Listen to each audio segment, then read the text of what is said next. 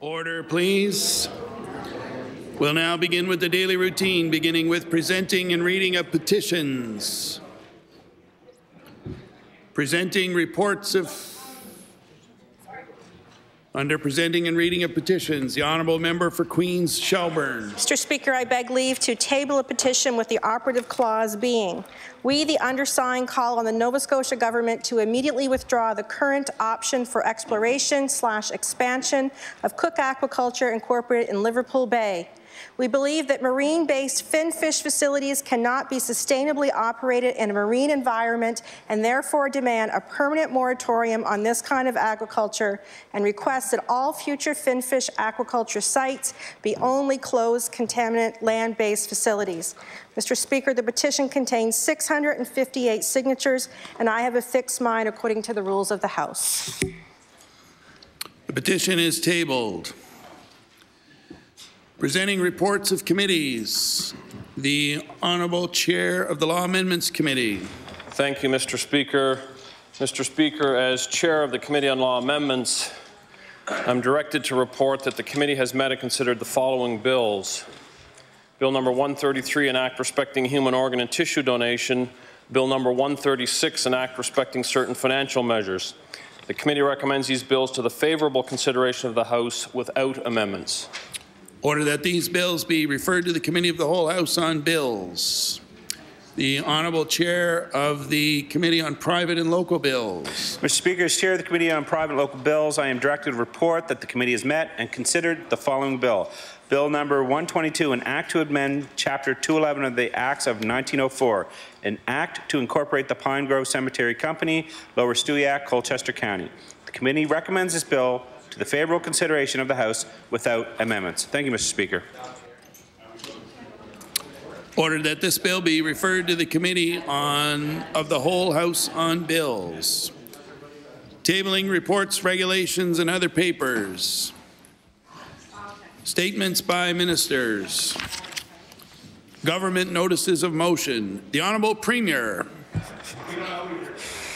Mr. Speaker, I'll ask for a moment of silence after I read my resolution, Mr. Speaker. I hereby give notice on a future day I shall move the adoption of the following resolution. Whereas today is Vimy Day, marking the 102nd anniversary of the Battle of Vimy Ridge that took place during the First World War, and whereas the battle was the first instance in which all four Canadian Corps fought alongside one another as a single force, which included Nova Scotia's own 85th, 25th, and 106th battalions.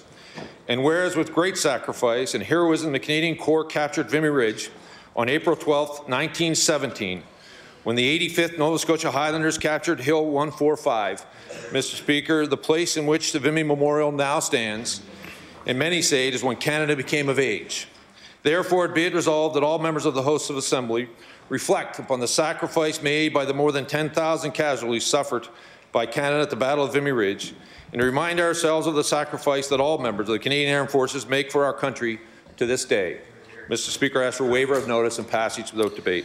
There has been a request for waiver. Is it agreed? Agreed. It is agreed. Would all those in favour of the motion please say aye. Aye. Contrary-minded, nay. The motion is carried. I ask that all members and guests please rise as we observe a moment of silence for those Canadians who perished at the Battle of Vimy Ridge.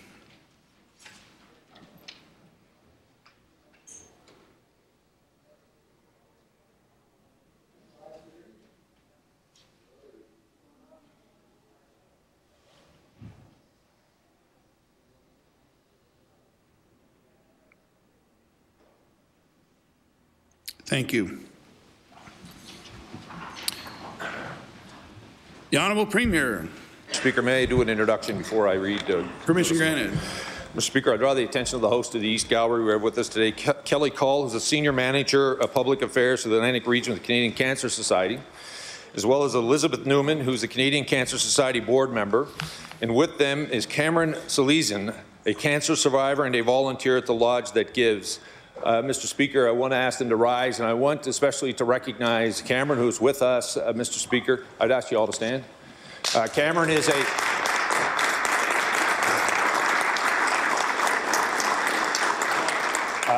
Cameron is a courageous young Nova Scotian who fought her own battle and continues to make sure that all of us recognize that this disease doesn't go by age or any other division that was in our society. But by taking on her battle, she's demonstrated that it can be beaten, and by also giving back to the lodge that gives. Cameron, you are a great example of why this province has so much to look forward to. And so on behalf of all of us,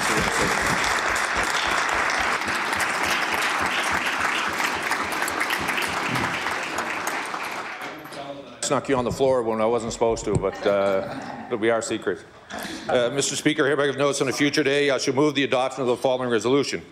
Whereas April has been designated Daffodil Month in Nova Scotia to raise funds for life-saving research in vital support services and programs for people living with cancer, and whereas the Canadian Cancer Society selected the daffodil, the first flower of spring, as its symbol to represent hope for the more than 6,200 Nova Scotians diagnosed with cancer each year, and whereas the Canadian Cancer Society counts on the tireless support of volunteers to sell daffodils across the country to raise money for the fight against cancer, therefore it be it resolved that all members of the House of Assembly acknowledge April as Daffodil Month and do whatever they can to support this important cause and work. Mr. Speaker, I ask for waiver of notice and passage without debate. There has been a request for waiver. Is it agreed? Agreed. It is agreed. Would all those in favour of the motion please say aye. Aye. Contrary minded, nay. The motion is carried.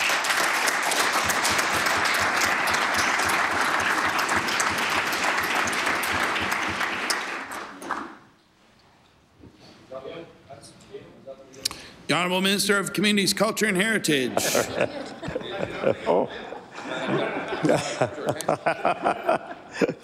Thank you, Mr. Speaker. Mr. Speaker, I hereby give notice on a future day to move the adoption of the following resolution.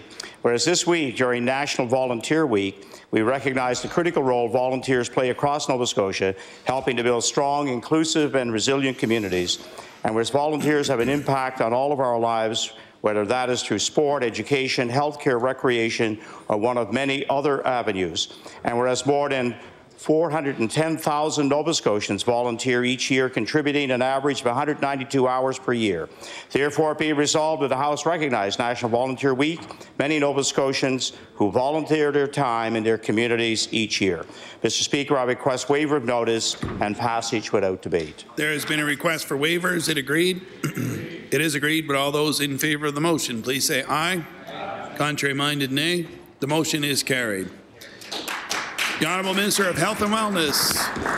Mr. Speaker, I beg leave to make an introduction. Permission granted. Thank you.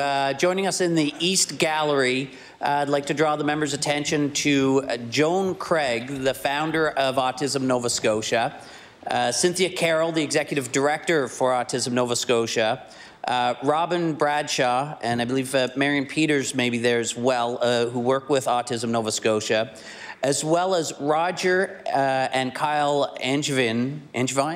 Kyle, who is an autistic adult and longtime volunteer at Autism Nova Scotia, and Roger is his father. If they could all rise and receive the warm welcome of the legislature.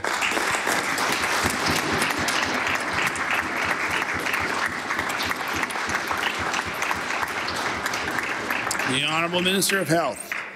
Mr. Speaker, I hereby give notice that on a future day I shall move the adoption of the following resolution. Whereas autism spectrum disorder is the most commonly diagnosed neurological disorder in Canada, and whereas with education, training and community support, people with autism thrive and lead fulfilling lives as contributing members of our communities.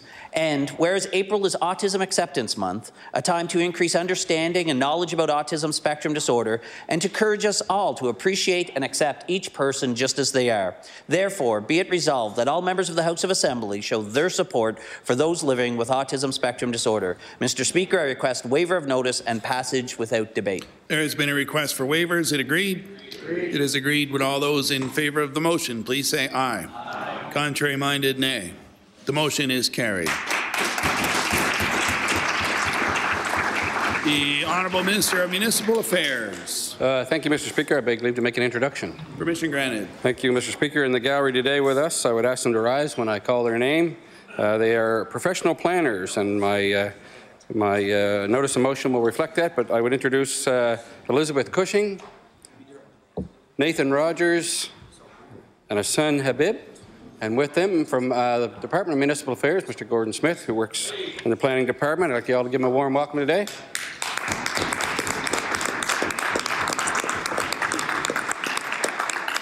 Mr. Speaker, I hereby give notice that on a future day I shall move the adoption of the following resolution. Whereas professional planners in Nova Scotia play a vital role in helping to shape our communities, protect our natural environment and cultural heritage, support the provision of services we all rely on in our daily lives. And whereas 2019 marks the 100th anniversary of the founding of the Canadian Institute of Planners, a voluntary organization representing planners across the country, of which 175 members are based in Nova Scotia. And whereas the Canadian Institute of Planners continues its vital work on key issues affecting the province, including climate change, coastal protection, economic development, inclusive economic growth, the creation of healthy populations, the enhancement of beautiful, safe, and connected communities. Therefore, be it resolved, the members of this legislature acknowledge the importance of professional planners in our province and mark this significant milestone in the history of Canadian Institute of Planners and wish them continued success in their endeavours on behalf of the public interest. Mr. Speaker, I request waiver of notice and passage without debate. There has been a request for waivers. It agreed? It is agreed. Would all those in favour of the motion please say aye. Aye. Contrary minded, nay. The motion is carried. The Honourable Minister of African Nova Scotian Affairs. Thank you, Mr. Speaker. Mr. Speaker, may I make an introduction, please? Permission granted. In the Speaker's gallery, I have with me Senator Wilford Moore. If they could please stand as I read their names, please. Miss Jane Adam Ritzy, Miss Sylvia Parrish Drummond, CEO of DBD-DLI. I said that wrong. Tony Cogliavecchio. Tony, I called your name right downstairs and I said it wrong again. Miss Erin Sargent Greenwood, SMU, Vice President Advancement. Mr. Malcolm Butler, SMU, Vice President Academic and Research. Mr. Tom Brophy, SMU, Senior Director of Student Services. Miss Deborah Brother Scott, SMU, Diversity and Inclusion Advisor. And Mr. Cale Looney, SMU Communications Officer. I'd ask the House to please give them a round of applause.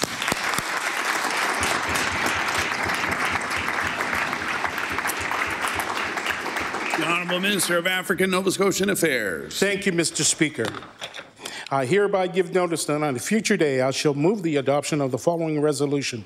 Whereas on November 8, 2018, the Viola Desmond Bursary was announced to further support African Nova Scotian students in their post-secondary studies at St. Mary's University.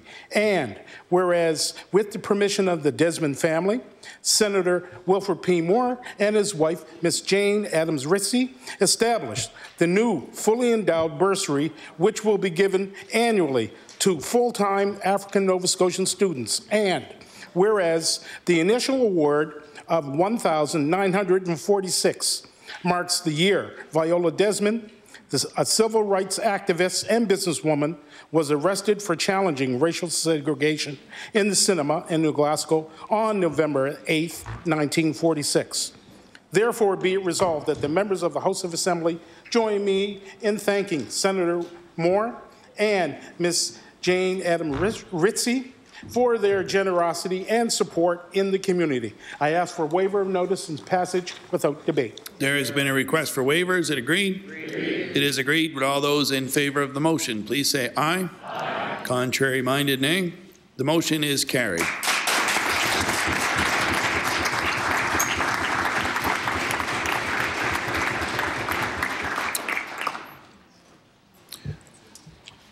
We'll now move on to introduction of bills. The Honourable Member for Queens Shelburne. Thank you, Mr. Speaker. May I make an introduction? Permission granted. Thank you. I would like to draw all the members' attention to the West Gallery. Joining us in the legislature today, we have 8-year-old Brody Kallenberg, his older brother Keegan, and they're joined by their parents Jennifer and Stephen. Brody and his family drove all the way from Oxford today to be with us for the introduction of a bill and to see his best friend from Cumberland South in action. So I'd ask all members to show Brody and the Kallenberg family the warm welcome of the House.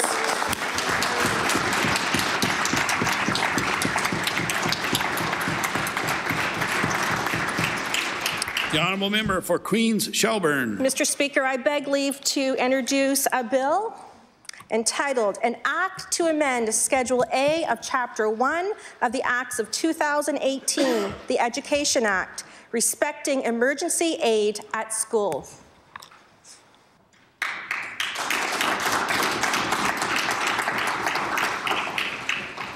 The honourable member for Queens Shelburne begs leave to introduce a bill entitled An Act to Amend Schedule A of Chapter 1 of the Acts of 2018, the Education Act respecting emergency aid at school.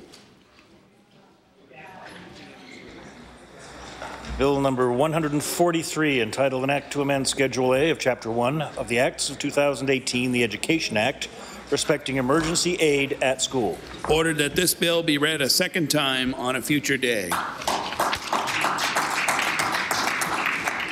We'll now move on to notices of motion.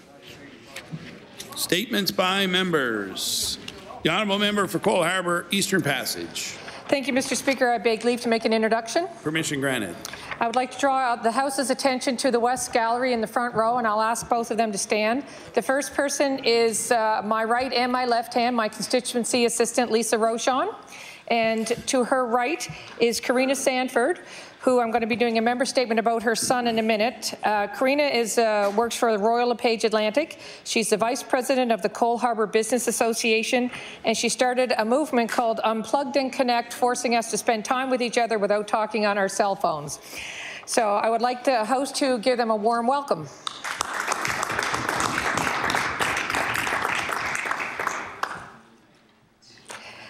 Mr. Speaker, I rise today to acknowledge Jake Sanford of Cole Harbour for all of his hard work and dedication to the sport of baseball. Jake started playing baseball for Cole Harbour and then with the Dartmouth Arrows. After Auburn High School, Jake went all the way to Nebraska, United States to play ball for McCook College from 2016 to 2018. He now attends Western Kentucky University, an NCAA Division I school, for a full-ride scholarship studying sport management. Jake works extremely hard to exceed his goals, and he has been named two-time Conference USA Hitter of the Week. He's had a Perfect Game National Player of the Week award and Perfect Game Mid-Season All-American First Team, just to name a few of his accomplishments. Jake has well earned the nickname Supernova. Mr. Speaker, I ask all members of the Nova Scotia Legislature to join me in congratulating Jake Sanford. The honourable member for Dartmouth North. Mr. Speaker, I rise today to congratulate Guy Lee Johnson on the release of her second book, Afraid of the Dark, which was launched this past January. In Afraid of the Dark, Guy Lee, who is from Dartmouth North, blends poetry and prose to present the experience of Kalua Tiana Thomas, a 16-year-old African Nova Scotian girl living in Halifax.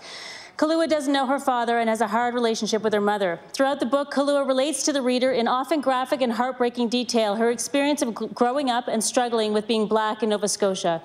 At times she hates it, at other times she's proud of her heritage and community. Eventually she finds solace in her grade 10 English class where she writes through her feelings. Afraid of the Dark is Guy Lee's second publication, a follow-up to her debut book, Expect the Unexpected.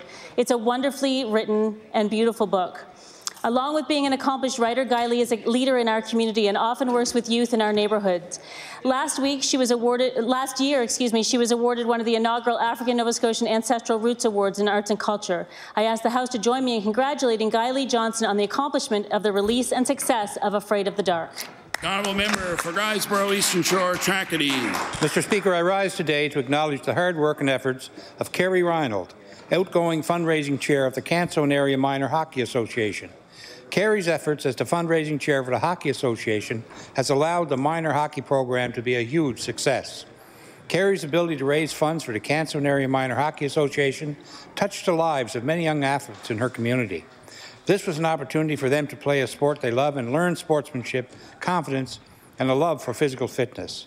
While the community is sad to see Kerry step down, they're also commending and thanking her for an outstanding job, all her amazing work and everything she's done for the children participating in local minor hockey. Mr. Speaker, I'd like to thank Kerry for her contribution to the Canson Area Minor Hockey Association as fundraising chair and wish her all the best as she transitions to her ongoing role as hockey mom and staunch supporter of local athletics. Thank you, Mr. Speaker. Madam Speaker. I recognize the honourable member for Victoria the Lakes. Thank you, Madam Speaker. Madam Speaker, Hamilton Carter was recently recognized as one of the Nova Scotia Volunteers of the Year. Hamilton has been instrumental in bringing St. Paul Island Museum and Lighthouse to life in the tiny community of Dingwall. Hamilton spearheaded the project and spent many hours corresponding with the Canadian Coast Guard to assure the St. Paul Lighthouse came home to its rightful place. In 2011, the lighthouse was dismantled from its resting place of 30-plus years at the Canadian Coast Guard in Dartmouth and moved to its home in Dingwall, where Hamilton and community volunteers laboured for over 6 months, putting the pieces back together. I rise today to congratulate Hamilton Carter on his award and thank him for the many years he has dedicated to his community and St. Paul Island Museum and Lighthouse, and wish him all the best in the future. I recognize the honourable member for Dartmouth South. Madam Speaker, I beg leave to make an introduction. Granted. I'd like to draw the members' attention to the gallery opposite, where we're joined by Carly Sutherland, a teacher, advocate, and mom, who joins us here today as we mark Autism Awareness Month. So please join me in giving Carly a warm welcome.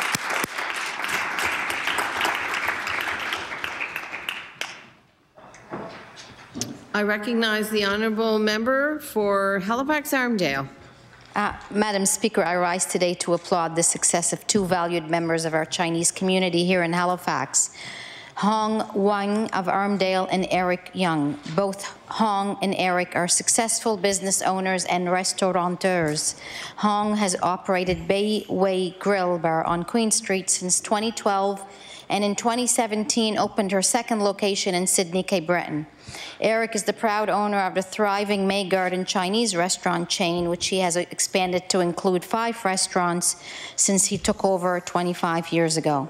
Indeed, I was proud to join him at the ribbon cutting for his new restaurant in the casino in the month of February. Both Eric and Hong have incredible work ethic, and today in this National Volunteer Week, I want to acknowledge both of their contributions since immigrating to serving their community through the Chinese Benevolent Association of Nova Scotia and other organizations. Please join me in congratulating them both on their success and contributions. Thank you. I recognize the honourable member for Argyll-Barrington. Madam Speaker, on April 1st, 2019, the Nova Scotia government hosted the 45th Annual Provincial Volunteer Awards. Among those being honoured was John Joyce, nominated by the Barrington Area Lions Club. John is a member of the Royal Canadian Legion, where he holds positions of Sergeant-at-Arms, Chairman, and Branch Service Officer. He continues to serve on the Board of Directors for both the Barrington and Back Row Regional Curling Clubs, volunteered for VON, the Barrington Area Lions Club, and much, much more. I'd like to thank John Joyce for his commitment and dedication to making a difference in his community. Thank you very much, Madam Speaker. I recognize the honourable member for Halifax-Needham. Thank you, Madam Speaker. I would like to take a moment to recognize a constituent who has contributed a tremendous amount to both Halifax and Nova Scotia through intelligent, principled interventions in public debate about how we can build an equitable and sustainable society. Christine Saunier is the Nova Scotia Director of the Canadian Centre of Policy Alternatives, which provides nonpartisan research and analysis. As such, she's propelled influential research and publication on a living wage and contributed to the Nova Scotia alternative budget, as well as coordinating the effort of many volunteer contributors. She's also a volunteer board member at ADSM for Women and Children and is active in several anti-poverty organizations and the Ecology Action Centre's Climate Jobs Council. Now, Christine has taken the tremendous step of offering to serve as the NDP's candidate in Halifax for the next federal election. I'm deeply appreciative of her skills and of her spirit, and I want to congratulate her and thank her. Thank you, Madam Speaker. I recognize the honourable member for Timberley Prospect. Thank you, Mr. Speaker. I would like to recognize Amanda Merritt and Stacey Landry, co-owners of Adorn's Salon and Spa.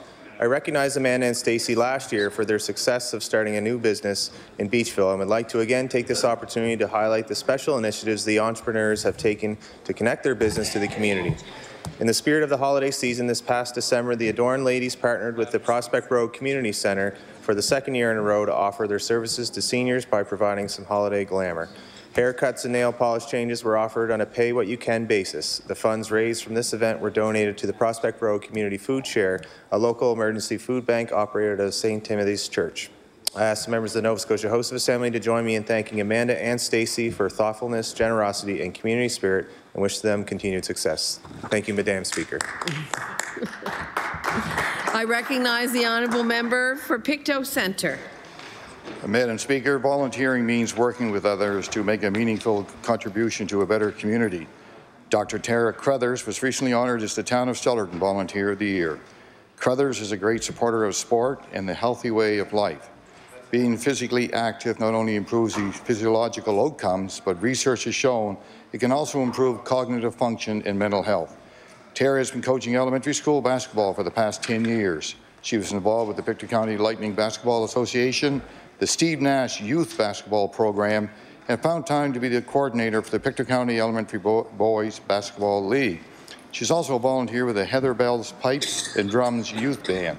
I would like to ask all members of this legislature to join me and thank Tara Crothers for her countless hours of volunteering. Thank you, Madam Speaker.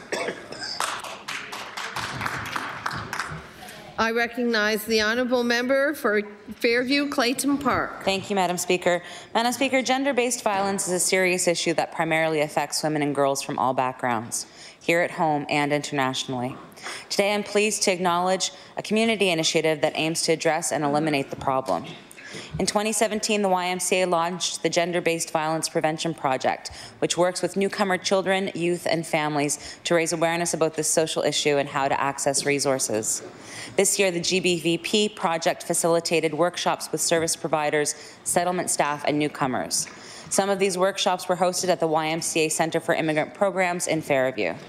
As the most diverse community east of Montreal, these programs serve as important resources for many newcomer families, children, youth, and individuals in my constituency. So I ask the members of this House of Assembly join me in thanking the YMCA of Greater Dartmouth, Halifax, and the YMCA Centre for Immigrant Programs for this and the many invaluable resources that they provide to my community. Thank you. Thank you. I recognize the honourable member for Dartmouth East. Madam Speaker, I rise today to recognize the 102nd anniversary of the Battle of Vimy Ridge. On April 9, 1917, the Canadian Corps, after months of preparation, began an assault on 3 divisions of the German 6th Army. Vimy was part of the larger assault on Arras. Amid shell fire, sleet, mud, and unbearable conditions, the Canadian Corps fought their way up the ridge to take the high ground. It was a stunning victory, Madam Speaker, and was also the first time all 4 Canadian divisions had fought together. Let us remember that it was Canada, a small colonial unit of the British Empire at this time, that accomplished what its former colonial powers could not do in retaking the ridge. Madam Speaker, over the weekend, my children and I attended a Vimy commemoration ceremony at Citadel Hill. Army cadets did a magnificent job at honouring Canadians that gave the ultimate sacrifice at Vimy. All members of this House would be proud of the professionalism and respect those young people displayed in tribute to the Battle of Vimy Ridge. Madam Speaker, I ask all members of this House and all Nova Scotians to take some time today and remember those that gave the ultimate sacrifice at Vimy Ridge, to also remember all those that serve in our Canadian forces. Thank you, Madam Speaker. I recognize the honourable member for Chester St. Margaret's. Thank you, Madam Speaker. Madam Speaker, I rise to welcome Mr. Dan McDougall, who recently joined the municipality of Chester as their Chief Administrative Officer. Mr. McDougall has a deep knowledge of municipal government with 12 years of experience in other Nova Scotia municipalities.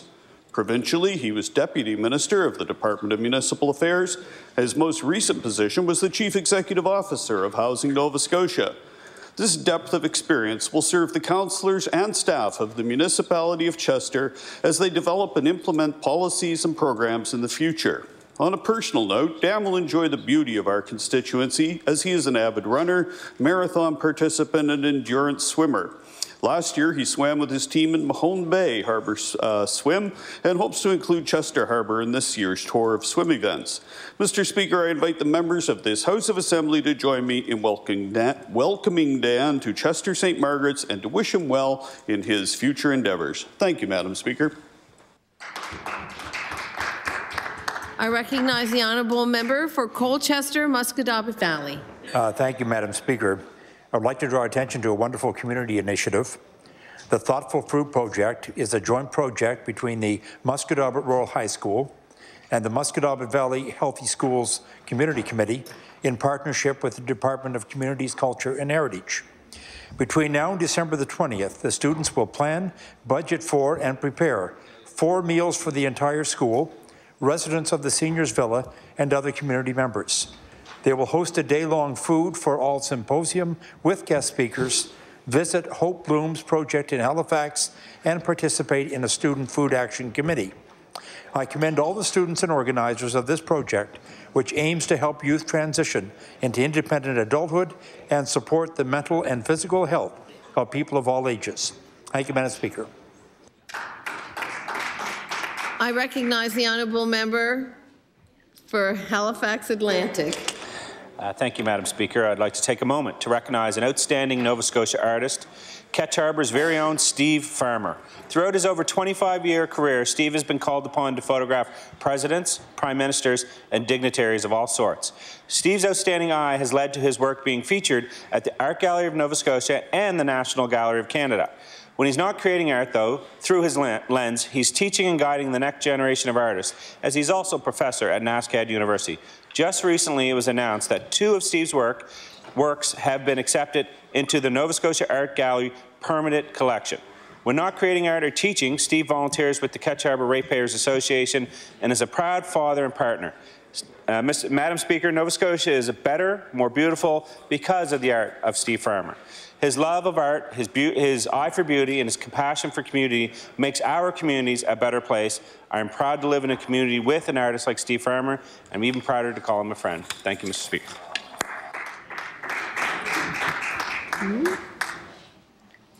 Nobody? I recognize the honourable member for Clayton Park West. He's standing. Were you standing the whole time? Yes. Oh, I'm sorry. I'm sorry. I recognize the honourable member for Sackville Beaverbank. That's okay. Thank you very much, Madam Speaker. Madam Speaker, today I rise to recognize the contributions of the Lions Clubs of Sackville, Beaverbank, Bedford, and Fall River. Under the leadership of the Nova Scotia District Governor Perry Oliver, those 4 clubs have taken up the challenge to build a treatment room in the oncology and hematology departments at the IWK Children's Hospital.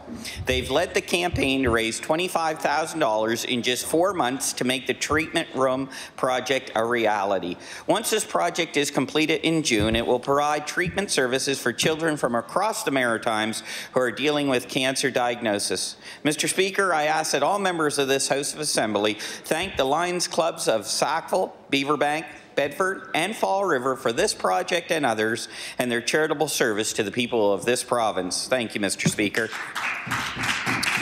The honourable member for Clayton Park West. Mr. Speaker, I would like to recognize the achievement of Kate Fitzgerald, the lead position for the Girls Canada game curling team, and the rest of Team Moore. After a grueling schedule of 13 games in 7 days, Team Moore finished 4th. The team won the quarterfinal, beating Saskatchewan. After losing a close semi-final to Ontario, they ended up winning against New Brunswick to bring home the bronze medal. It was an unforgettable experience for Kate and the girls, and so well organized by Team Nova Scotia and its mission staff. With only 4 days rest, Team Moore was off to Truro to compete in the under-18 provincials. The girls won that competition and will compete at nationals in Edmonton. Mr. Speaker, would this House of Assembly join me in congratulating Kate Fitzgerald and Team Moore on their win? I wish them a great success in the future. Thank you. The honourable member for Yarmouth on an introduction. Thank you very much, Mr. Speaker. I'd like to bring the Assembly's attention to the West Gallery, where I have a lifelong friend and who just so happened to be in the gallery today. I'd like to introduce the House to Vanessa Fells, who's the program coordinator of the Decade program, and who's a lifelong friend of mine and a lifelong activist as well. We're really proud to have her in the gallery today. I'd ask the House to join me in welcoming Vanessa.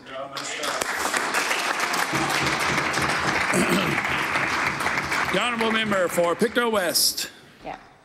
Thank you, Mr. Speaker. Mr. Speaker, I am pleased to rise and applaud Betty Richards on being recognized as Pictou's Volunteer of the Year at the 45th Provincial Volunteer Award Ceremony on April 1st, 2019.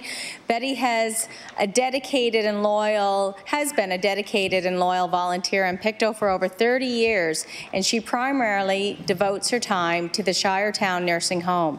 Betty will pitch in wherever she is needed, whether it is with the recreational department, the library, or assisting residents with chores or reorganizing their rooms. She is always there to help.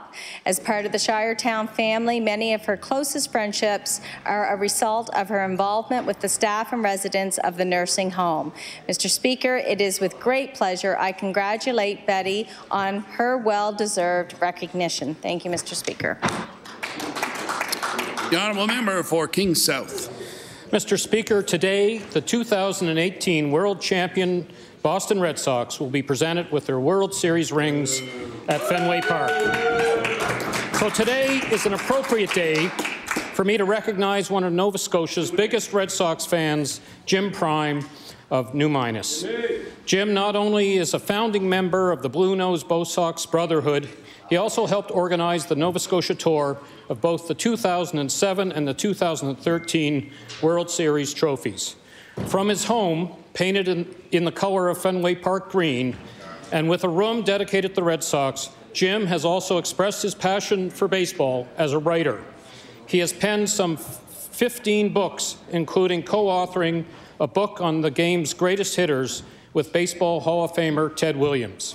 I ask all members of the Nova Scotia House of Assembly not only to join me in celebrating the Red Sox 2018 World Series championship, but to also congratulate Jim Prime on his literary contributions to Red Sox baseball. Thank you, Mr. Speaker. The honourable member for Sydney River Myra Lewisburg. Thank you very much, Mr. Speaker. Mr. Speaker, I rise today to acknowledge Rebecca Hopkins from Port Morion, as she was one of 18 rangers selected from across Canada to travel to our Cabana World Girl Guide Center in Cervantes, Mexico for Sea Adventure 2018. While there, she participated in a service project at a turtle camp in Acapulco. She also had a day of discussions on the topic, Stop the Violence, Speak Out for the Girls. Rebecca also learned about the culture of Mexico, and she basked in the sun while we were here in the snow. Mr. Speaker, I stand today to congratulate Rebecca Hopkins on her amazing adventure that she was chosen to go on, and wish her the very best in her future endeavours. Thank you, Mr. Speaker. The honourable member for Dartmouth North. Mr. Speaker, I rise today to congratulate Dartmouth North's Shelley Thompson on being the only Canadian to be shortlisted for the Breaking Through the Lens program, which will take place at this year's Cannes Film Festival. Breaking Through the Lens curates a small selection of the highest quality feature films directed by women, projects that are already far along in development but not yet made, and gives them the opportunity to pitch in front of top-tier financiers. This year, the program had over 200 applications from 54 countries. Shelley has been shortlisted for her feature film in development, Dawn, Her Dad, and the Tractor, which is the story of Dawn, a young trans woman, and her estranged father, who begin to repair their relationship as they restore an old tractor together. Shelley has been an actor for many years, but only in the last few has she taken the giant leap and begun writing and directing her own film scripts. She's had so much success, and I know we will hear of the success of this upcoming feature when it is finally funded and shot. She's a strong voice also for transgender rights, and uses her artistic talent to give voice to an often silenced community. And I ask the House to join me in congratulating her on this very big accomplishment. Thank you. The honourable member for Halifax Atlantic.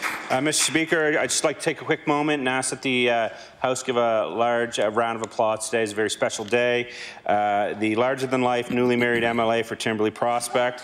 It's his 36th birthday, and for his birthday, we're going to give him 4 hours an estimate. Happy birthday, Rankin.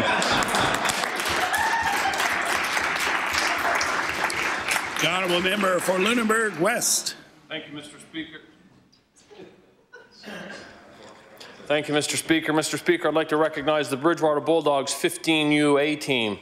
The Bridgewater Bulldogs are the 2018 15UA Tier 2 Nova Scotia Provincial Baseball Champions. They defeated the hometown Clarks Harbour Foggies in the final of the 6-team tournament. Players Aidan Corkin, Ethan Corkum, Jean-Luc Gadet, Benjamin Guttro, Charlie Harris, Jack Laws, Nicholas McIntosh, Brett Risser, Jacob McCharles, Owen Parsons, Keegan Wade Parker, Brandon Wenzel, and Jalen Zink, along with head coach Chris Zink and assistant coaches Stephen Risser and John Laws, are the members of the championship team. I'd like the members of the Nova Scotia House of Assembly to join me in congratulating the Bridgewater Bulldog 15UA team for bringing home the banner to our community. Thank you, Mr. Speaker. The honourable member for Queen Shelburne. Thank you, Mr. Speaker. Mr. Speaker, the Hollow Log Cafe in Caledonia has become a popular year-round spot for residents and travellers alike. It is a place for people to enjoy delicious home-cooked food in a cozy and welcoming atmosphere. And now it is also a place where people can enjoy live entertainment on its regular music nights. Indeed, local residents have taken to watching for the next musical gathering and marking it on their calendars as a not-to-be-missed event. Music nights are now filled to capacity, with guests not only feasting on delicious meals such as the famous Log Loader Burger, but sharing great music, conversation, and laughter. Mr. Speaker, I congratulate and applaud Cindy and the Hollow Log Cafe staff for its dedication and year-round commitment to be a hub of entertainment and community spirit in Caledonia and in North Queens. Thank you, Mr. Speaker. The honourable member for Truro, Bible Hill, Millbrook, Salmon River. Thank you, Mr. Speaker. A recent NSGEU survey of more than 1,000 nurses say that their safety and that of their patients in hospitals is being compromised by staff shortages and overwork. Locally, this shortage can be seen in the more than 200 unfilled provincial nursing positions currently listed in the Nova Scotia Health Authority's website. And the authority acknowledges that there are recruitment challenges in rural areas like mine in Truro, Bible Hill, Millbrook, Salmon River, and in services requiring special skills such as intensive care. 85% of nurses surveyed said that their units are short-staffed at least once per week. When nurses are short-staffed, the consequences absolutely affect both their patients' well-being and the nurses' safety. And the vast majority, 92%, said that their workload had risen in the last 5 years. Mr. Speaker, the core problem here is not enough long-term care facilities and beds for seniors. So when will the government address this core problem? Thank you. The honourable member for Bedford. Thank you, Mr. Speaker. I want to congratulate the CEO of a Bedford company on her recent selection as Bronze Business Leader of the Year at the Halifax Business Awards. Myrna Gillis is a longtime Bedford lawyer, a Queen's Counsel who is well known as a skilled and caring advocate. She's also co-founder and CEO of Aqualitas, a licensed cannabis producer. The corporate offices are in Bedford, while the 80,000 square foot production facility is located in Brooklyn on the South Shore. The company grows both medical and recreational cannabis organically, featuring an environmentally sustainable aquaponics system that uses koi fish. Aqualitas is the 4th Nova Scotian cannabis producer in the province to receive its commercial sales license. I'd also like to note that the board and C-level executives are mostly women. I'd like to congratulate Myrna Gillis on her successful company and on her award from the Halifax Chamber of Commerce. The honourable member for Northside, Westmount. Thank you, Mr. Speaker. I rise today to recognize the Herculean efforts of the Atlantic Memorial Park Society as they move forward with their $21.7 million project. This project will provide visitors with the opportunity to take a trek through Canada's military history. This year, Phase 1, Chapel Point Battery, will receive a restoration of its observation post, gun batteries, searchlights, powerhouse, and several below-ground fortifications. A Mi'kmaq encampment is also planned. I'd like to take this opportunity to thank the more than 50 volunteers, led by Sarah Laker and Brian Ferguson, for their endless hours of very hard work to create this world-class park. Thank you, Mr. Speaker. The honourable member for Truro, Bible Hill, Millbrook, Salmon River. Thank you, Mr. Speaker. The Lafarge plant is currently shut down, but will reopen in mid-May, and their plan to burn rubber tires will begin in June. Resident Fred Blois and others launched a Nova Scotia Supreme Court challenge arguing that the July 2017 decision to approve the pilot project did not properly assess the impact of plant emissions. However, this challenge was dismissed by Justice James Chipman. The court also blocked Doug Hallett, an expert toxic chemical expert, a toxic chemical expert, from providing evidence in support of this citizens group, which essentially suppressed the information. So, Mr. Speaker, given that climate change is the biggest threat to our planet and Nova Scotia is under threat of rising tides, how can the Minister of Environment allow this to go ahead? And I hope that she, in the future, will stop it after the 1 year's pilot program. Thank you.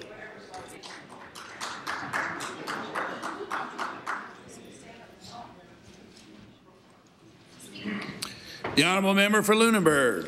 Mr. Speaker, in November, plaques displaying a set of 5 stamps released by Canada Post were presented to 3 Mahone Bay paramedics. These plaques were created to recognize and honour their crucial work carried out by emergency responders. I rise today to acknowledge 3 Mahone Bay paramedics who were presented with these commemorative plaques.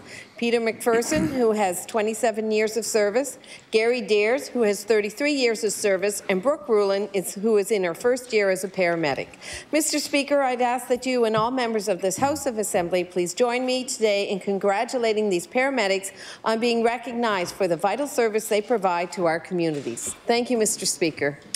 The honourable member for Cumberland North. Mr. Speaker, today I honour those who sacrificed their lives on April 9th, 1917. 102 years ago, Canadian soldiers fought their way up Vimy Ridge amid sleet, mud, and shell fire. 3,598 Canadians lost their lives, and 7,000 were wounded in the 4-day battle. April 9th, 1917 is the bloodiest day in Canadian history. The Battle of Vimy Ridge was the first time all 4 divisions of the Canadian Corps had fought together, and this symbolically showed the strength of Canadians when we fight as one. Some historians believe the strategic victory at Vimy Ridge symbolizes Canada's coming of age as a nation. There is a time for war and a time for peace. Let us all have hearts that strive for peace, but also have the courage and the strength to stand and face the darkness with no fear. With the strength of the men and women that came before us, like those that died that day on Vimy Ridge. Today, I stand in awe of their sacrifice and ask that we all take time to reflect, to pray for the souls that fought for us as a country, and for those that serve in our military today. Thank you, Mr. Speaker. The honourable member for Kings West. Thank you, Mr. Speaker. Mr. Speaker, I rise today to recognize Amanda Kress of Aylesford on founding Spreading Holiday Joy to Seniors this past September. Amanda had the wonderful idea to craft handmade cards for seniors in a way to spread joy to those living in residence this past holiday season. With the help of her daughter, Amanda began this initiative, which quickly saw an outpouring of community support. In fact, a total of 1,377 cards were made by people of all ages from across the province in the spirit of inclusivity. They also accepted donations to purchase supplies for those who wanted to participate but needed the supplies to do so. These cards were then personally delivered during visits to seniors living in residence from Windsor to Annapolis. Mr. Speaker, I would ask that all members of the House join me in recognizing Amanda Kress on founding Spreading Holiday Joy to Seniors, an idea that quickly turned into an impactful initiative that put smiles on hundreds of seniors this past holiday season. The honourable member for Cumberland South. Thank you, Mr. Speaker. Mr. Speaker, I rise today to recognize an energetic and determined 8-year Nova Scotia boy. Brody Cowenberg was born with what he calls a sick heart and relies heavily on his pacemaker. Brody has had several heart surgeries and at the early age of 8 years old has had many more heart surgeries than most will ever experience. Brody is dependent upon his pacemaker and an AED nearby in the event that his heart does stop. Last year in September, Brody was expected to miss school for 2 weeks when our school, his local school, was put down for minor repairs. After 2 weeks, that school was equipped with an AED. Since that day, Brody has made his personal mission to see every school in Nova Scotia equipped with an AED and proper training. Mr. Speaker, I would ask this Assembly to join me and many other Nova Scotians showing our thanks and appreciation to Brodie Kallenberg for his positivity and dedication on this great cause. Job well done, Brodie. Thank you, Mr. Speaker.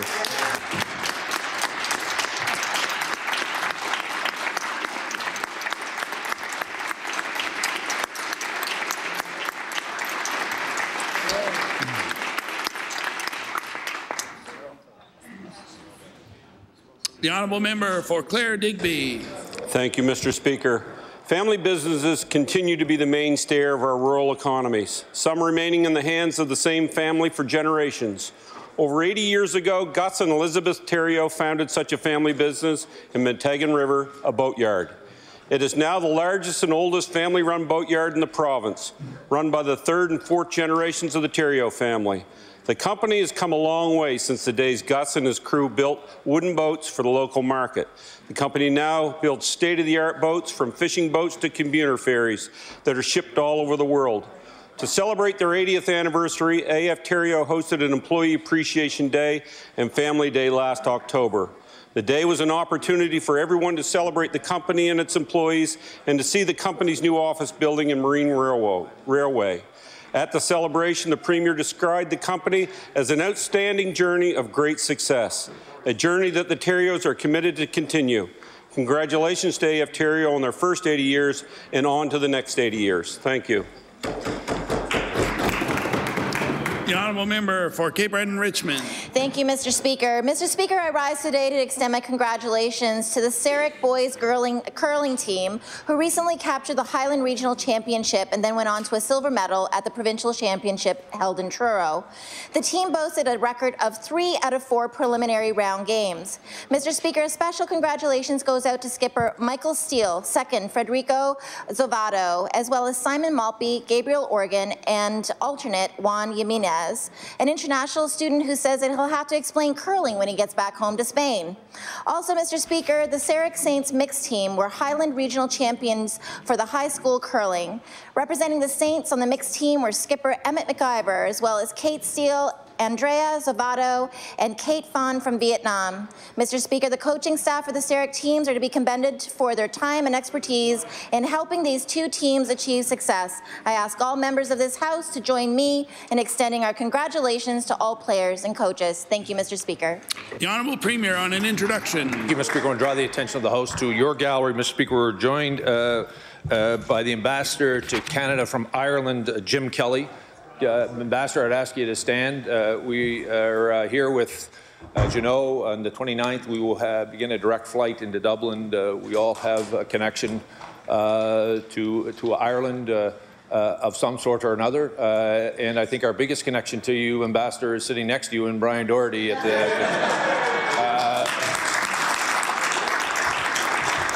Brian,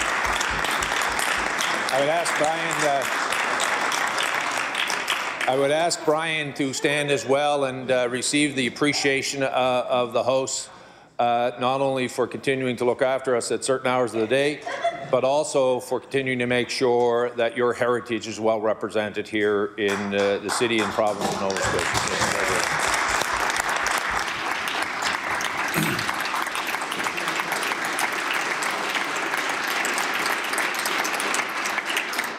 Thank you very much. We'll now move on to oral questions put by members to ministers, and we'll add 1 minute to the end of question period. The Honourable Leader of the Official Opposition. Thank you, Mr. Speaker. Mr. Speaker, about 6 weeks ago, Nova Scotians learned that the current CEO of the Nova Scotia Health Authority will be stepping away at the end of the summer. This gave the province about 6 months to recruit a new CEO. At the time of the announcement, the board of the Nova Scotia Health Authority committed to beginning the executive search in the coming weeks. My question for the Premier is, 6 weeks later, has an executive search been started to find a new CEO of the Nova Scotia Health Authority? The Honourable Premier. Mr. Speaker, as you know, Mr. Speaker, the board that will be doing that search and that work is ongoing. The Honourable Leader of the Official Opposition. Thank you, Mr. Speaker. The challenges that we're facing in the healthcare system have been well reported in this House. Tens of thousands without a family doctor, ER closures, insufficient long-term care beds, ambulance backups, and code critical. Tough conditions and an inflexible administration that in many people's eyes is chasing healthcare professionals away from the province.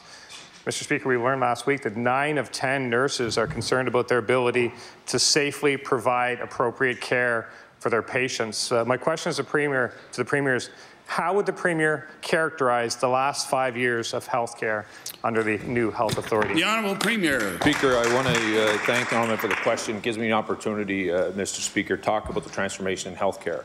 Mr. Speaker, the fact of the matter is we had 9 district health authorities. We had siloed services across the province, depending where you live. We now have a one system where there's been challenges associated, Mr. Speaker, accessing primary care, but many of it's being attributed to the fact around the administrative side, Mr. Speaker, the amalgamation of the administration provided us with savings. The reality of it is, Mr. Speaker, the access to primary care challenge was long before that. Mr. Speaker, you can go back to the mid-2000s, Mr. Speaker. The fact of the reality of it is the changes we're making are providing access to primary care better. The honourable member just stood in his place and said tens of thousands. It was only a few months ago, Mr. Speaker, they were using hundreds of thousands without a physician. The fact of the matter is lives are getting better. We know there's still more work to do, and we're going to continue to do that. The Honourable Leader of the Official Opposition. Every time you show some kindness to the Premier, he misinterprets it. There's close to 100,000 Nova Scotians without a family doctor. Everyone knows that, Mr. Speaker. The Premier is the only one in the province that won't accept the crisis that we have in healthcare.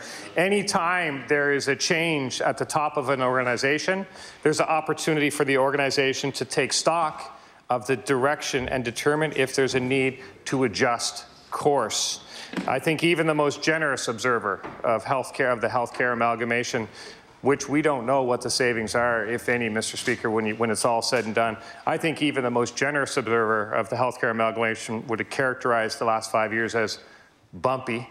The current CEO came from a clinical background within the healthcare system, but the challenges we face today may call for a different set of skills, like something more management-driven with more of an emphasis on technology and workforce planning. And my question for the Premier is, has the Premier taken the time? Has the Premier gotten involved in any full assessment of the future of the Nova Scotia Health Authority to determine how to identify the proper direction under new leadership? The Honourable Premier. Mr. Speaker, I want to thank the Honourable for the question. Mr. Speaker, the reality of it is over the last 5 years, we've seen an historic investment in infrastructure across the province. $2 billion, Mr. Speaker, invested in the infrastructure, providing primary care across the province. I know at the Health Committee, which is the first one which is ever put together by a government in the history of this province to allow the health care to be set. Finally, Mr. Speaker, the opposition members in that committee said that the Cape Breton redevelopment is a good thing. I hope they go back to their communities and continue to communicate that, Mr. Speaker. Now that they presented the facts, I hope they take the facts back instead of sitting in a committee and saying it here. Do it in your communities. Let's all of us come together to bring people together when we know we're doing the right thing when it comes to healthcare infrastructure in this province. The Honourable Leader of the New Democratic Party.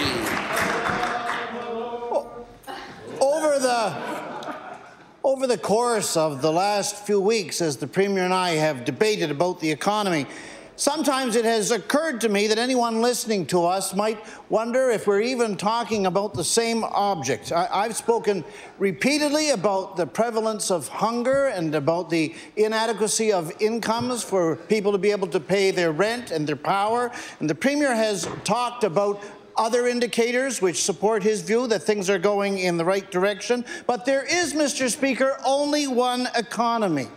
And none of its central features should be obscured or swept aside. So I want to ask the Premier, does he think it is a matter of major economic significance, as I do, that Nova Scotia has the lowest median income today of any province in the country? Honourable Premier. Mr. Speaker, I want to thank the Honourable for the question. Mr. Speaker, we continue to make... Order, please. I'd like to remind the guests in the gallery that you're not permitted to display any signs. We'll ask the security staff to escort them out, and the House will now recess for a couple of minutes.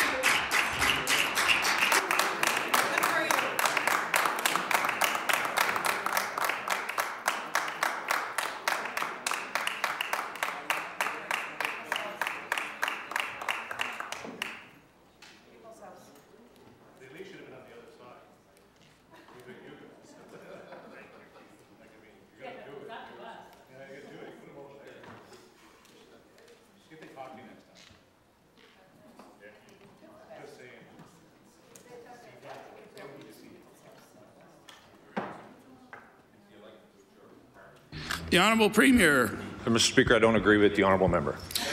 The Honourable Leader of the New Democratic Party. Mr. Speaker, without a recognition of the significance of fundamental economic indicators, it's extremely difficult for us to make any serious economic headway. So I want to ask the Premier if he acknowledges the facts that Nova Scotia has the fastest rising food bank use of any province in the country, that we have the highest incidence of food insecurity of any province in the country, and that we have the most serious incidence of child poverty that exists in any province in Canada today. The Honourable Premier. Speaker, again, I want to thank the honourable member for the issue he's raised. It's an all-important one. It's why we continue to make adjustments, Mr. Speaker. Oftentimes, oppositional isolate one particular aspect, whether it's minimum wage, where it's income assistance, as opposed to look at the totality of options that people have. The honourable member would know, up until our government, child maintenance was part of how you assessed income security for families, or used as income individual families. That no longer happens, Mr. Speaker. We continue to work to make sure that we can provide a myriad of options when it comes to housing and how do we continue to support them. At the same time, Mr. Speaker, the pre-primary program is providing options for play-based, evidence-based for all 4 years in the province that allow caregivers to get back into the workforce as we continue to support. And I want to tell the honourable member, we do not think the issue around making sure that all of our citizens have all the opportunities is solved. We know there's still more work to do, and we're going to continue to do it. The Honourable Leader of the New Democratic Party.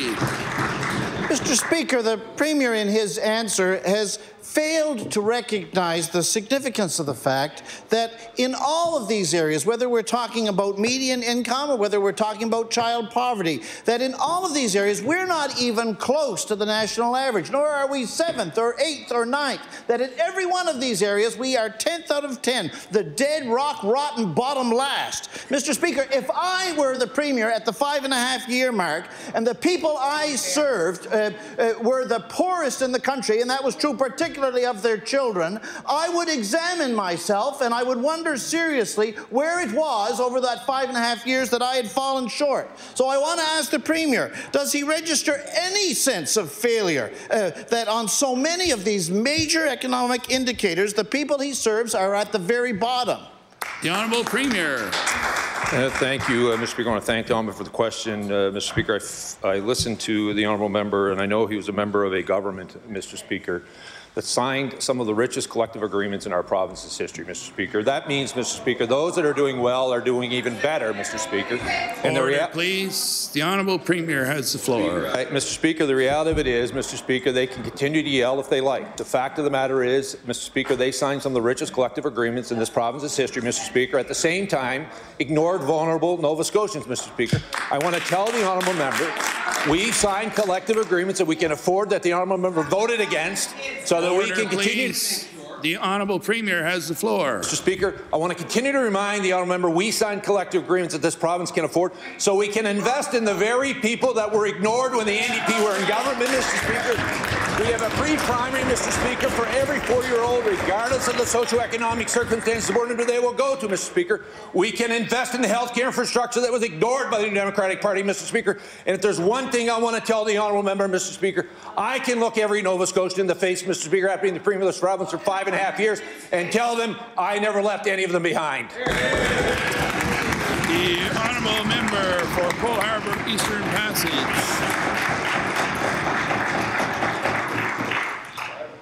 Well, thank you, Mr. Speaker. Speaking of leaving people behind, my question is to the Premier.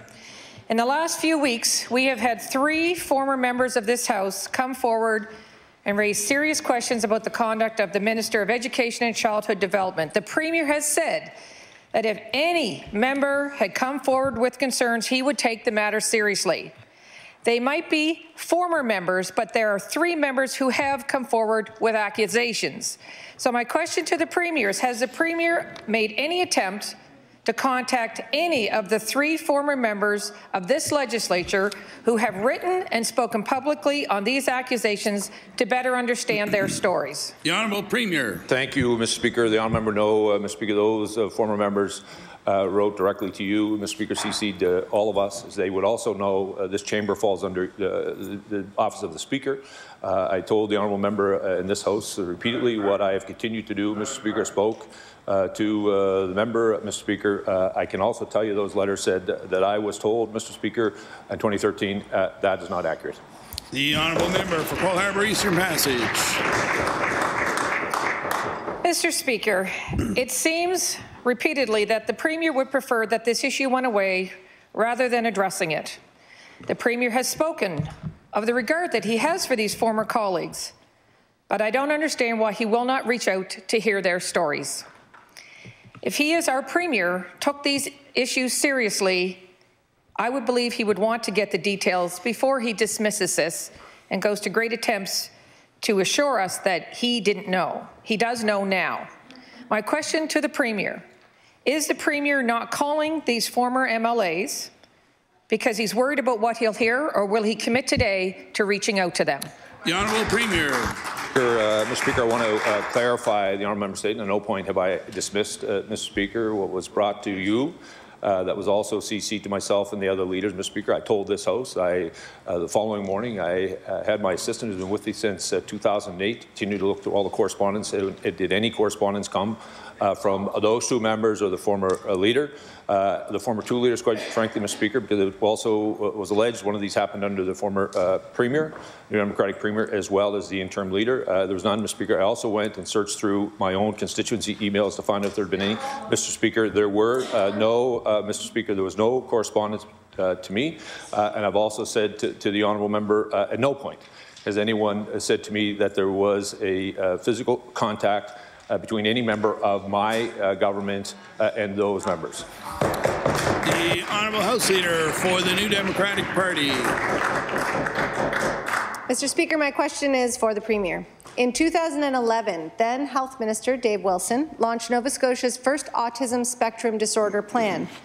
Our government committed to doubling the provincial investment in the EIBI program as it stood then and adding new funding for those who needed to hire additional care for their children to keep them safe at home, among other commitments. The action plan was about more than just early intervention, though. It sketched a roadmap for meeting the needs of people with ASD across the lifespan. However, in the 8 years since that plan was released, there has been no update on the status of the Autism Spectrum Disorder Action Plan. Mr. Speaker, will the Premier commit to tabling an updated action plan for meeting the needs of people with ASD across the lifespan? The Honourable Premier. Mr. Speaker, I'll ask the Minister of Health to respond. The Honourable Minister of Health. Thank you, Mr. Speaker. I thank the member for the question. As the member knows, we're in Autism Acceptance Month this month, so it's a very timely question to bring to the floor. We've certainly been listening and advancing improvements in supports for people living with autism spectrum disorder, but also for their family members and loved ones. So we continue to advance in this area and support investments to provide new programs and services and supports based upon feedback that we continue to receive from organizations like Autism Nova Scotia. The Honourable House Leader for the New Democratic Party. Mr. Speaker, addressing the needs of autistic and neurodivergent individuals requires participation across departments and structures and systems. It needs a plan. Autism advocates need to know that the government has considered how different programs are set up to support or exclude autistic people. Too many people have had to make their stories public in order to get the support that they need and deserve. We should be doing the work now to make sure the services are readily available when they're needed. Mr. Speaker, will the Premier or the Minister of Health agree to conduct an audit of services across all departments through an autism lens? The Honourable Minister of Health.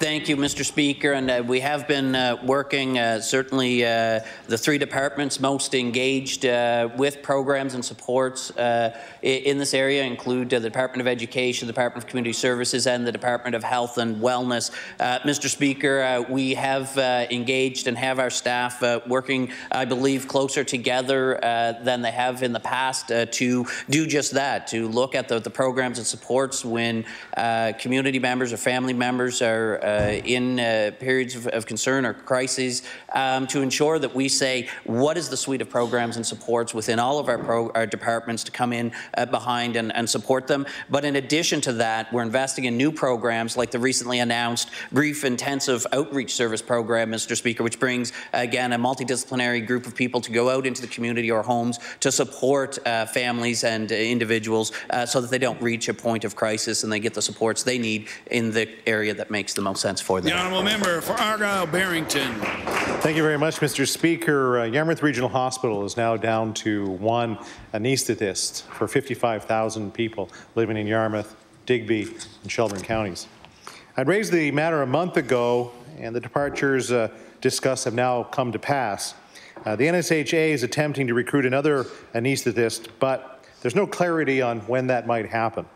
An editorial yesterday in the Chronicle Herald observed that anaesthetists are critical to surgical procedures and that surgeons won't hang around for long at a hospital where they can't perform surgery. And I'll table that article. My question for the minister: does he appreciate the concerns that constantly having to backfill specialist positions is the new normal? The Honourable Minister of Health. Thank you, Mr. Speaker. Certainly, we appreciate the concerns when vacancies arise, particularly in specialist areas within our healthcare system. But that's why recruitment does continue within these areas. As the member noted, there is an existing candidate that's been identified that they're working through that process to fill that spot and continue with additional vacancies. But also, Mr. Speaker, they also have locum supports, temporary supports to continue to provide the anaesthetist supports at the hospital with a particular eye to ensure urgent and critical benchmarks continue to be maintained at that site. The honourable member for Argyle-Barrington. While I appreciate the thought of sending down locums tends to be a stopgap, we know that it will not fill the 4 positions that Yarmouth is funded for. Even under the 3, it was difficult to make things work. Under 1 with a possible locum still makes it very difficult. It puts Yarmouth Regional in a very dire spot. Clinicians and staff are concerned about surgeries in the event that the lone anaesthetist, and there might not be a locum available, gets sick in the coming weeks. They are worried that women in labour may need to be redirected to Bridgewater and even Kentville.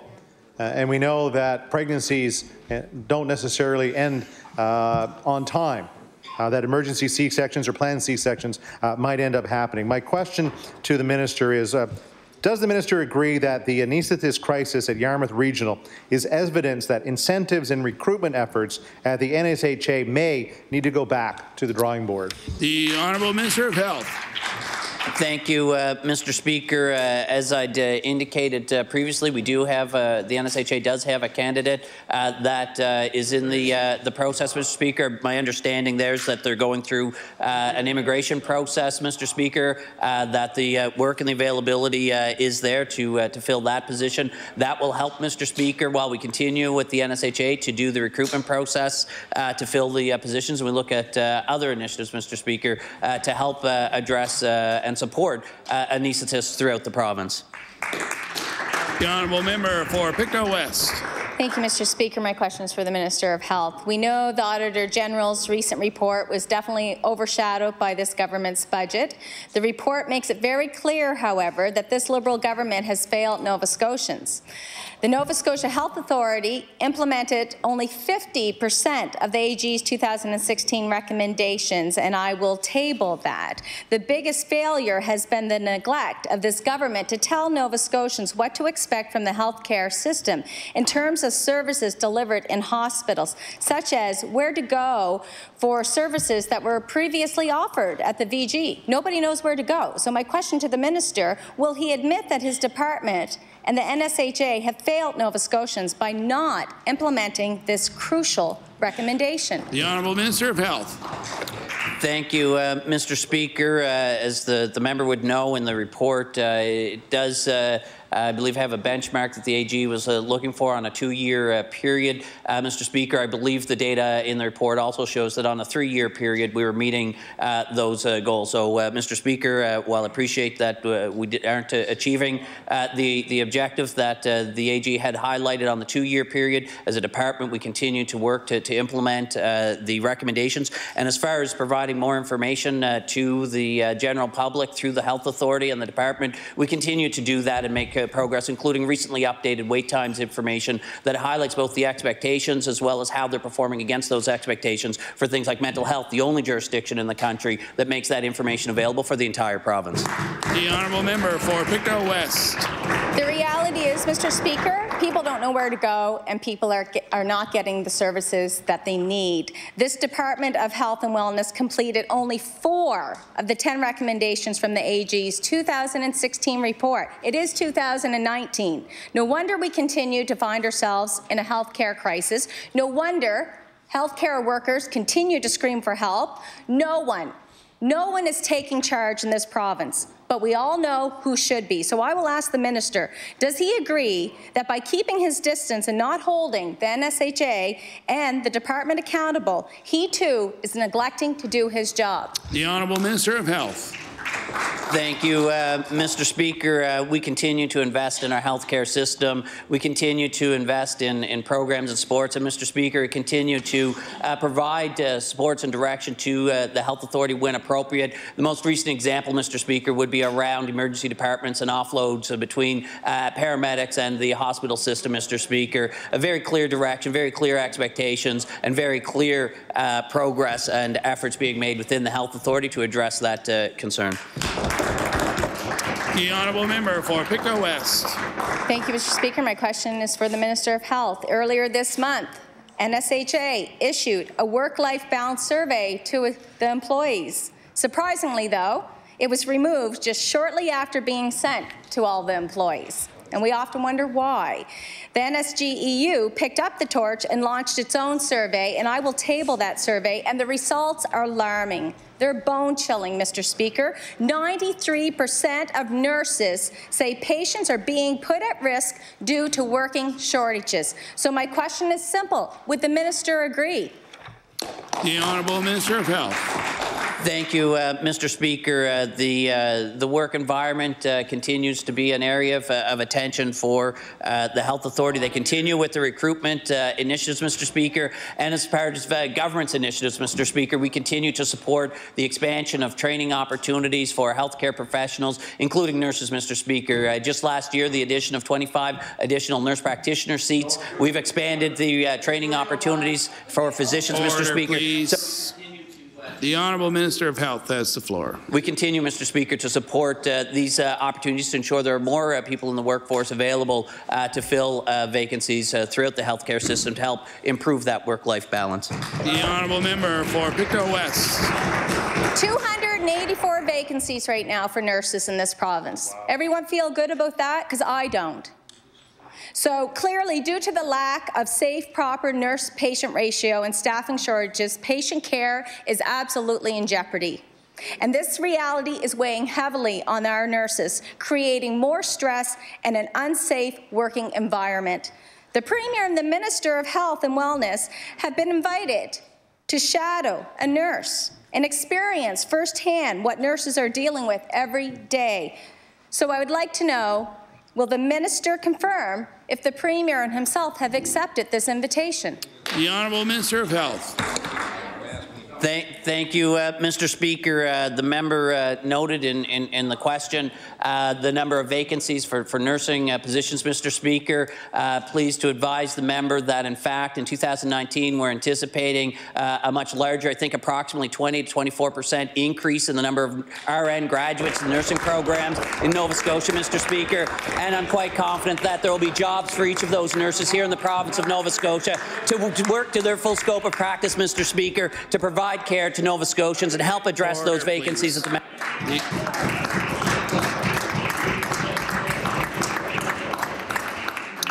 So just before we move on to the next question, this will be the last time I'll call order for the decorum. The next time I have to call it, the member will be excused. The Honourable Member for Truro, Bible Hill, Millbrook, Salmon River.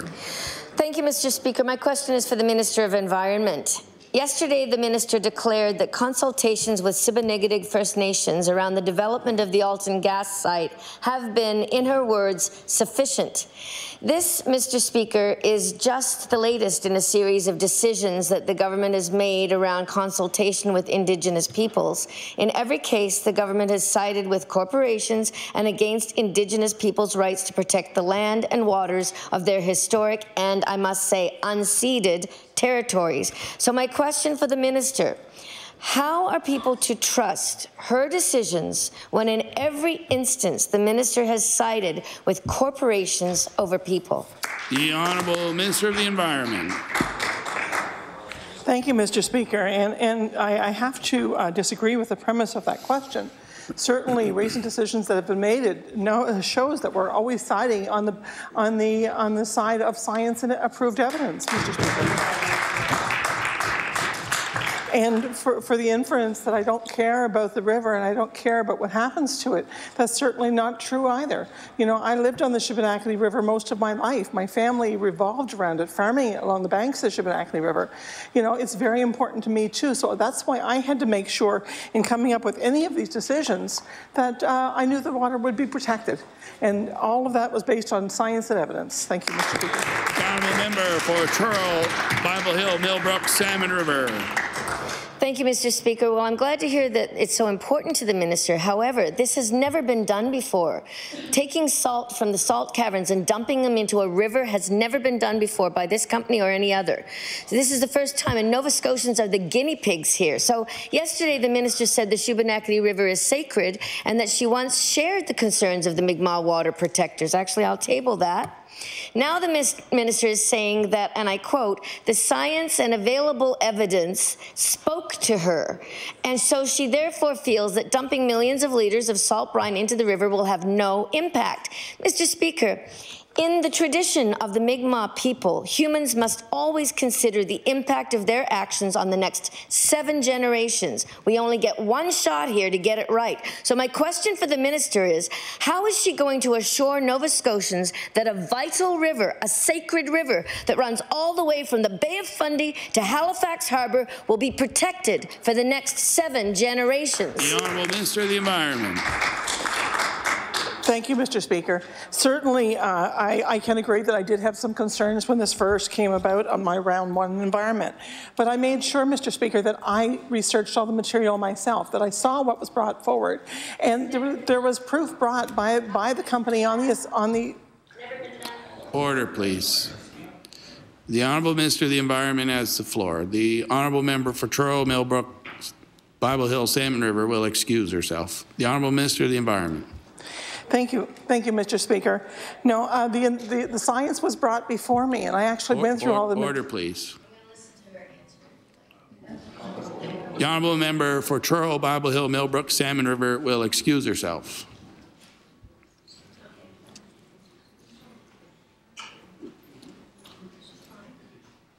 He's standing up for Sacred River in Nova Scotia. That's well worth it.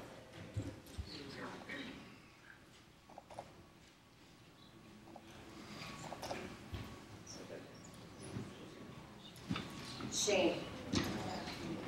The Honourable Minister of the Environment. Thank you, Mr. Speaker. I just want to assure all members of this House and all Nova Scotians that these decisions are not taken lightly, Mr. Speaker. We actually make sure that we have all the science and the best evidence before any decisions are made. We know that my role as a Minister of Environment is about protecting the environment. I take that very seriously today and every day. Thank you, Mr. Speaker. The Honourable Member for Cumberland South. Thank you, Mr. Speaker. Mr. Speaker, my question's for the Premier. Our schools are supposed to be a safe haven, and I believe they are here in Nova Scotia, but we can do better. How can we do that? Well, every school in this province are equipped with fire alarms, sprinklers, and other safeguards.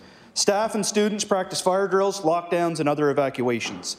My question for the Premier is, does the Premier believe a basic level of first aid or medical attendance should be able to be administered by all staff in this great province of Nova Scotia for our students? The Honourable Premier. Thank you, Mr. Speaker, and thank the Honourable for the question. Mr. Speaker, I believe our schools should be safe in all levels, as the Honourable Member just referred to earlier today. There was a bill tabled where a young man's education was impacted by having to move from one school to the other without a defibrillator. I think we need to make sure, as we go through this process, to all of our schools have the appropriate level of supports that are required to provide services to all of our children. The Honourable Member for Cumberland South. Thank you, Mr. Speaker, and I thank the Premier for the response. With varied health issues challenging all Nova Scotians, and as we may know, many health problems do not dictate age or discriminate. Does the Premier believe every school in Nova Scotia should be equipped with an AED as another safeguard for our students in this province? Thank you. The Honourable Premier. Mr. Speaker, I want to thank the Honourable Member for the question. He would know from the activity today, there are schools that currently have those based on the student population. I know there was a bill tabled. I want to commend both the young man who came in along with his brother, who was providing support along with his parents. I know that the Minister of Education will look at that bill, whether it's this session or future, to make sure that if it's required, that those supports are there. But we need to continue to make sure that all of our places are safe. I think the Honourable Member from Victoria County presented a bill that was before around defibrillators was moved through, and I can assure the Honourable Member for Cumberland South that the bill that was tabled today will get a serious look. The Honourable Member for Sydney River Myra Lewisburg. Oh, thank you very much, Mr. Speaker. And Mr. Speaker, my question through you is for the Minister of Health. Mr. Speaker, as recently as last night, I had the opportunity to talk to a doctor in my community who has retired. And of course, the question came up about what do we do about getting more doctors? How do we go about that? How do we retain them? And the discussion came down to what his belief was and what many of his peers' belief is, that indeed, with this current government and the department, that doctors are not given the respect, nor are they asked for their input on how to do this job properly. So, Mr. Speaker, the question to you, to the Minister, how does he respond to that? The Honourable Minister of Health. Thank you, Mr. Speaker, and I appreciate the question brought forward by the member. I can assure the member that, in fact, we have the utmost respect for physicians and other healthcare providers throughout the system, and do solicit and receive input and feedback from them. Just a few examples, Mr. Chair. We've added the position and have both people with nursing and physician expertise sitting on the board of the Health Authority. We also, Mr. Speaker, and in the member's own community, when I was down in Cape Breton, had meetings at all of the hospitals, basically open meetings with physicians within those communities to hear that feedback. Mr. Speaker, again, I assure the member I continue to listen. We have staff on the front lines as well, engage in those conversations to help inform the steps that we take. The Honourable Member for Sydney River Myra Lewisburg. Well, thank you very much, Mr. Speaker, and I want to thank the Minister for his attempt to answer the question. But the reality is, frontline healthcare workers, doctors in the province of Nova Scotia, do not believe that they had the proper input and are not being listened to. The other thing is that he tells us about all of these committees that these individuals are put onto. But the question I would ask, are they elected by their peers or are they appointed by the government? Because when they're appointed by their peers and elected by their peers, then they are bringing forward the information that the peers want heard by this government. So, Mr. Speaker, does this government do exit interviews, and do they allow elections of individuals to take place so that they can be a part of the solution and not the answer? The Honourable Minister of Health. Thank you, Mr. Speaker. The member, I believe, indirectly made a point that I've made on the floor of the legislature in response to previous questions. That is, Mr. Speaker, that in fact not everyone within the same field necessarily have the same opinions or suggestions to move forward. That, Mr. Speaker, is one of the reasons why it's challenging, where every time we indicate that we've listened to frontline healthcare workers, that we've taken their advice to perform an action, that the opposition find themselves in a position to find someone else in the healthcare system to say, today, we haven't taken their advice to move their interests forward. But, Mr. Speaker, I assure you we do consider all of the information that comes forward that we hear from healthcare professionals, and we use that information to inform the decisions we make to move forward in what we believe is the right course to improve healthcare services across the province. The Honourable House Leader for the Official Opposition. Speaker, in January, I put up a Facebook post to solicit support for Dr. Jeannie McGilvray. 1,500 people commented in support of her. The public wants her. I've heard countless stories from people who felt the care they received from her was special, over and above what they expected. She's a great doctor with a great reputation as a surgeon. She was forced to resign because she was put on call without her knowledge when she was out of town, and she could have lost her medical license had she not shown up. What it was really about was a refusal by the Minister's Health Authority to discuss 6 proposals she had put forward to create a better work-life balance. She would take her fair share of call work based on the % surgeon position she was allocated. The Minister knew about this too because he met with her in his constituency office last fall. Why has he done nothing to help her? The Honourable Minister of Health. Thank you, Mr. Speaker. That assertion would be inaccurate, and I hope the member can appreciate that I don't speak about individual employment circumstances on the floor of the legislature, but I can assure the member that his statement and assertion there is not correct. The Honourable House Leader for the Official Opposition. For the record, Mr. Speaker, Dr. McGilvray feels the Minister's Health Authority press release was inaccurate.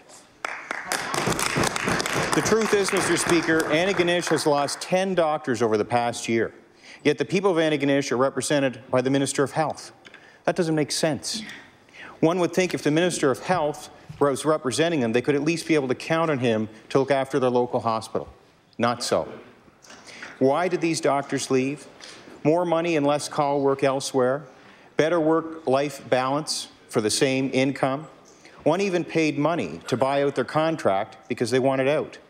Why isn't the Minister taking an interest in the lives of doctors that have chosen to leave or have had to leave Antigonish? The Honourable Minister of Health. Thank you, Mr. Speaker, and I believe Nova Scotians would be expecting me to treat all areas of the province equitably, Mr. Speaker. I can't believe the member from Inverness is advocating that I should take my position to disproportionately support constituents, Mr. Speaker. When I took my oath as the Minister of Health and Wellness, Mr. Speaker, I took an oath to serve all Nova Scotians in that regard. And as MLA, I serve my constituents in that respect, Mr. Speaker, just like every other member of this legislature. But I do not leverage my position, Mr. Speaker, to disproportionately benefit myself and my electoral pursuits. The Honourable House Leader for the Official Opposition. Mr. Speaker, what's happening in Antigonish is disgraceful. I'm not asking the Minister to do something special for Antigonish. I'm asking him to consider why 10 doctors have left Antigonish in a year. What the Minister cannot deny is that these doctors have left because of the conditions created for them by this government and this Minister of Health. How could the Minister or anyone in this government refute that? Clearly, these doctors came to Antigonish because they wanted to be there. Then they uprooted their families and left. These are 10 doctors in one hospital that serves a predominantly rural area. Failing them is one thing, but failing to take an interest in why they had to leave is another example of this government ignoring the real state of health care, ignoring people it doesn't agree with, and ignoring people it doesn't want to hear from. Instead of defending the indefensible, will the Minister do better for the people of Antigonish? The Honourable Minister of Health. Thank you, Mr. Speaker. The member in his information seems to forget to include the information about the specialists and family physicians that have been recruited and came to Antigonish, Mr. Speaker. The member fails to take into account the efforts that I've taken as an MLA to connect with the local recruitment team and coordinate, Mr. Speaker, through my constituency office when there are prospective physicians coming to town to visit, to have that meeting. In fact, Mr. Speaker, I believe there was a meeting just organized this week. Mr. Speaker, I had the opportunity to attend one of those meetings, which resulted in a psychiatrist, Mr. Speaker, and an anaesthetist to come to Antigonish, Mr. Speaker. As part of attending those meetings, Mr. Speaker, just like every other MLA here, Mr. Speaker, has the opportunity to connect with recruiters and as part of their community to help support recruitment to their community. The Honourable House Leader for the official opposition. Going through them like water, Mr. Speaker. The problem the minister's created in his constituency of Antigonish is impacting my people in the constituency of Inverness.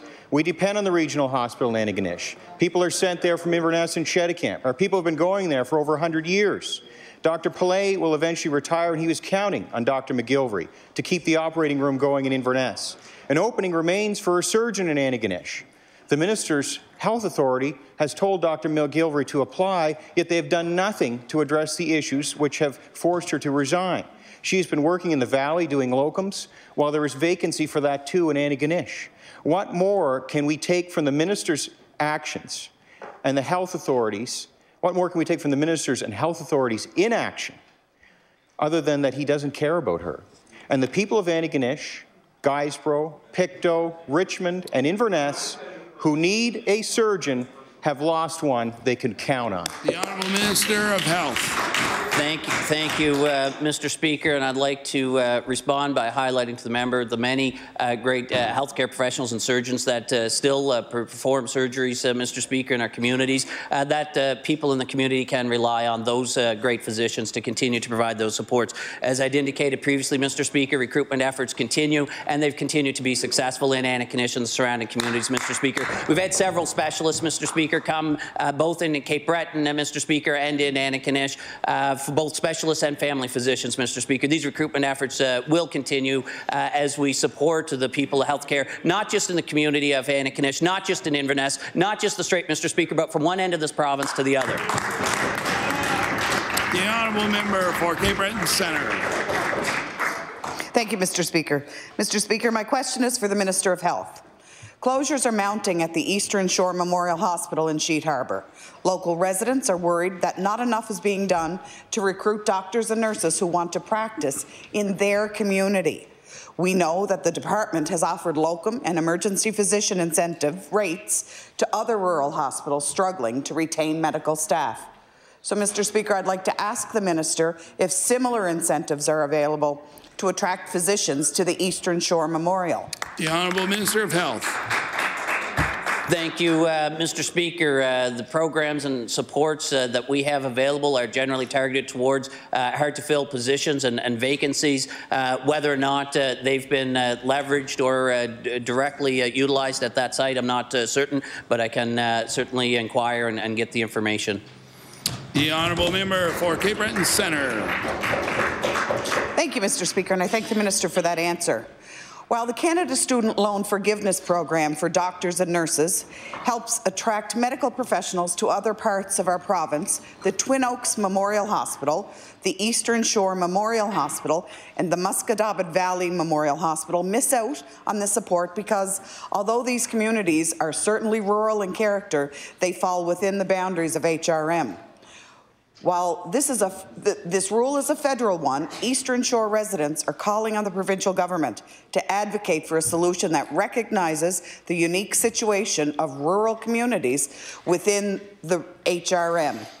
Mr. Speaker, will the Minister of Health and Wellness commit to writing to his federal counterpart in order to properly classify these hospitals as eligible for assistance? The Honourable Minister of Health. Thank you, Mr. Speaker. In fact, I've already been in contact with representatives of the federal government on this very issue to have those conversations and to indicate the concerns so that they understand what the geographic environment and circumstances are within the province of Nova Scotia and how their policies disproportionately impact, or perhaps I should say unintentionally, I think, impact.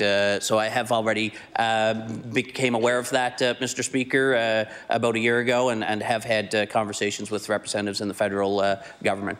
The Honourable Member for Cole Harbour Eastern Passage. Mr. Speaker, I know that everyone in this House is tired of me reminding them that the Cole Harbour Eastern Passage constituency is the only one in the province without a single family doctor, and frankly, I'm tired of raising the issue myself.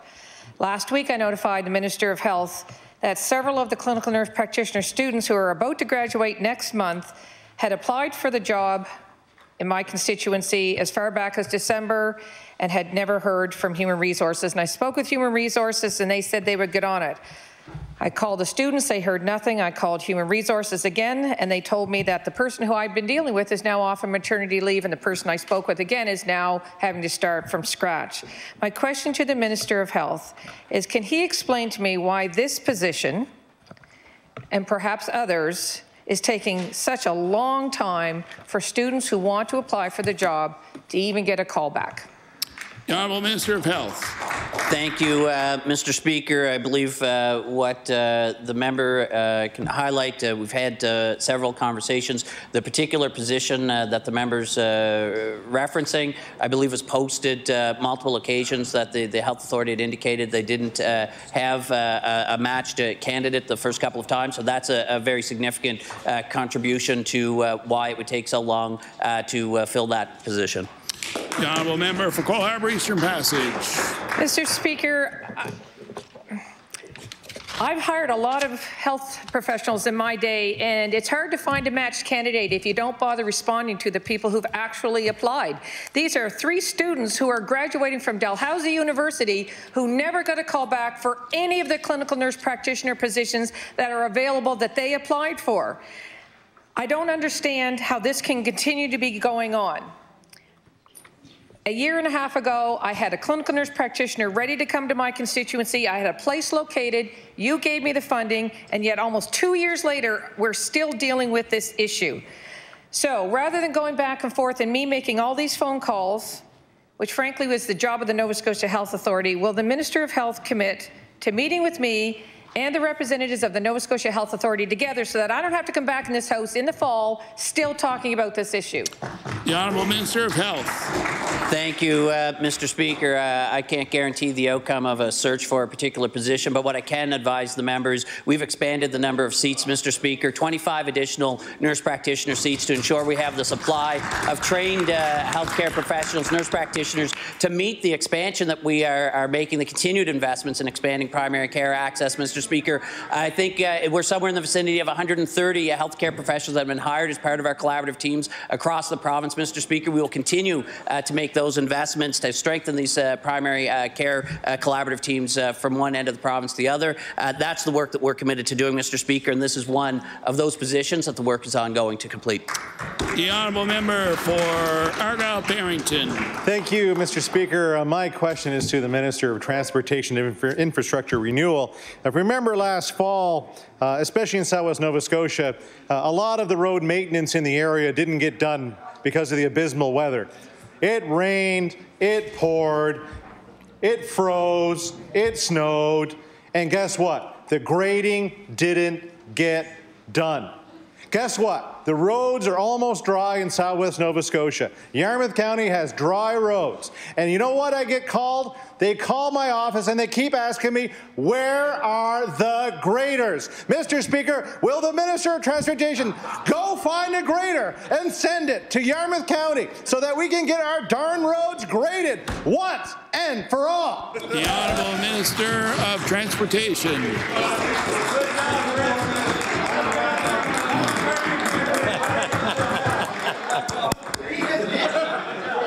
Thank you very much, Mr. Speaker, and I congratulate Member opposite for that impassioned rendition of, I'm sure, one of Shakespeare's famous plays. The folks in the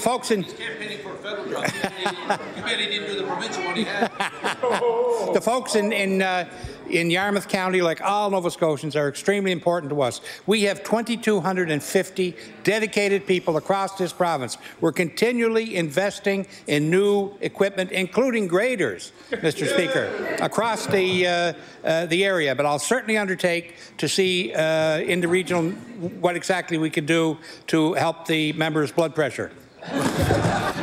We're going to conclude at 2:52. The Honourable Member for Argyle-Barrington.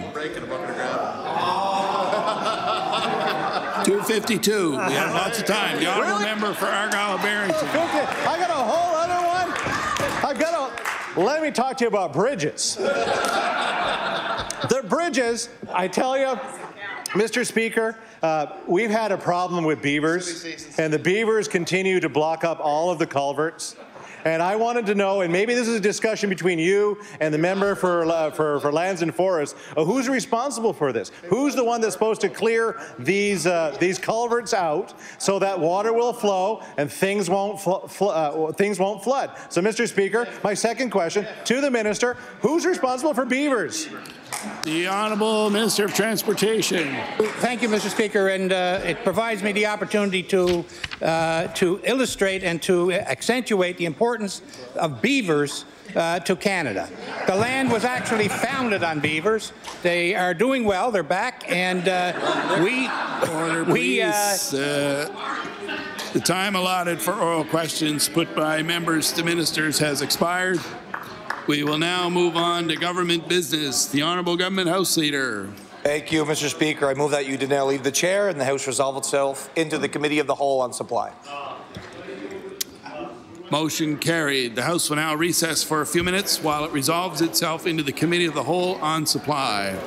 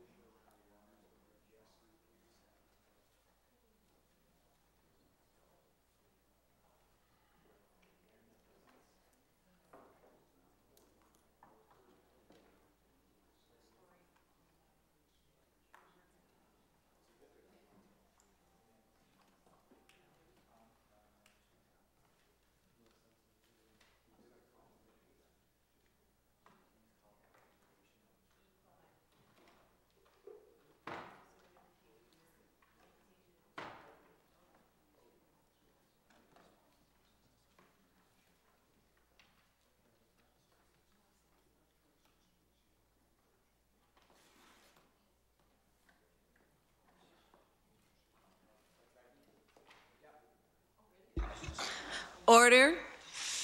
I recognize the Honourable Government House Leader. Thank you, Madam Chair. Would you please call the continuation of estimates for the Minister of Education and Early Childhood Development, resolution number E5. I call for the continuation of E5 for the Honourable Minister of Education and Early Childhood. I recognize the Honourable Member for Cape Breton Centre. Thank you, Madam Chair, and I thank the member and staff for the opportunity to ask these few questions. I'm curious about the lack of libraries in some schools in Cape Breton. Is this? I find this very strange, considering we're trying to teach kids and encourage them to read. So, is this the norm going forward, or can we have some commitment from the minister that libraries will be put back in schools, especially at the elementary level? I recognize the Honourable Minister of Education. Thank you very much, Madam Chair. So just to clarify for the member, libraries are still in place. We have places where there's literature and books, places to do studies. In the new buildings that are being developed, they're moving more from a library setting to a common learning or a learning commons. Which is really really exciting from a design perspective. I know the member speaking specifically about the library technicians. So there has been a move in a number of regions, not just in Cape Breton, to move away from the library tech positions and have the teachers be the lead in terms of library navigation and introduction and use for our students. Our regions operationally do have to make difficult decisions sometimes in relation to enrollment around FTEs. Our desire as a government is to ensure that the majority of FTEs that we're using right now, any new FTEs that are coming, full-time equivalent positions, so that's a job, are focused in the areas of increasing achievement and well-being. So that's where the focus of our full-time course equivalents are. But there has been a move, not recent, it started a number of years ago, to rethink how we do approach libraries.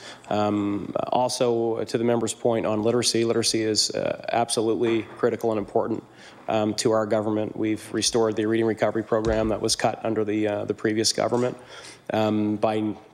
I believe by next year we will have 100% coverage again of reading recovery after 4 years of not having that program in place. We also have the previous minister invested heavily in literacy supports, teaching specialists, and we are starting to see some moderate improvements in the area of literacy for our students. So we are starting to see the achievement levels, generally speaking, increase in the area of literacy, and I mean, our hope is that's pointing to the effectiveness of the strategies that have been put in place in the department and in our system.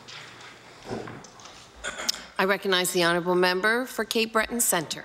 Thank you, Madam Chair. But to be clear, the specific site that I'd like the minister to respond to is Greenfield Elementary in Waterford, which does not have a library.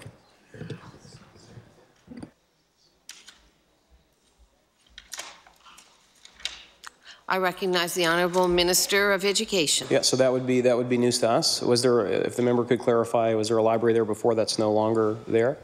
That is something that we can look into on behalf of the member. There are, I mean, the regions are responsible for operational decisions and allocations that do have to fall in line with our policy and investment priorities. But that's the first time I've heard that that's the situation in Waterford. So we can look into that for the member and get back to her. I recognize the Honourable Member for Cape Breton Centre. Your reply was to the Minister, but not to the Chair, so it wasn't recorded. Is that a yes or no? Oh, yes, yes, I'm sorry. Okay. Yes, there is no library at Greenfield. And thank you, Madam Chair. As well as those positions for library techs are very important to encourage reading, especially at a young age. How many positions have been lost through this change, taking away any library techs that are out of the education system across the province? And just as an FYI, the library is now the pre-primary room. I recognize the Honourable Minister of Education. Thank you very much, Madam Chair. So in terms of the overall full-time positions in the system, those numbers have increased every year that we've been in office. The regional allocation of those positions has shifted in regards to library techs, and that's been in relation to a new approach to libraries. So in some schools we have libraries in the classroom. In other schools, where particularly the new ones that are being developed, have learning commons, and in some schools we still have the old libraries that are being where the teachers are being the lead in terms of engagement with the materials in those locations. I recognize the Honourable Member for Cape Breton Centre. So if I could wrap this last question up into two things: the Reserve Mines elementary school that is slated to be built at some point. We still don't have an answer as to when and where, as well as why is there no pre-primary program in Reserve Mines?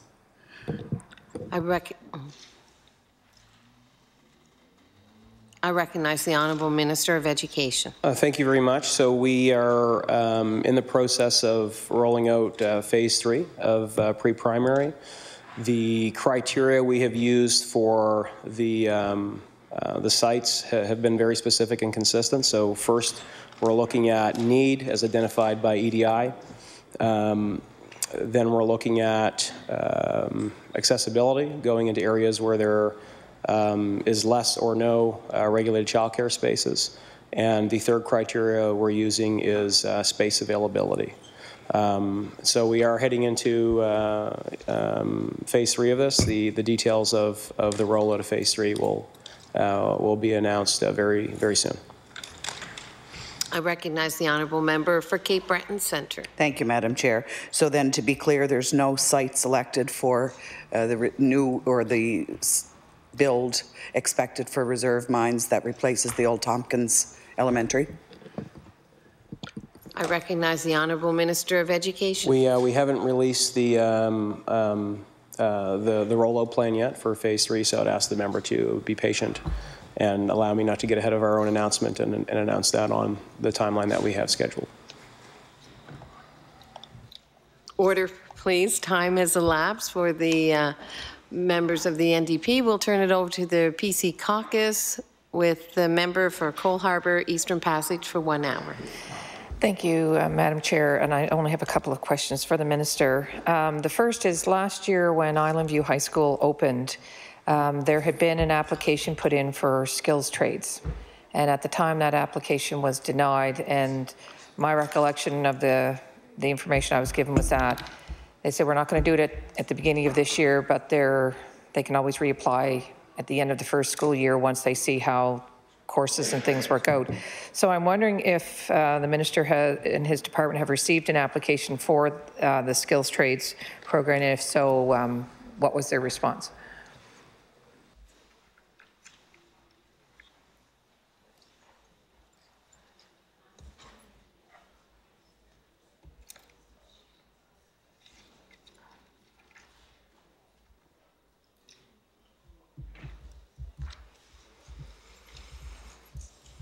I recognize the Honourable Minister of Education.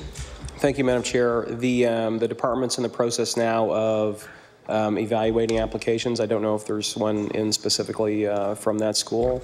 The evaluation criteria is really built around proximity to other skilled trades centers, enrollment, and I'm sure there's a couple other factors in there as well. So we are in the process of looking at skilled trade programming from a provincial perspective, and I don't know where we're going to land in terms of next year on sites at this point, but that information again will be coming out in time so people can prepare for the next academic year.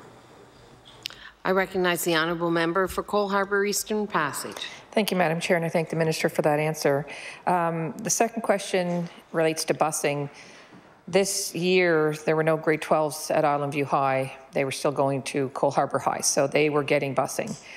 So this upcoming school year in September will be the first time that all those students will be going to Island View High School, but there will still be those who are going to apply for out-of-area transfer to go to Cole Harbour High because of programs that are offered there that aren't offered at Island View High.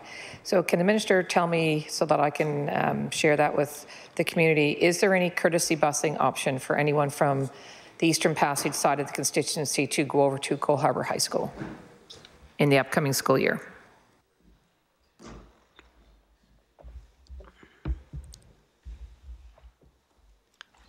I recognize the Honourable Minister of Education.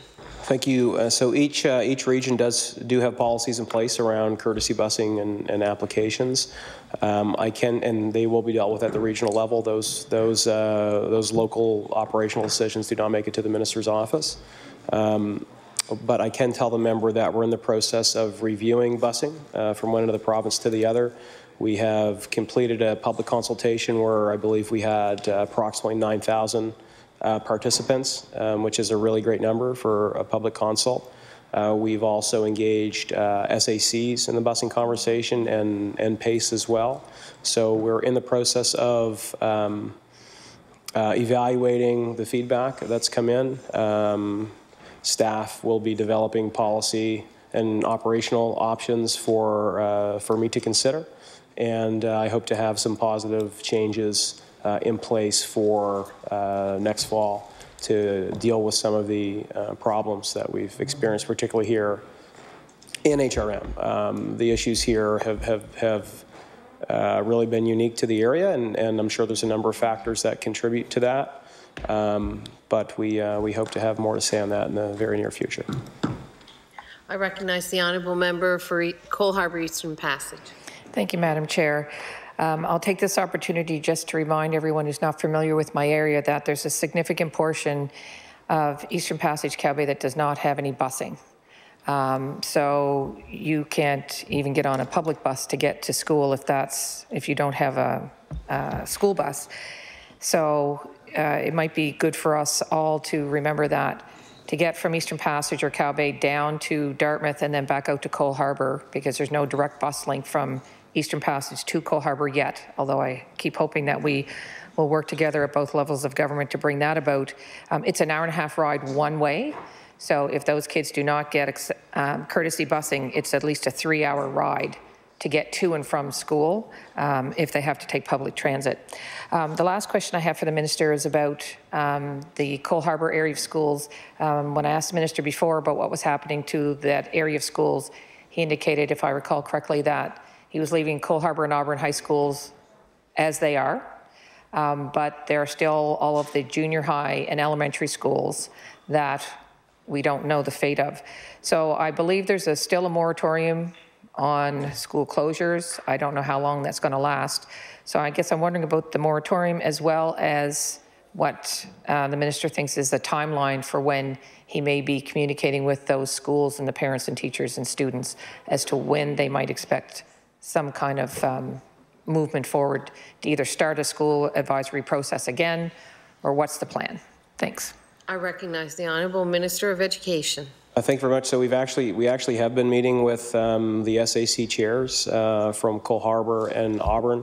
The member whose desks I'm temporarily using, the Minister of Fisheries and Agriculture, the member for Preston Dartmouth, along with the member for Cole Harbour, have been very active on this issue for the last 2 years. We've communicated our intentions to the SAC chairs. The feedback we've received thus far has been really supportive and encouraging, as I think I've responded to the member's question previously in question period here. The plan is to keep both facilities open with some enhancements at the Cole Harbour facility, and once we finalize plans for that, we'll be able to announce that to the community. But the community, through their representatives of the SACs, have been involved in this conversation over the course of the last 2 years, very directly.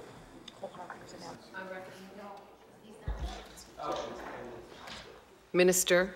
And sorry, I did forget to mention. I thank the deputy for reminding me. But Cole Harbour was also announced as a site for the Technology Advantage program that we have in place. That's a great partnership with IBM and other tech companies.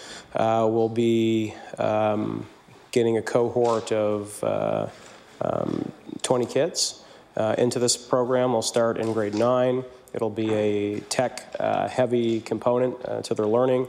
They will then receive tuition for the first 2 years at NSCC, and we will then link them to market opportunities in the private sector. So this is a program I think that's going to be really exciting for the community and the other communities that they're in.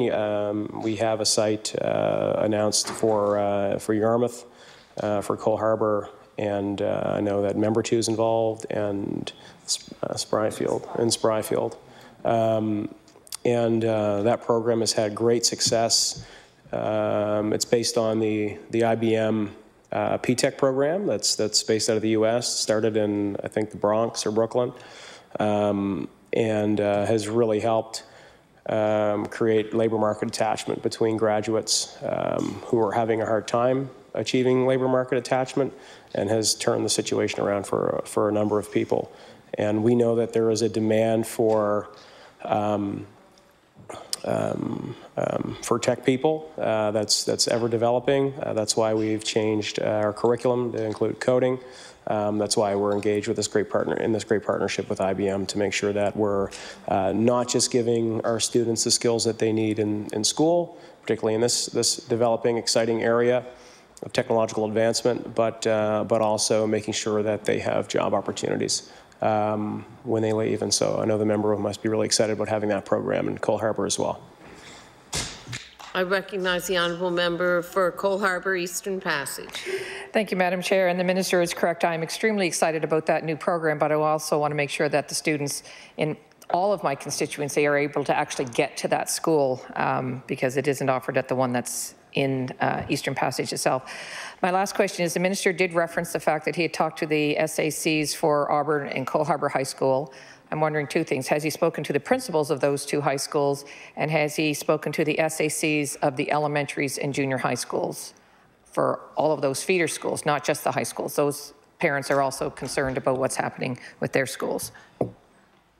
I recognize the Honourable Minister of Education. Thank you very much. I've personally met with the SAC chairs of Auburn and Cole Harbour, but I do know that our representatives in the regional office have met with the principals and the other SAC chair people.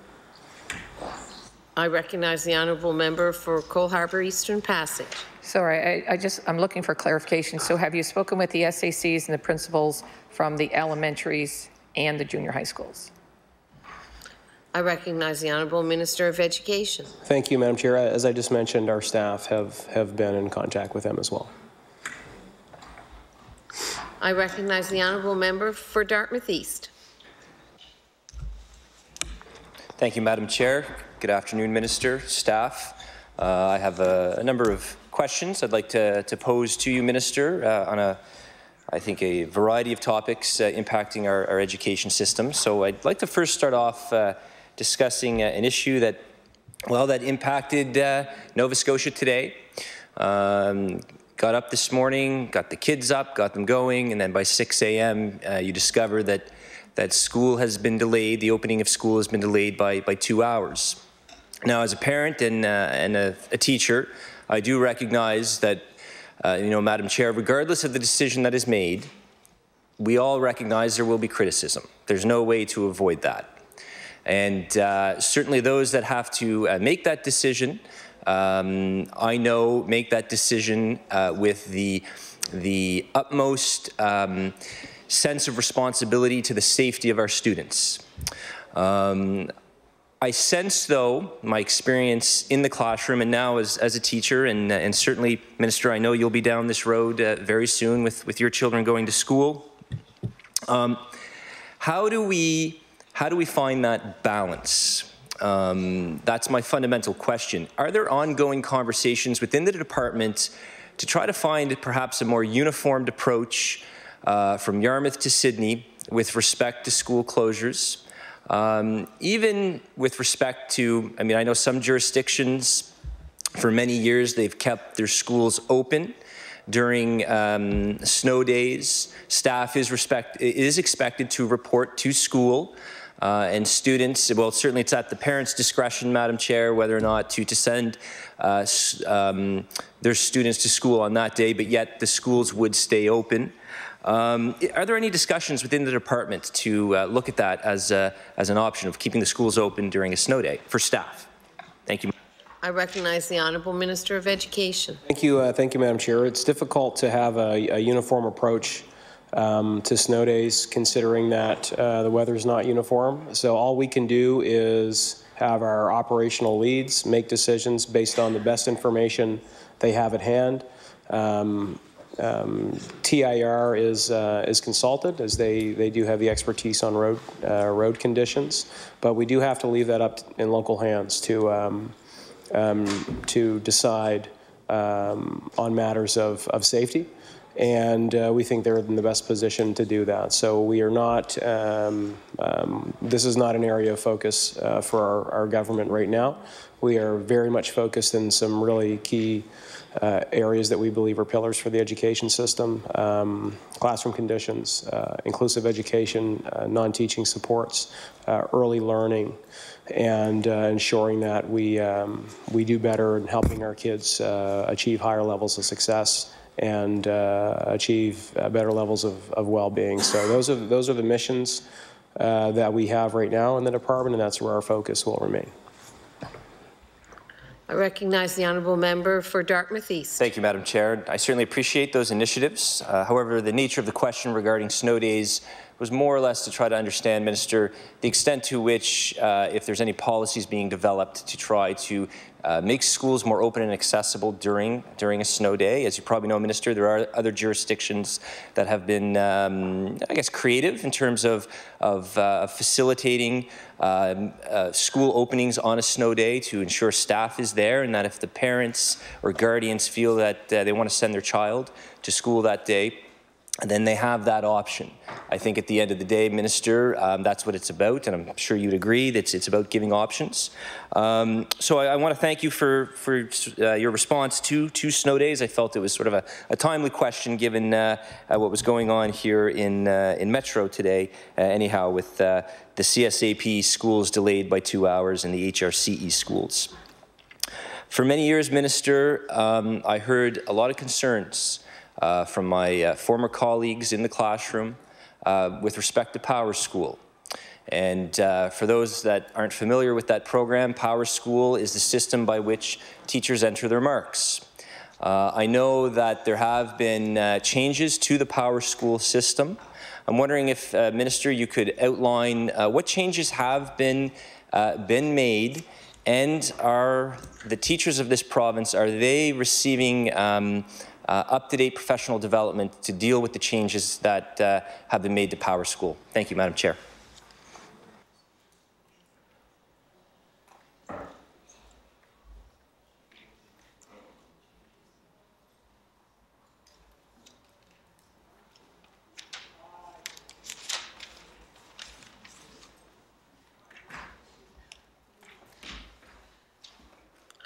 I recognize the Honourable Minister of Education. Thank you very much. So the work for Power School TINET data collection overall has been ongoing.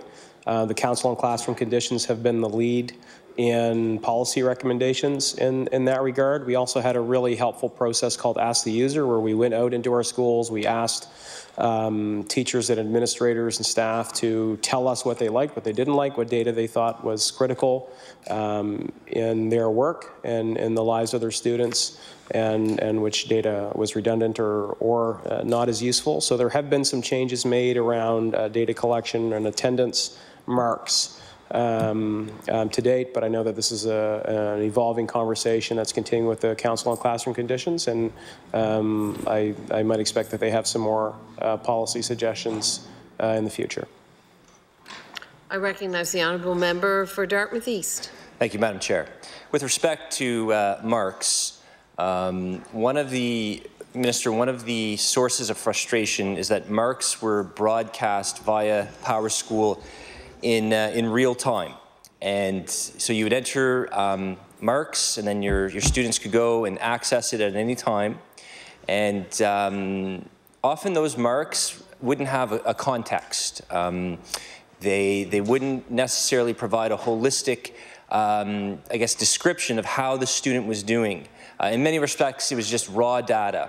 And often those marks need to be compiled and calculated and put into a context. So, Minister, I'm wondering if you could provide an update as to whether or not marks, are they still live? Can students still go on and see what their marks are? Or do the teachers decide whether or not those marks would be broadcasted live via Power School? Thank you, Madam Chair.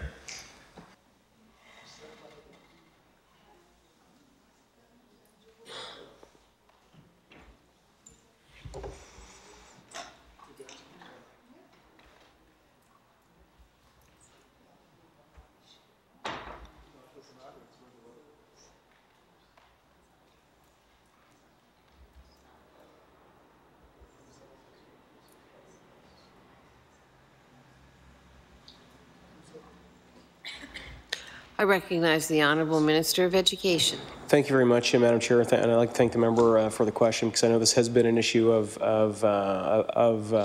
frustration or concern with our folks on the front line. So the Council on Classroom Conditions has been really active on this. They've spent their annual budgets on FTEs for class caps every year from 6 to 12, on attendance policy workers, and more support teachers for high school. And those dollars are, I know this isn't to the member's question, but I just wanted to highlight what that group has been doing. Those dollars are embedded in the system every year. That's how they, so that's a $20 a year investment in perpetuity that the folks have made. So since they've spent the money, they have been focused in some key policy areas. Assessment is one of them. So they are in the process of finalizing some assessment policy changes for consideration for the department, and I have not received those yet, but I do know, and the deputy tells me who co-chairs that group, that the issues that the member has brought up are being considered with that group right now. And the deputy also just tells me that teachers now have control over what data can be seen. That's a change that's already happened.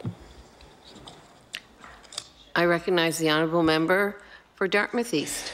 Certainly, I think we need to recognize that, and this is just an anecdotal observation, but I found sometimes, Madam Chair, you would almost see the level of anxiety increase in our students because of those live time or real time marks. Often they would look at the information and not have guidance to sort of interpret what those marks are. Whereas, you know, when I started teaching, a student would come to you, you'd open up your mark book, and you could talk them through, Minister, in terms of what this mark means and what the big picture is. So I am pleased to hear that teachers would be able to have that professional judgment to decide, you know, maybe every 2 weeks that students, you know what, the marks are available, they're live, view them, and then come see me so we can chat, because context is very important.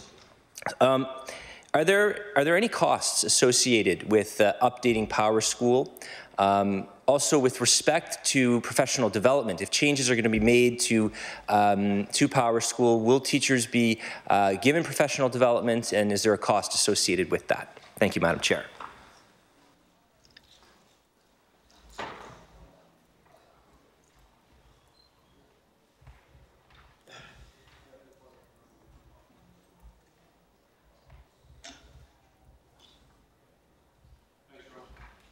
I recognize the Honourable Minister of Education. Thank you very much. So we do, I mean, I do share the member's belief that moving from a live system to giving teachers discretion on the release of marks is positive, and I agree with the reasoning the member has said. So I'm happy that we've moved in that direction. There are Power School leads in each of our regions who are responsible for supporting staff in terms of understanding the program and the updates. The changes so far have been minor and don't require any major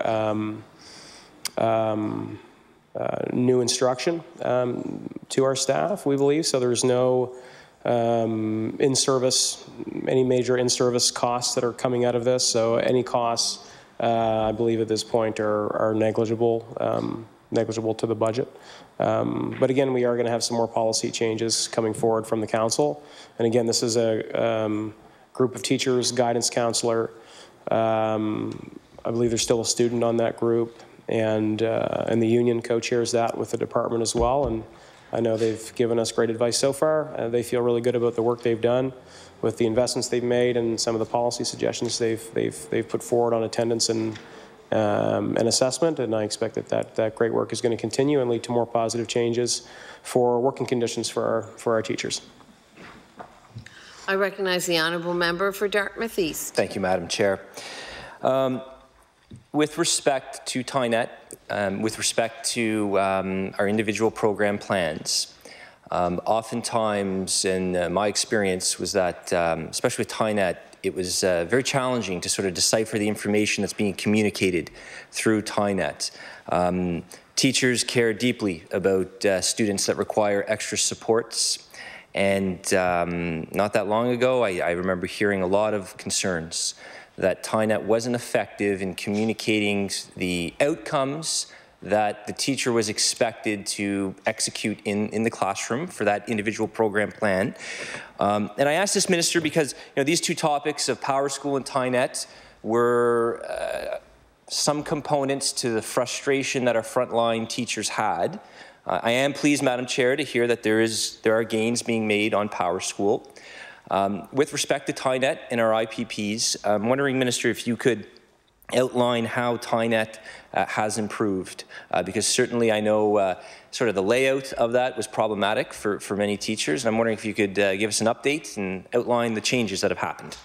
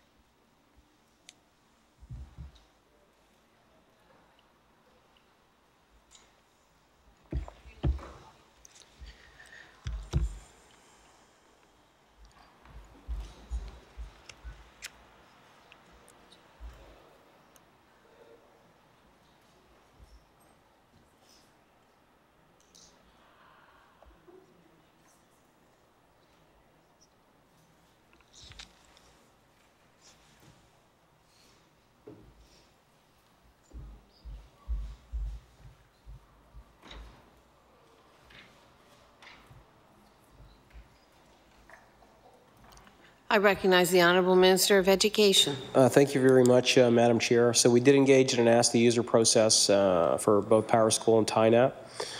There have been some changes made already to TINET. One of the issues that the users indicated was a problem was the complexity of the screens and there not being a simple way of inputting the data. So we have simplified the screens, reduced some of the screens, and made that process more coherent. We've also reduced the administrative burden on what and when gets documented, giving some more flexibility to the teachers so that they can focus more on teaching instead of inputting the data, so there's a bit more flexibility there. Also, there were some recommendations in, there's some recommendations on assessment and from the Inclusion Commission that will impact further changes on TINET as well. So we are in the process of working with the classroom, Council on Classroom Conditions to achieve those further changes. I recognize the Honourable Member for Dartmouth East. Thank you, Madam Chair. And I know certainly from the statement the Minister made a few days ago in this House that all parties agreed to with respect to the renewing our commitment to the inclusion model. I'm pleased to hear that form of communication to our teachers about individual program plans is occurring. I think that's very important. It was a major source of frustration because often I believe every teacher in the classroom wants to make sure, especially if students need a different environment, different outcomes, that they want to be able to have that information communicated to them as effectively as possible so they can get on with teaching in the classroom based on what those students require. Minister, you've talked a lot about the extra and new supports that have been added to the system. Greatly needed supports, as you know, Minister, and Madam Chair, my time in the classroom, again, I often felt that inclusion was a system that was often, you know, it was like I said in the House a while back, it was almost like a drop in the bucket in terms of the investments we made. So now I can see that we're starting to move forward with that. And certainly when those announcements were made, Minister, I was happy to recognize that this is a good approach with the government. My concern, Minister, and I've expressed this to you before, is the stories that I'm hearing throughout Nova Scotia of where we're not having an impact, of where maybe the gaps exist. While there are stories of success where these new supports are assisting, I'm curious, Minister, what steps are we taking to address the gaps? Okay. All right, thank you, Madam Chair.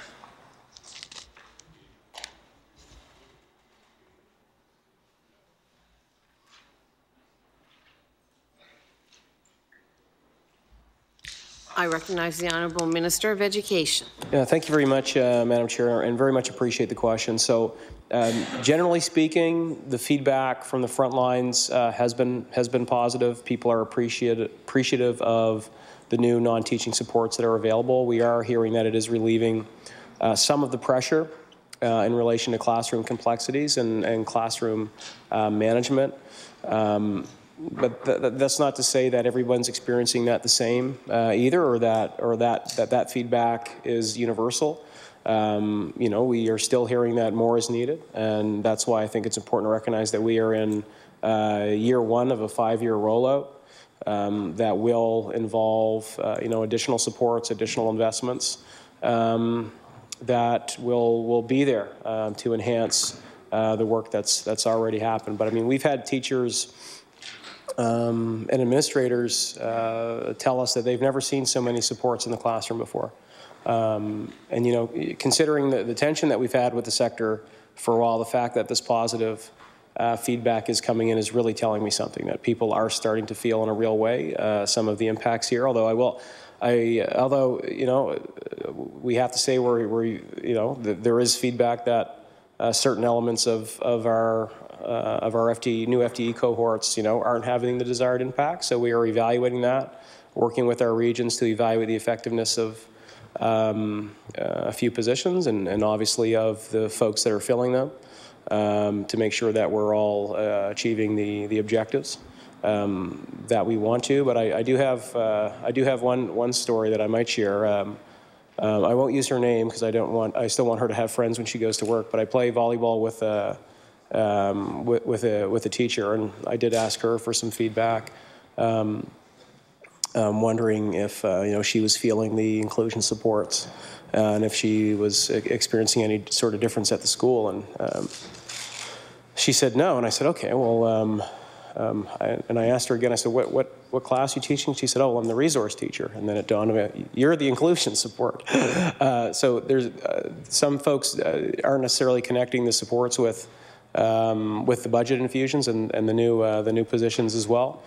So that's important for us to recognize as well, so that we can better communicate the purpose of these positions, and that will help us get better feedback if people are aware that the new positions in their schools are actually linked to the inclusion supports. Also, we're partnering with Inclusive Education Canada to help us with the rollout and implementation. We're still engaging Dr. Sarah Shea at a high level in terms of where we're going. Gordon Porter is helping us through Inclusive Education Canada with oversight and rollout. And we have completed an RFP for a third-party academic to come in and do an annual evaluation and independent public reporting on how we're doing with the inclusion rollout. So I think we've put some necessary measures in place to make sure that we have objective third-party input to help us evaluate the outcomes we're achieving and make sure that the intended outcomes that we're going after, that we're getting closer to those. So I do think that that's important. We're also partnering with Autism Nova Scotia to help us with the additional autism supports and making sure that we have a stronger partnership with them as we move forward. I'd like to remind the member to address your questions to the chair and not to the minister. You've been using you a lot in your conversation. I recognize the honourable member for Dartmouth East. Thank you, Madam Chair, and my apologies. I'll work hard to improve that. Madam Chair, I appreciate the comments from the minister. We saw $15 million invested last year, Madam Chair. We saw $15 million coming forward in this budget for inclusive education. Again, as I said, Madam Chair, that's this is great news, especially for someone that's spent almost 15 years in the classroom, and there was certainly that desire to hear these investments, and that's great. However, it reminds me a little bit, though, Madam Chair, you know, when I first started teaching, one of my master teachers, you know, he asked, well, how's, student X doing? Oh, they're doing great, doing just great. You know, they're performing up to the expected standards. They're doing well on their tests, and they're showing up on time. And I remember the master teacher saying, well, how do you know? How do you measure their success? And fundamentally, that's the question that I'm posing, Madam Chair, is how are we measuring the success of these investments? How are we, what mechanisms of accountability are there in the Department of Education to make sure that the money that's being allocated to the front lines, Madam Chair, how do we know that they are having an impact besides knowing a conversation from teachers and frontline workers? Thank you, Madam Chair.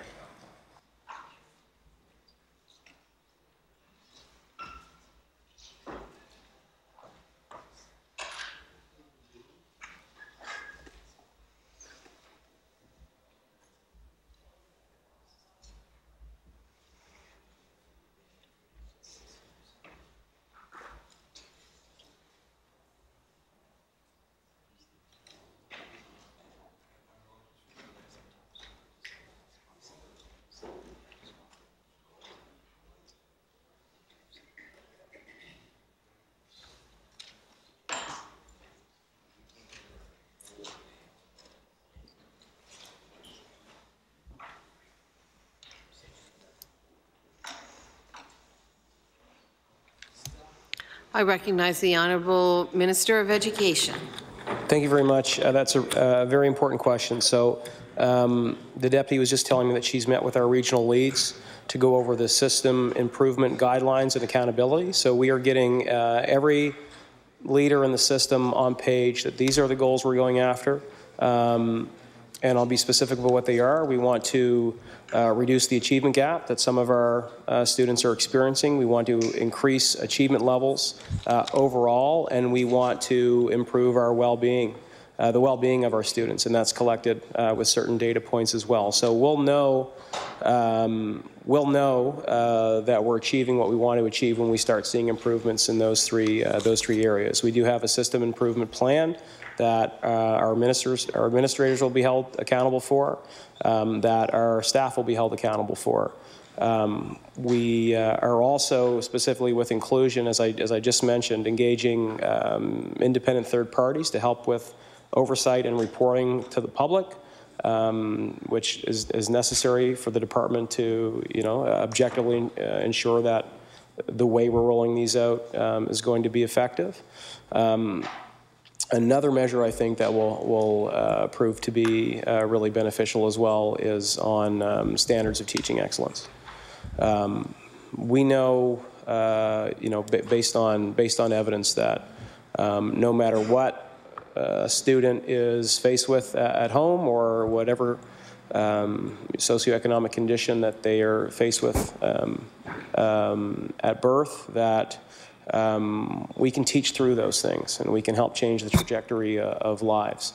And in order to achieve that, we have to have an objective standards of teaching excellence that can help guide our profession, that can help guide performance evaluations, and that will help us keep everybody in the system accountable for what we're trying to do. And that is help our kids do better in school, help our kids feel better, be healthier, and help our kids achieve greater levels of success upon graduation.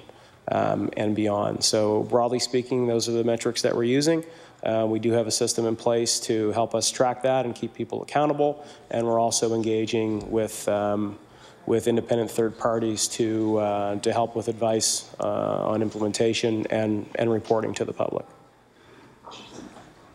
I recognize the honourable member for Dartmouth East. Thank you, Madam Chair. Certainly, to your point, Minister, the teaching excellence, absolutely. I think anyone that spent some time in the classroom knows, Madam Chair, that the teacher is often the decisive element in the classroom. And let me extend that by saying, Madam Chair, that often in the inclusive classroom, the program assistant is often the decisive element in the classroom to set students up for success. So at this juncture, we've certainly talked about IPPs and TINET, and certainly still under the topic of inclusion. I'd like to discuss with the Minister, Madam Chair, a little bit about the role of program assistants, which I've always felt, Madam Chair, is a role in our education system that is going underutilized. Madam Chair, they provide enormous supports to our diverse learners here in Nova Scotia.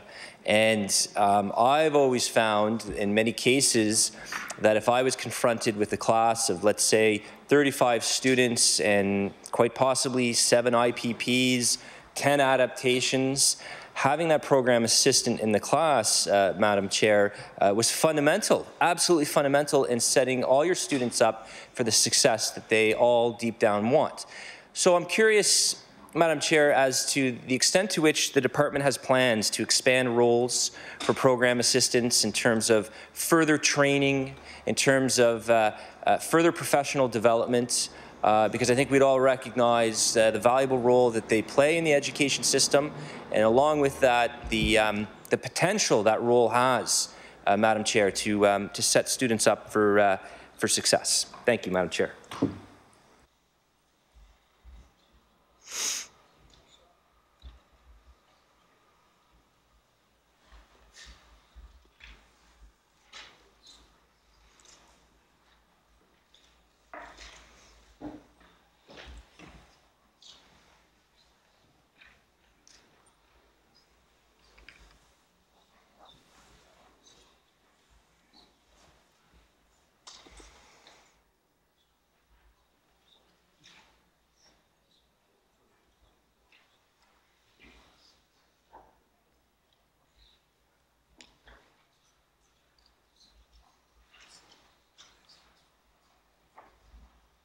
I recognize the Honourable Minister of Education. Thank you very much, Madam Chair. Some things have changed since the member has left the classroom to join us here in the legislature. Class caps have been one of them, so there should be no classes now, or at least 99% of classes we know would not be at 35, but would be below that. The class cap for 10 to 12 is 32 now, 7 to 9 is 30, 3 to 6 is 27, and P to 2 is 22. So we do have class caps 99% of the time that are being implemented. There is some flexibility there if the principal in the region would prefer not to have a split class, as an example. If they want to avoid having split class, there is some flexibility to have some larger classes, but 99% of the time, they're not choosing to do that. In relation to the importance of teaching assistants or education assistants or program assistants, depending on what region you're in, they are called different things. We do partner with LAE, Labour and Advanced Education, to help our staff upskill and pursue further training in their field, which can also lead to better wages as well for those staff. So there is a partnership that we have with LAE on that. One of the areas we're partnering with Autism Nova Scotia is also on specific training for our EAs on how to properly deal with certain with students that are on the autism spectrum. So there is a great partnership there. They're helping us provide some additional training and learning. And also, for the first time in our system, we now have child and youth care practitioners who are there not just to provide interventions with our students, but are also there to provide training and support to our staff in our schools. And the best feedback we're getting right now, I think the area from the inclusion investments where we seem to be having the greatest impact based on the feedback is with the child and youth care practitioners. We are essentially, I think I might say, universally getting positive feedback in that regard, and those are additional supports that are there for the teachers and for the students. And I think that those positions are something that are really having an impact and that are appreciated by the folks in the front line. I recognize the honourable member for Dartmouth East. Thank you, Madam Chair. And Minister, at times I know that class caps can't always be achieved. I know that school administration does their utmost to achieve those standards and expectations. The reality is, Madam Chair, for thousands of our teachers in Nova Scotia, they are often confronted with situations where there are more students in the class than sometimes they can handle. Let's recognize that. But I do also recognize that yes, that those changes have been made, and that is a positive. That is a positive. So I'm curious, though, Madam Chair, as to the department's intentions. Will there be a concerted effort in maybe the next fiscal year to hire more program assistants? Because often when I meet with parents or guardians, Madam Chair, they often tell me that their child doesn't qualify for a program assistant. Or if I've spoken to administrators, they've often indicated, Madam Chair, that well, I put in a request for 10 program assistants, but we only received 4 or 5, and that translates on the ground, as the minister knows, of some students who require those supports aren't getting them. So I'm curious, Madam Chair, as to whether or not there are plans to hire more program assistants. I recognize the Honourable Minister of Education. Thank you, Madam Chair. We did hire 60 new EAs from last year's budget in relation to the inclusion component of it. So we did hire more last year.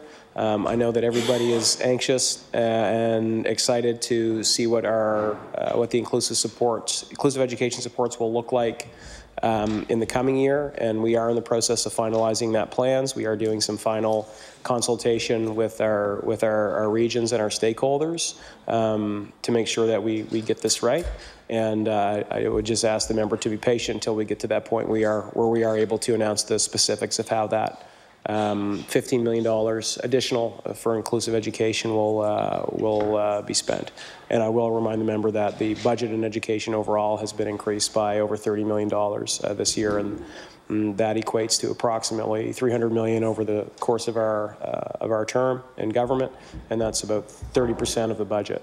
30% of the education budget the budget has been increased by approximately 30%. And that's significant considering that for the majority of our history where we've had an education department, funding has coincided with enrollment, and where we are experiencing a bit of an enrollment decline, the fact that we have seen such an infusion and increase in investments is a first for this province, and I do believe that it's helping us tackle the major issues that we know our teachers, administrators, and students and parents have been faced with. I recognize the honourable member for Dartmouth East. Thank you, Madam Chair. And I'd like to remind the minister that while investments that we're seeing in education is a positive, we have to recognize also, Madam Chair, that ensuring those investments going to the identified needs in a strategic, comprehensive way is fundamental, as the minister knows, Madam Chair. And I feel that systems of accountability built in to the Department of Education is fundamental. And I say that because I found in the span of my career, teacher accountability increased enormously, which I certainly understand why. Now this actually leads into my next topic, Madam Chair, student responsibility. So we've talked a bit about accountability in terms of the disbursement of these new expenditures for inclusion. Teachers, I've seen a lot of increases in accountability for teachers, but one topic we don't often discuss, Madam Chair, is student responsibility. And I'm curious as to whether or not the department is going to move away from credit insurance and credit recovery. My experience in the classroom, while it did help some students, I always had the concern, Madam Chair, that it was indirectly teaching some of our students to take the path of least resistance. So I'm curious if the Minister could give us an update on credit insurance and credit recovery and the plans the department has, whether to expand that or to maybe decrease it. Thank you, Madam Chair.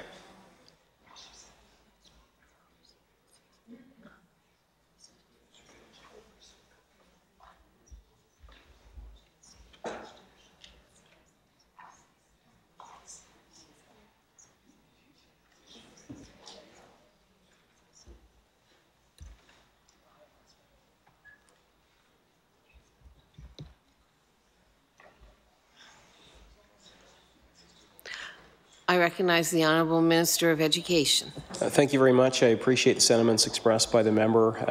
We know that credit recovery is a necessary tool in some cases to help our students achieve higher levels of success. However, assessment is an ongoing policy conversation at the level of the Council on Classroom Conditions, and there very well might be some recommendations made in this regard that do land on my desk.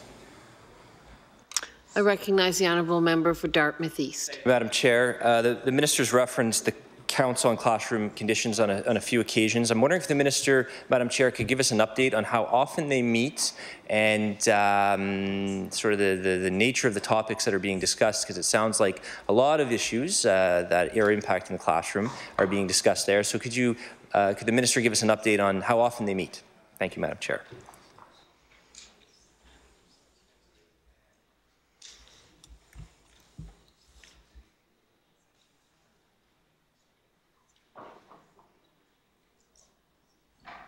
I recognize the Honourable Minister of Education.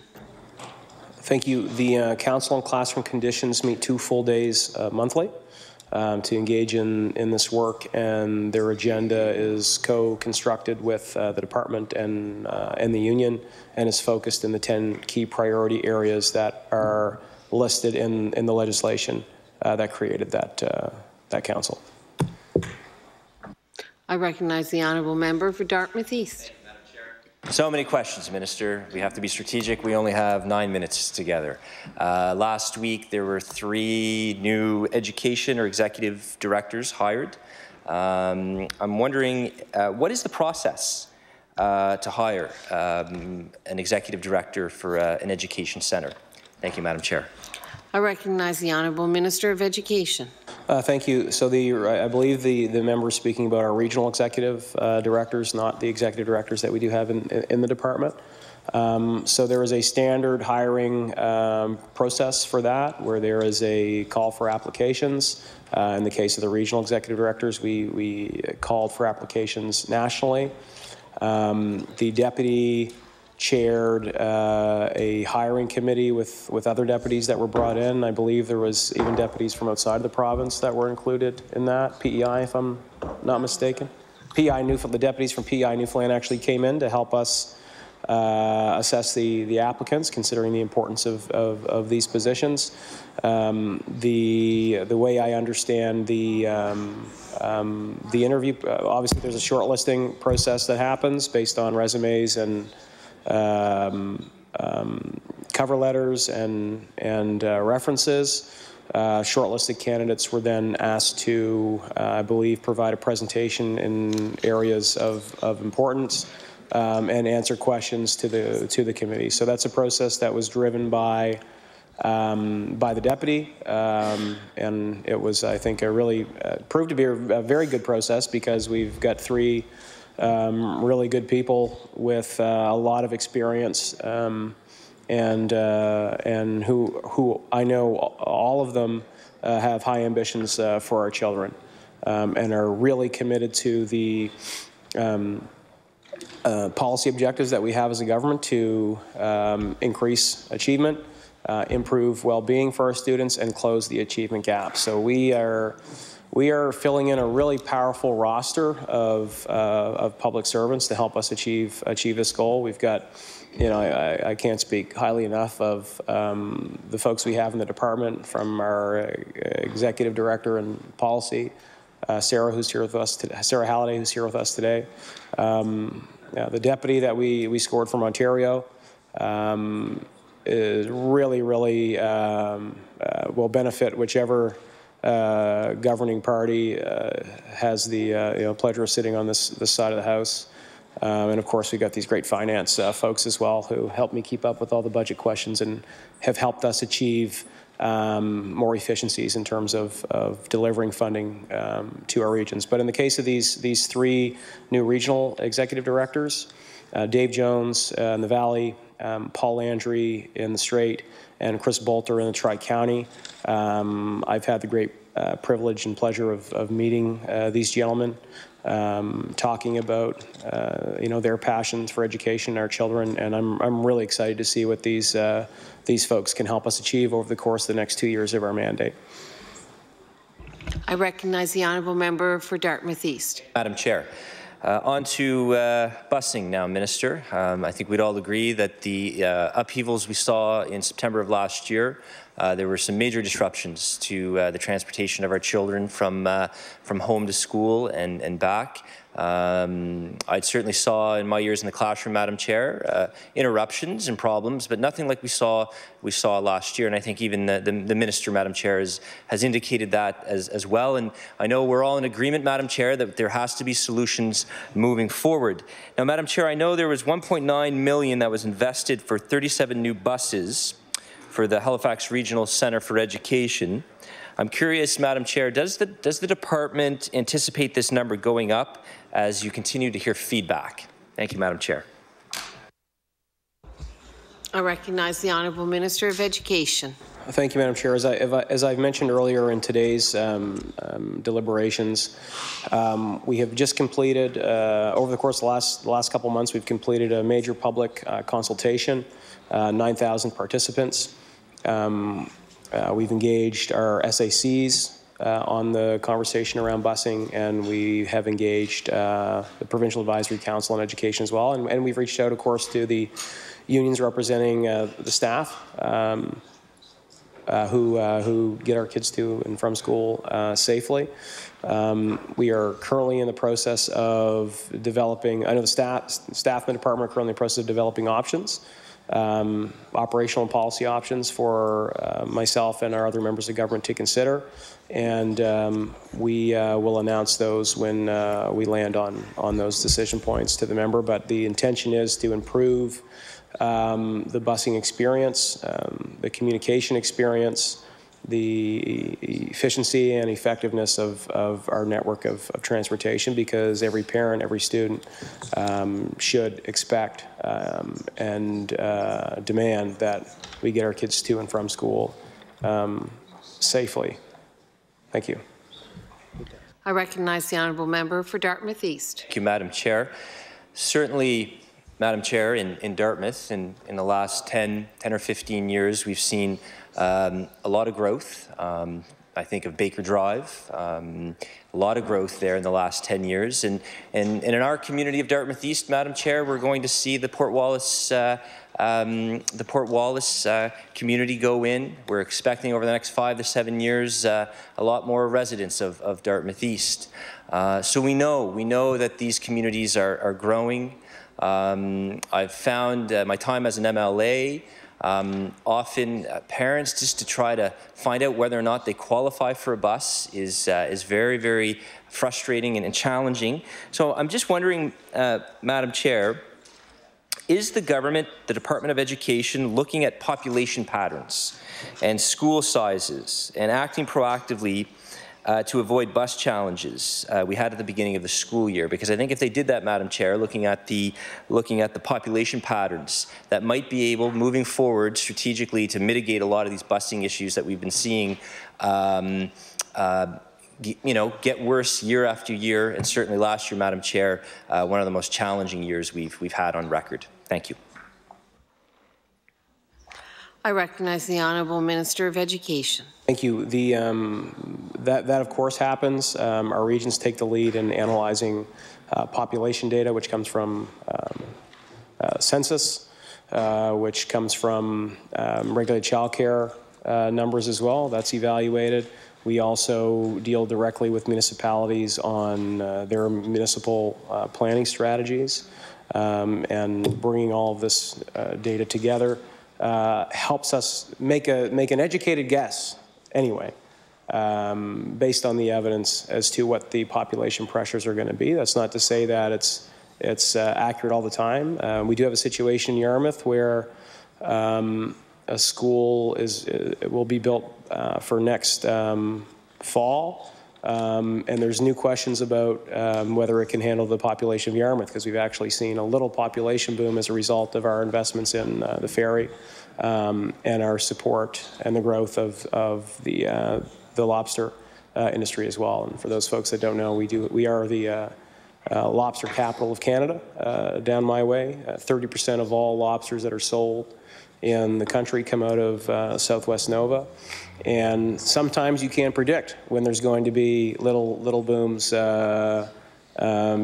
population growth, particularly in small communities like Yarmouth. So it's not a perfect science, but the process is one that gives us our best chance at making sure our buildings, our busing, our infrastructure is prepared to handle the demographics of the day.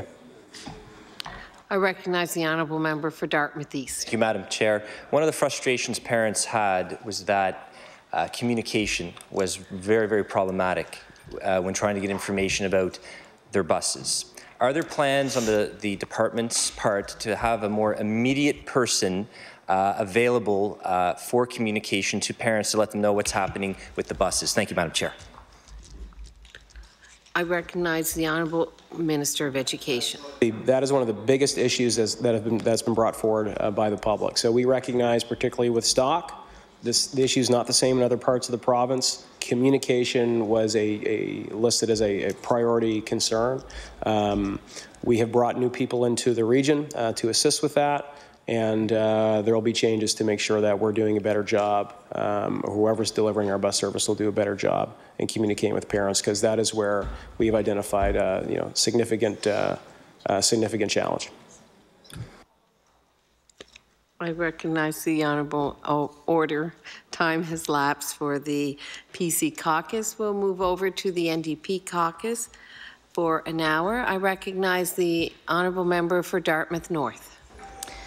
Thank you, Madam Chair. I'm just checking my email right here, and I seem to have the opposite problem that most people have about busing notifications. I think I got 6 texts or emails from no reply at HRCE telling me that our bus would be 2 hours delayed today. But anyway, I'm very happy about it. I know that many people in my constituency are not having the same good luck with buses that I am right now. Good afternoon. I'm going to start by asking some questions about the school advisory councils. In August 2018, the government announced the increased funding for school advisory councils. Can the minister tell us how much in total was given out to SACs last year and how much they will receive for the 2019-2020 budget year?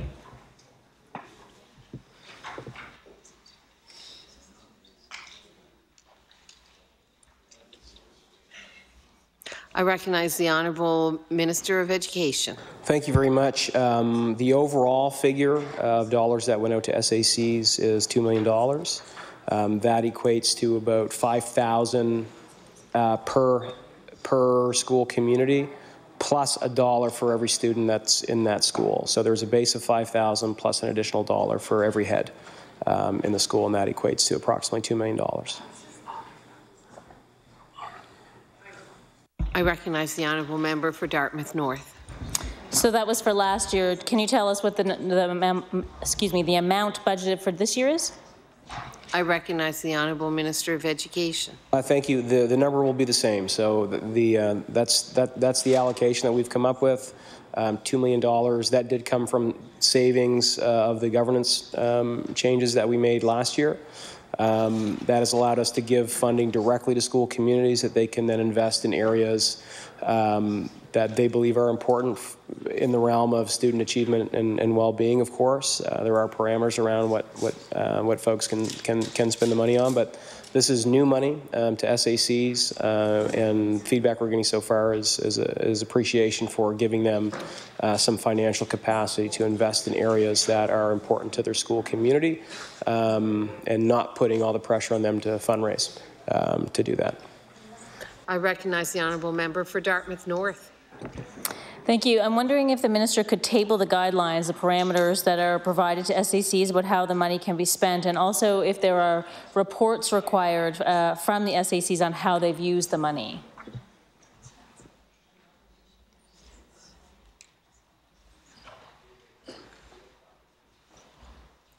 I recognize the honourable Minister of Education. Thank you. We can definitely table those documents. I will inform the member that they're also public as well. These documents were distributed to SACs, I believe, last October, late October or early November, perhaps, in some cases. These documents are available to the public, but we can definitely have staff send them in so we can table them for the member. I recognize the honourable member for Dartmouth North.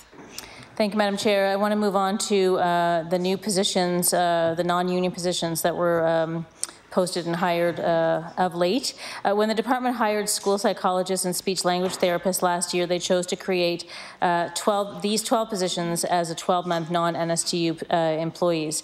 I'm wondering, for these school-based employees, what is the department's policy on reporting for work during Christmas, March break, summer, and storm days when the school buildings are closed? I recognize the honourable Minister of Education. Thank you very much.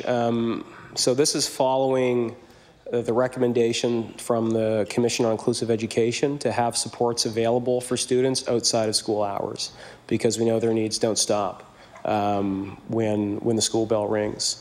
And that came directly from the Commission's recommendation. So in order to do that, we do have a new group of non-unionized, non-teaching, a new non-teaching cohort of speech pathologists and school psychologists.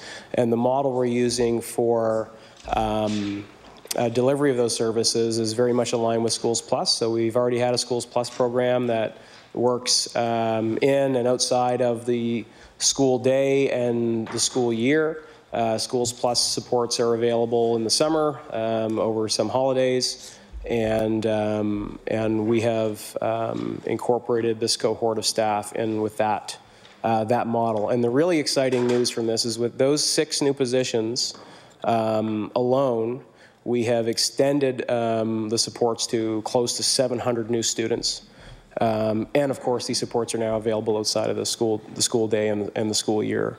There's, I think, 679 new students that we've been able to reach with these new supports, and that really speaks to the value of these professionals, these non-teaching professionals in our education system, and the reach and impact that they can have on the lives of people. I recognize the honourable member for Dartmouth North. Thank you, Madam Chair.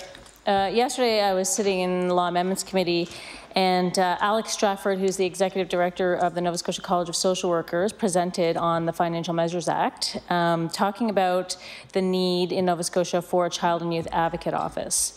He talked about the importance of such an office to protect children from systemic problems across departments, and how an advocate office could be a proactive voice in raising the concerns of children.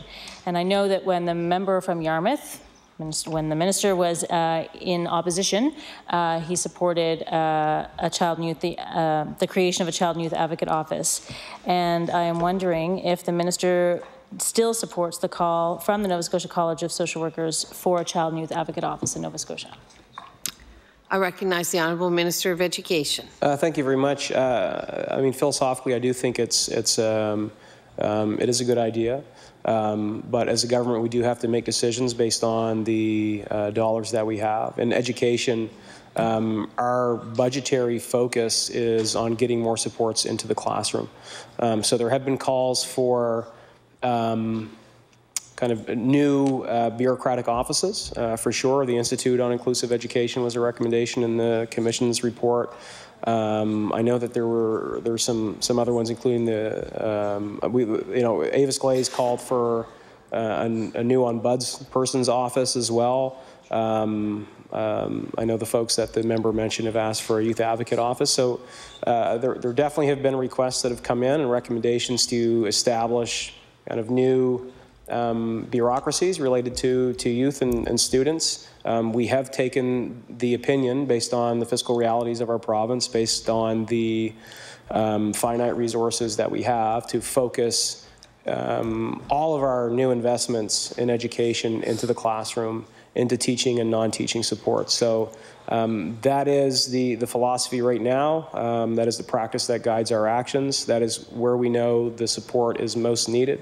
When you talk to teachers, when you talk to students, when you talk to parents, those folks generally do not advocate for new bureaucratic offices here in Halifax. Those folks are advocating for more people on the ground in our schools to help relieve pressure from our teachers, help our teachers focus on instruction and teaching and learning, and to help make sure that our students have the additional people around them to help them do their very best. So, I can say philosophically, I have no problem with that idea at all. I did table a private member's bill during my time in opposition on this. I do think it's a laudable goal. It's an idea worth consideration for sure.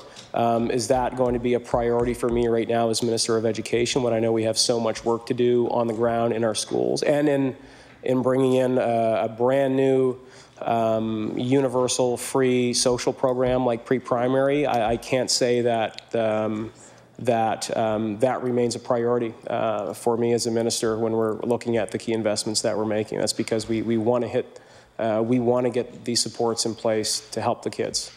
Everything we're doing is to try and help them do better, and I think the supports on the ground are needed first. I recognize the honourable member for Dartmouth North. Thank you, Madam Chair. I want to move on to some questions about childcare.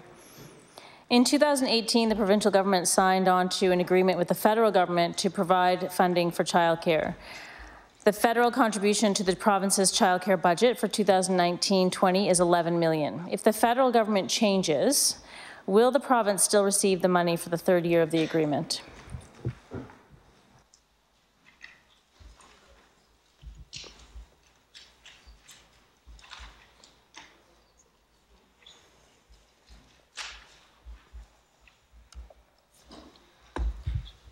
I recognize the Honourable Minister of Education. I mean, we don't control what the federal government does, but we do have a contract with the federal government right now, so the expectation of the province is that federal governments of any stripe keep their contractual agreements to us, particularly in an area of such importance as child care. We have us as a Liberal government here in the province, along with our federal Liberal counterparts, have made it a priority to improve child care, to invest and expand child care, and ensure that we have higher quality, more inclusive spaces in child care. Would I be worried if a Conservative government took over, for example? I mean, that's a hypothetical. Yeah, of course, that might create some concern for me because we've seen that party hasn't really had a focus in these important social areas as. To be fair, the NDP and the Liberals have had, but we would hope that they would keep their contractual obligation to us for sure.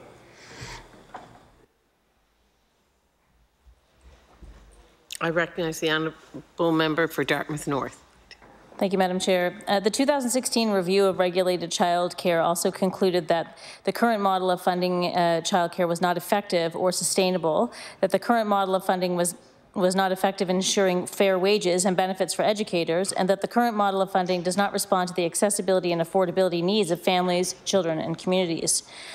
We've seen increased investment. Although we've seen increased investment through the federal money recently announced, we have not seen any real change in the funding model for childcare. Given that the model itself hasn't changed, do you think that the investments being made will address the concerns about the effectiveness and sustainability of the model?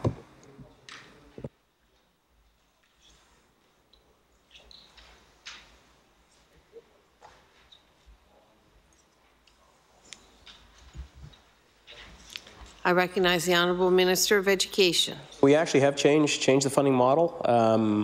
Funding from the federal government is tied into the change as well. So we are moving from a funding model where there wasn't much accountability, where there was no real ability to ensure high quality standards, to a funding model where the dollars are tied to meeting quality standards. And we actually have legislative authority now in the department to go out and make sure that these things are happening in the field. So we have our staff now have legislative authority to go out and check on these centers as well. So the funding model has changed. Funding has also increased for the regulated childcare sector. We've moved from having, I think, around $35 million a year invested into regulated childcare to close to $70 million. So we've actually almost doubled the amount of money that we're spending in regulated childcare. And so those are for quality measures, to help ensure there's more inclusive spaces, to help open up new spaces for infant care and 1 to 3 year olds, and to also expand that sector in areas where there have been childcare deserts in the province. I'll remind the member we're moving from a system where only 1 out of 4 of our preschool-age kids were accessing childcare and early learning. We are moving into a system on an ambitious schedule, 4 years, where we have 100% access to early learning through pre-primary, and where we're hoping to have greater reach with our regulated childcare sector. And at the same time, we have brought in pre-primary and ensured that 3,000 kids are now accessing and benefiting from that program. We have also expanded regulated childcare by about 1,500 spaces. At the same time, we've doubled the income criteria for subsidy. So before, if your household income was $35,000 or lower, you would qualify for subsidy. We now have a household income base of $70,000 where you are able to get subsidy, because we know that child care can be expensive, but we know how critical it is for not just for our kids, it's important for them as well, but also for parents, particularly those who want to contribute and play their part in the labor market. So there's been a lot that's happened in regulated childcare. We have expanded it. We have doubled the funding. We have brought in quality measures and accountability that weren't there before. We have made it more affordable for families who are participating. We've made it more accessible by getting into communities where it wasn't before. And this is going to have a very real impact on families and on the kids that are benefiting from these programs. I recognize the honourable member for Dartmouth North. Thank you, Madam Speaker. I mean, this all sounds like fantastic. It sounds like a place I want to live, but I also don't see that it's actually the reality on the ground for many people. So I just want to make a couple comments. Number one, my child is currently in the pre-primary program. Love it. But the only reason he can be there is because the particular place that he goes to school has a before and after school program that we pay for. It's a fantastic program, but it's only accessible to those who can afford, who are in that it's a part of the French system, and so they happen to have they already had the program in place, and so we can take advantage of that. But I know that there are many people in the province who can't access the pre-primary program yet because of the lack of before and after school care. So I do applaud that program, absolutely, and I always will. But I hope that it extends to infancy, but the fact that so many people are still prohibited, or it's prohibitive for people because they don't have the care after school is a shame. And I know there's pilot programs, but it needs to expand quickly. But the other thing I would say is that this summer we are currently looking for childcare space for my 4-year-old because he won't be 5 by the beginning of the summer. So we're hoping we can get a place in our old daycare, and that spot will be, can't wait to find out if he gets a spot how much it will be. It'll be expensive. So I guess my question is, with all of the doubling of budgets and all of those changes in terms of the subsidy, that's great that the subsidy's opened up, but how does it boil down in actual numbers and for actual people? So so number one, how many, is there a limit on subsidized spaces in childcare centers? Is there a limit to that? And if so, what is the limit? And B, what is the total number, what is it a percentage of total spaces that can be subsidized?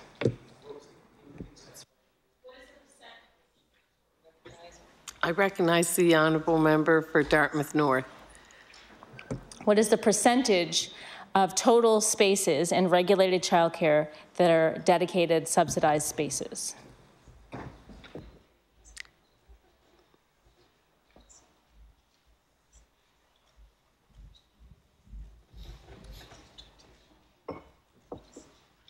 I recognize the Honourable Minister of Education.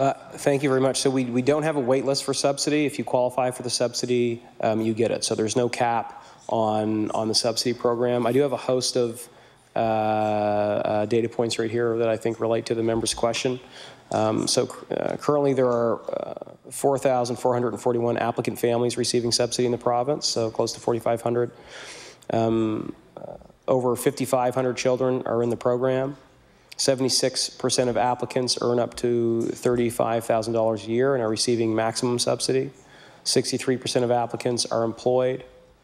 15% are enrolled in an education program. 4% are working in an education program. 8 are seeking employment. Some of this doesn't relate to the member's question, but I think I've gone over the stats that the member has asked for. I will ask staff to get us the breakdown of subsidy level per income bracket, because I think the member also wants that as well. So if we can get that document in hand here, that would be greatly appreciated, and I'll table that for the member and speak to it once I get it in my hands. I do want to just refer back to 2 questions that I had committed to answering. From one question from the member for New Waterford in relation to the library, and a question that was previously asked from the member that's currently asking questions. So I was informed by staff that the Waterford Library has been not closed but reorganized. They have turned, instead of having one space for a library, they've actually used the materials in the library to have in-class libraries in the classroom. So it is a new model, but the materials are still there and still available to students, just not housed in one area. It's now housed in the various classrooms. That's what I'm being told by our staff. And I will table the School Advisory Council spending guidelines as well for the member. But again, these are available publicly as well, but I'll make sure that she has a copy of these for today's deliberations. I'll table when a page gets to me. I recognize the honourable member for Dartmouth North. I thank the Minister for tabling those documents and some of that information. I just have 2 more quick questions about that. So basically, yeah, when I qualified for a child care subsidy several years ago, when I first qualified or when I first applied, and let me tell you, I wasn't making very much money, I qualified for $1 off a day, which, or sorry, 79 cents, I believe, was the first one. And, you know, that was fantastic, but we decided to, like, you know, leave that in the pot for somebody else. So it would be really good to know that those, you know, that the subsidies are actually meaningful subsidies and make a difference, it's even for the people who are making $70,000 a year. But the other question I had is, for those who don't qualify for the subsidy, what are people paying these days for a regulated childcare space? How much is it per month for each of the age groupings?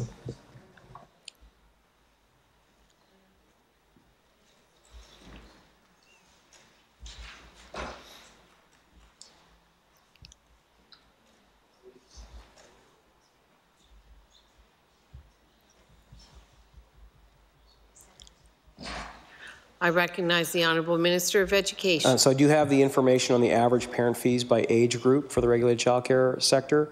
And this is, I'm assuming this is per day. Yes. Okay. Per day for infants, for a full day, that's $42 in 2017-18. This is the latest data I have is from 2017-18. For toddler, $36 for a full day, and preschooler is $35. Those are the numbers, and we're still waiting for staff to bring in the subsidy numbers as well. I recognize the Honourable Member for Dartmouth North. Thank you for those numbers. In January of this year, the Nova Scotia office of the Canadian Centre for Policy Alternatives reported that unappreciated and underpaid points out, the report was called Unappreciated and Underpaid.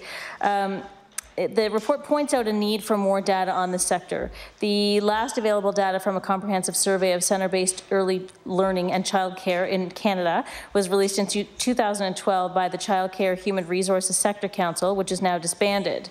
The report includes the recommendation that the government fund the regular collection of data about the ECE workforce, and that includes a comprehensive workforce survey. Do you agree, Minister, does the Minister agree with this recommendation? And is this work underway? And I ask that, I'll give you the context for why I ask it. I ask it because without the data, how will we know if the recruitment and retention efforts in this sector are effective?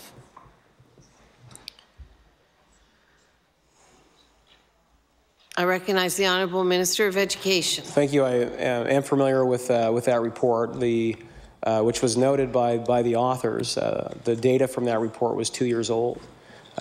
So the wages that were listed in that report, the amount invested or recommended to be invested in that report did not reflect today's environment. So I think and I'm going on memory here, but that report recommended that we have, I think, an average wage, I think it was $17 or $18 an hour in Nova Scotia. I think our average wage is now over 19. So we're actually above, in current day, the recommendation that was made in that report. Also, I believe, and again, I'm going on memory here, another recommendation in that report was to double investments into regulated childcare, which we've done in the 2 years since the data was collected for that report. And I was curious as to why the report didn't take into consideration the major investments and changes that have happened in Nova Scotia over the last 2 years. And I don't know for sure, but it might be because the author of that report was a partisan, and she did, I think, indicate that she was running the very next day for a by-election. I don't know if that's the case or not. Order. Can we lower our voices here in the chamber? It's very challenging to hear what the minister is saying. I recognize the Honourable Minister of Education. So, I mean, I don't want to extrapolate more from that than is potentially the case, but I did feel that report was inaccurate. It used data from 2 years, I think from 2016, and the landscape is entirely different. And very much in line, what we're doing now is very much in line with two of the key recommendations of that report in terms of funding and wages. I recognize the Honourable Member for Dartmouth North. I have to be honest, I didn't quite follow the minister's response on that. It went in a lot of different directions. But I guess my point is, is that the report recommended that regular data be collected by the government so that we have data to monitor the ECE workforce. And so I'm asking if the minister agrees with the recommendation that the government should be collecting data so that we can monitor how the retention and recruitment efforts that the government is, putting forward are effective. Yeah, I don't think it has anything to do with the person writing the report running for the NDP. I might be wrong about that. I recognize the Honourable Minister of Education. Yeah, thank you. The member might indeed be wrong about that, because another thing that report failed to recognize is that we do collect that data. And anyone receiving a grant from the department has to provide a report on that data to the department. So that was another fallacy in the report. And I've suggested what my theory on that is. I'll leave it up to the wisdom of the House and the public to make a determination on that. I recognize the Honourable Member for Dartmouth South. Thank you, Madam Chair. As lively as that discussion is, I suspect it won't go too far, so I'm going to move on for a moment to school food. The federal Liberal budget included an announcement of their intention to work with provinces and territories towards the creation of a national school food program, which many people in Nova Scotia have been advocating for. Most of us will have received postcards, which were addressed both to federal members and to MLAs. People were happy about the federal announcement, but there was no funding attached. And so my question to the minister is, does he support the creation of a school food program? I recognize the Honourable Minister of Education. So there's I think now we have 100% coverage on a breakfast program for schools. I believe, correct me if I'm wrong, but I think every single school or family of schools in the province now has a breakfast program. We also are providing nourishing snacks for our pre-primary program as well. And I believe a meal as well for that program. So yeah, this issue is really important. We know kids or students are going to do better when they're fed, and we want to make sure that that's happening. And I think we can speak to the success we've had with our breakfast program in that regard. Sorry, we don't have 100% coverage yet. Let me correct myself. We're at 93%. Of our schools have access now to the breakfast program. So we're not quite at 100, but we're going to keep working with our partners to get to 100. I recognize the Honourable Member for Dartmouth South. Thank you, Madam Chair.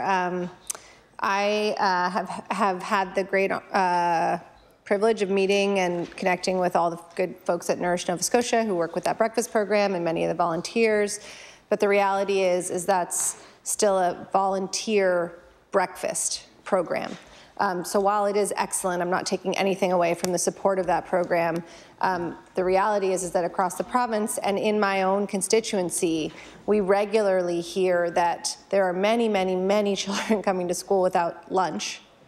And further, that there is a direct correlation. There have been reports and studies about this, but certainly it's directly observable from teachers and librarians that there's a direct correlation with this and both behavioral problems as well as academic achievement. So, you know, as the department moves to sort of completely restructure our education system, you know, in ways that we're not totally fond of, but that the department seems determined to do. I would suggest that school food is a huge thing to consider. And so I guess I would ask the minister again, is this a part of the puzzle? Is this something that the department is thinking about as they look forward in the educational landscape?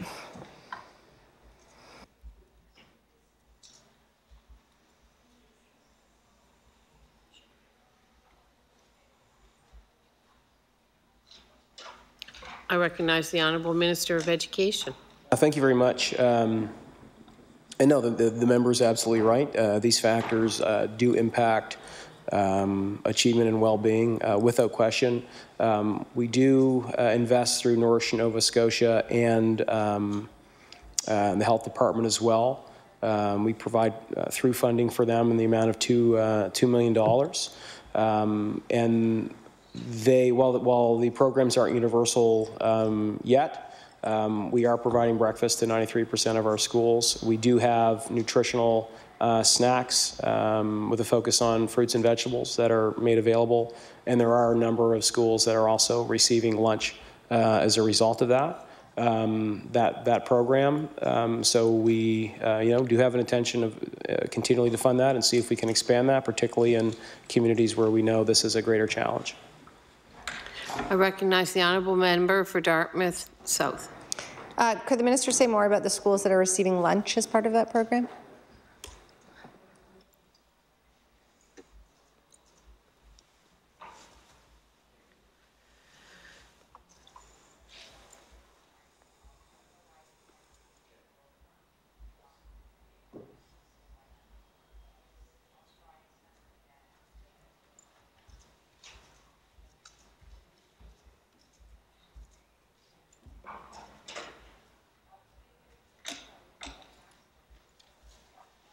I recognize the Honourable Minister of Education. We will endeavour to collect a list of the schools that are receiving lunch as part of this program. There's also a lot happening at the local level as well, particularly in the Valley, where there is partnerships with local producers. And this isn't because of the department coming from the top down and telling our principals and our staff to do that. They're taking it upon themselves. We do have a process where our school communities will recognize a need. They work through Nourish Nova Scotia, the department and the Department of Health. We help them address that need. But also some schools have been really innovative in finding these partnerships locally as well. So, are we at a universal food program that does include both breakfast and lunch? Right now, we're not, but I think we've made incredible progress in recent years in this regard, and we're committed to seeing that progress continue. I recognize the honourable member for Dartmouth South. Thank you, Madam Chair. Without in any way diminishing that progress, if I go back to my initial question, my understanding, and I look forward to seeing the information if this is not the case, because this is my understanding from Nourish, is that those are breakfast programs. I mean, there may be some places where enterprising volunteers have stretched breakfast supplies towards lunch, but that the category is breakfast. But the other piece of that is that my understanding is also that they're all volunteer programs. So no, it's not top down, but also, it's also not, as far as we can see, actively supported by the department in terms of staffing. So I know in my own constituency, Debbie McDonald at Dartmouth South Academy is the librarian, but she basically has a second full-time volunteer job off the side of her desk, which is running the breakfast program and collecting food and advocating for space. And so I'm wondering, are there any paid staff of the department who have food as their portfolio, either frontline, in terms of this breakfast program, not a sort of cafeteria worker, or in the administration?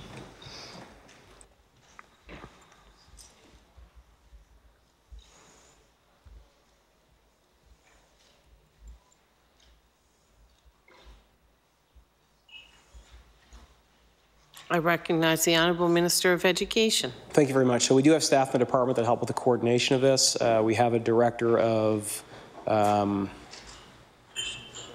personal development and wellness that is the administrative lead within the department. But yeah, we recognize that we're leaning on volunteers in our communities, and thankfully volunteers are stepping up to the plate. And doing their part for our communities. And as a result, we have 93% of our schools that are accessing these programs in a way that's helping kids fill their bellies every single day. It is labeled the breakfast program, but there is no that is not to say that it needs to be limited to breakfast. So there are some school communities that are stretching their resources in a way that is allowing them to provide healthy snacks throughout the day. Some have stretched their resources to include lunch as well.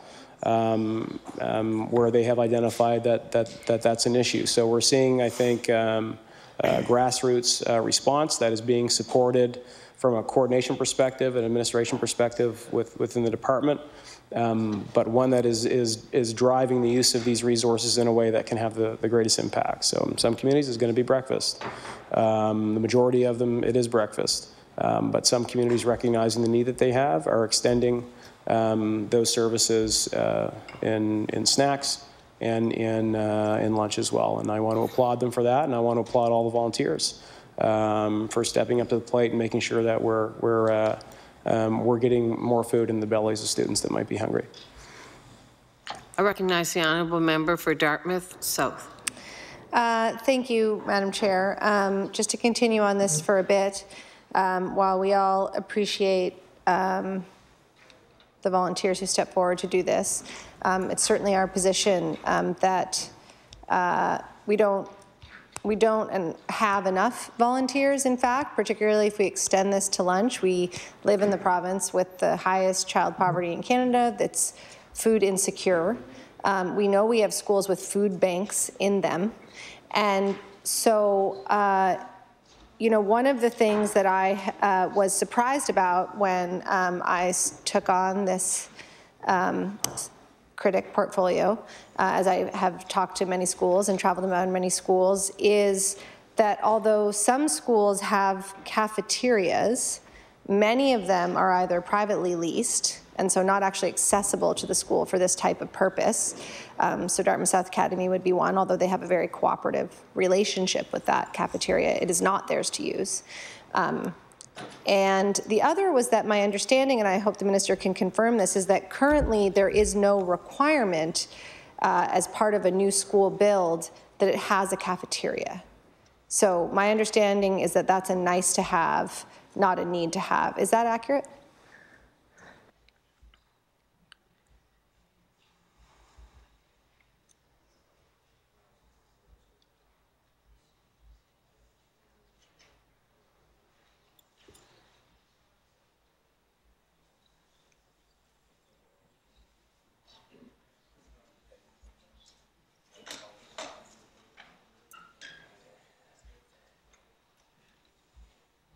I recognize the Honourable Minister of Education. So not aware of any regulation or policy mandating there to be a cafeteria or not. They tend to be standard in the higher grades. In high school, I mean, generally speaking, you're going to see a cafeteria that is not standardized in the lower grades.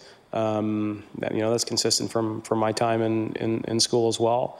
On the new builds, there's a heavy focus on community engagement with the design as well. So really, elements in this regard can very much be up to the community to decide where their capital focus is going to be. But I mean, generally speaking, higher grades you see cafeterias, lower grades you don't.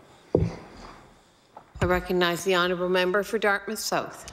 Thank you, Madam Chair. So when the minister said it's up to the community to decide, it means it's up to the community to pay for, is my understanding. Well, the community can't just say, oh yeah, we need a cafeteria. It's not a part of a standard build envelope. So my understanding, and I could be corrected if I'm wrong, is that like bleachers in a gymnasium or a standard sized gym, these are all things that can be built, but they need to be built with support, financial support from the community. And not out of the budget of government. Now, if I'm misspeaking, please correct me.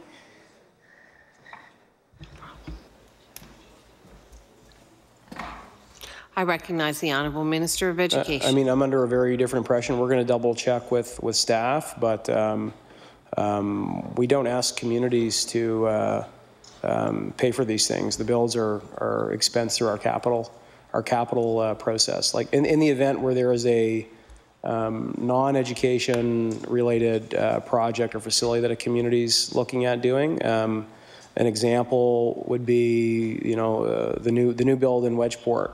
Community's looking for a cultural center. So that is not something that we would pay for. We can accommodate that in the design of the school and make sure that we that's part of the RFP and that's incorporated into the design of the school. But when you're looking at projects like that, there are other funding opportunities. This one in particular would be the federal government. So there are times when there's a specific, unique desire that a community has that they might, try to put money up on the table to get it done. Baseball field could be an example of that. But in terms of the standard cafeteria, gym, these sorts of things, those are all funded through our capital process in the department. Unless staff tell me differently, that's my impression. I recognize the honourable member for Dartmouth South. Thank you, Madam Chair, and I look forward to clarification on that point. I'm wondering if communities are also given the choice as to whether or not those cafeterias are run as kind of nonprofit community projects that actually feed the school, or whether they get a say in whether they're leased to a private third company that might use them for the school and for other purposes.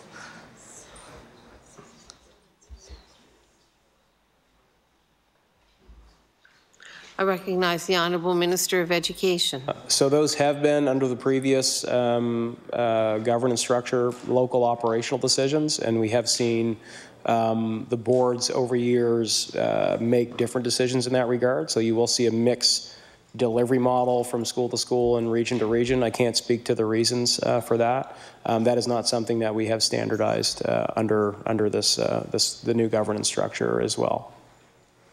I recognize the honourable member for Dartmouth South. Thank you. So to be clear, that's the decision of what would now be the regional centre, not the community itself. I recognize the honourable Minister of Education. It is a local operational decision that I'm sure is very much informed by community feedback. Community has always and will continue to have an ability to provide feedback, and particularly in the design phase of schools. So I don't agree that the community wouldn't have a say in that. I mean, I in fact think they probably have over the years. But I mean, I can't speak to all the mixed models. We're inheriting a lot of this as well in the department with the new governance changes. But the reality is, school boards have chosen, I'm not sure, based on whatever the reasons were, financial, community input, operational capacity, to have different models that are in our schools, and that's the reality. I recognize the honourable member for Dartmouth South. How does the community provide feedback of that kind?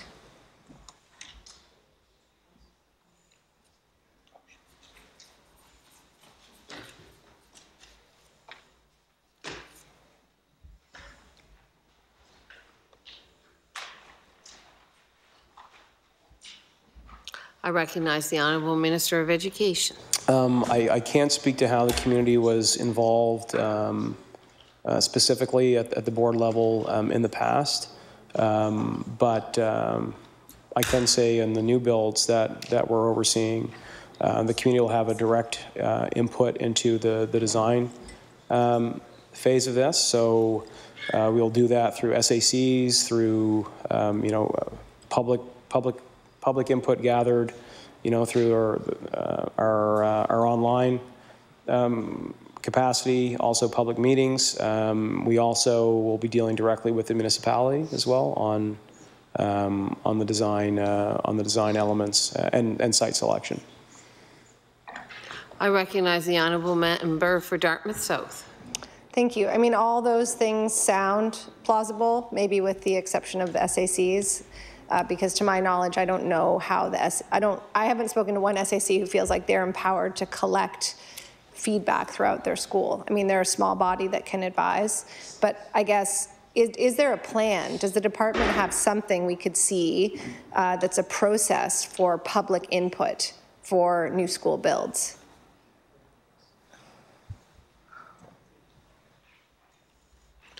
I recognize the honourable Minister of Education. We are hopefully in the final stages of getting the actual process approved. And so we'll make sure that the member receives that. That will articulate basically every step of the consult. We've developed it over the course of recent months, and we are just going through our approval processes in government to finalize that. So once that's done, that will be made public, and we'll make sure that the member is able to get a copy of that. I recognize the honourable member for Dartmouth South. Thank you. And I guess just a last question on this. Can the minister tell me what percentage of schools in the province do not have a kitchen or cafeteria? I recognize the Honourable Minister of Education. That's not something we have right now. I don't know that the previous boards collected that information. So I know we've never had that information in the department. If that information is available, it would have been in the boards, and I'm not sure how that's been compiled over the years under the previous system. I recognize the Honourable Minister. The Honourable Member for Dartmouth North. South. Thank you, Madam Chair. I want to move on to a question about the Technology Advantage program. So last month, the government announced that they would be offering a pilot of this Technology Advantage program with IBM, I believe. And so those would be offered to the junior high schools that feed into Cole Harbour District High, JL Ilsley, and Yarmouth Consolidated, is my understanding. And I'm wondering if the minister can tell me what criteria were used to select the schools that would be included in this pilot.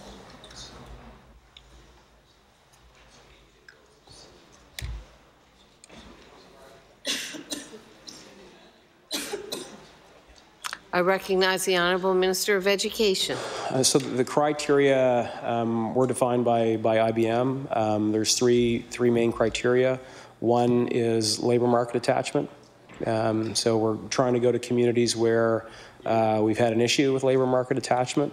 The second criteria is proximity to an NSCC campus, because again, this program entails tuition support for the first 2 years of a post-secondary program. So labor market attachment, proximity to NCC, and proximity to an IT company as well. So obviously we have plenty here in Halifax, in Yarmouth. There's web.com. So those are the three criteria as defined by IBM that we followed.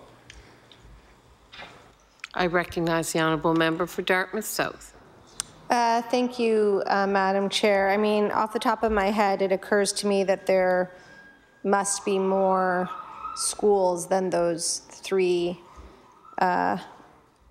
schools that fall in Liberal ridings that would have fit this criteria.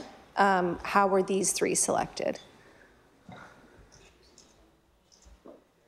I recognize the Honourable Minister of Education. There actually there isn't that many in the province.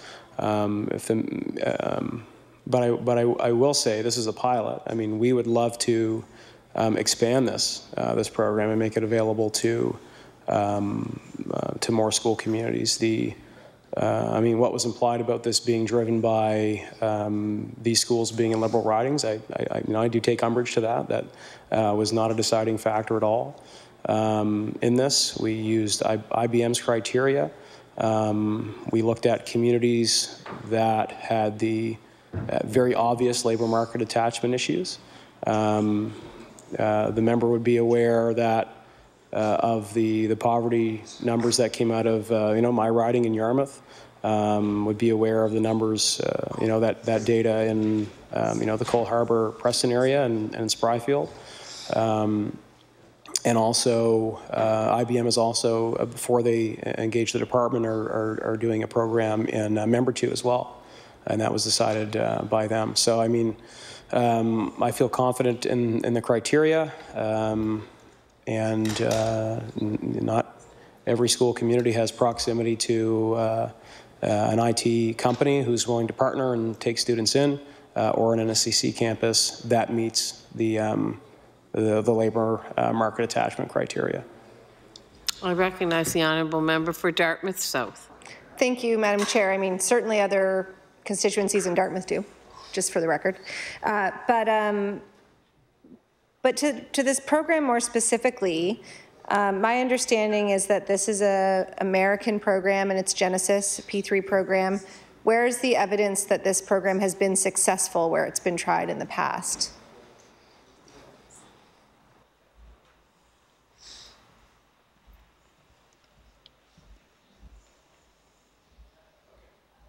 I recognize the Honourable Minister of Education.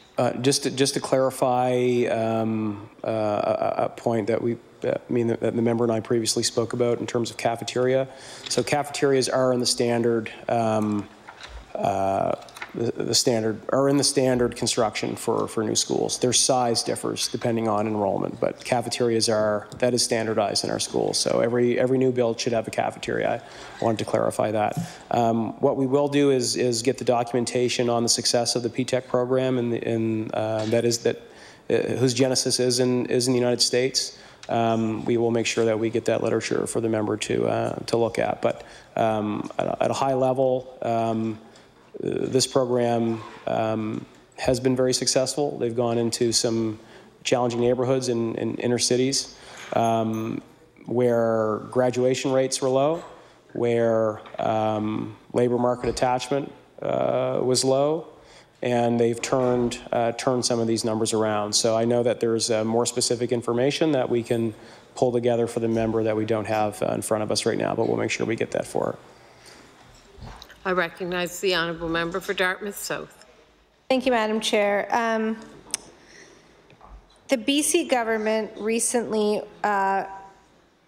instituted a requirement that all public schools in British Columbia provide free menstrual products for all students in school bathrooms. Many different people in this chamber in the last couple of months have referenced the notion of period poverty. That, there's standard issue toilet paper that we find in our washrooms, which doesn't discriminate by gender, but half of the population also experiences menstruation, and we don't have standard issue products for that, and that when people are living in poverty, those are very expensive items. So we know that there are pharmacies in Dartmouth that are starting to stock and provide those, but I'm wondering if the minister could speak about what is happening in Nova Scotia to that end, and whether Nova Scotia is considering an initiative like that in British Columbia. I recognize the Honourable Minister of Education. We actually are having conversations on that as we speak. The member from Halifax Atlantic has been a particular champion. He's somewhere. He's in the red room. Has been a particular champion in that regard. So we do have those products available. I think it's either through mostly guidance offices. We recognize that might create some barriers in terms of people being comfortable to ask for those products. So we are investigating ways that we can ensure that they are more accessible and that students don't have to ask for them. So that is a conversation that's ongoing right now within the department and our caucus. I recognize the Honourable Member for Dartmouth South. Thank you. Thank you for that response. I look forward to great news on that front. I want to ask a couple questions about school administration qualifications. Our understanding is that in the HRCE there's been a change in the qualifications required for people applying for administrative positions. So the job description in 2016 included a master's degree in education or equivalent, or current enrollment in a master's degree. The job description sent to teachers in the HRCE earlier this week did not include this degree requirement in the qualifications. Can the minister speak to why a master's degree has been removed from the list of qualifications for school administrators?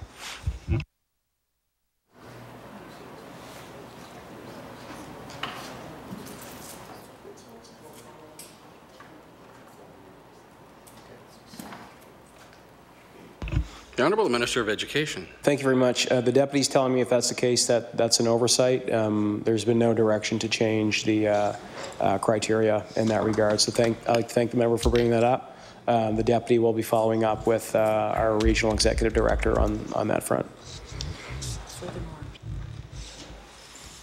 The honourable member for Dartmouth South. Come on, Mr. Chair, you don't remember my constituency? I was just looking at where you were sitting, and I wanted to make sure I called the right one. I'm just joking. Thank you, Mr. Chair. Well, my follow-up was whether that change has been standard across, so I'll just look forward to information from you that that was an error and that that requirement hasn't changed. Honourable the Minister of Education.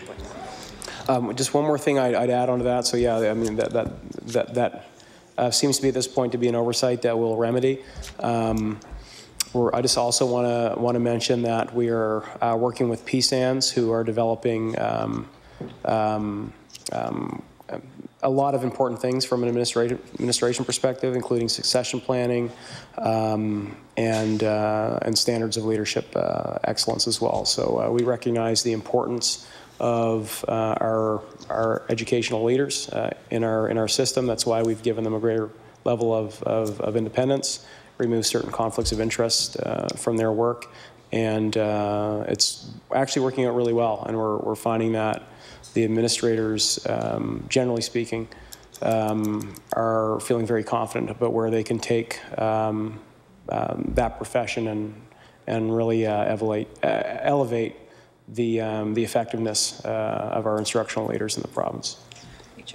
Honourable member for Dartmouth South.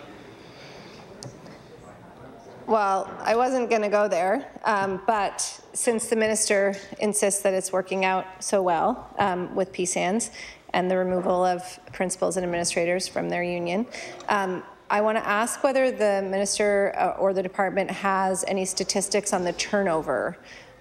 So people leaving that principal administrator role like over the last 5 years, because my understanding is that the trend is sharply up, but I wonder if that's the case.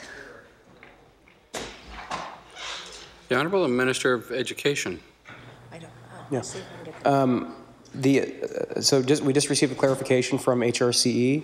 They have not changed the criteria, and that was reflected in their posting. I think what has happened is there was an NSTU posting that had inaccurate information on it. That's what we're getting right now. But thanks for bringing that to our attention. The turnover last year, once we made the changes, was about 97%. So we had almost 100% of our administrators that joined us in the new system.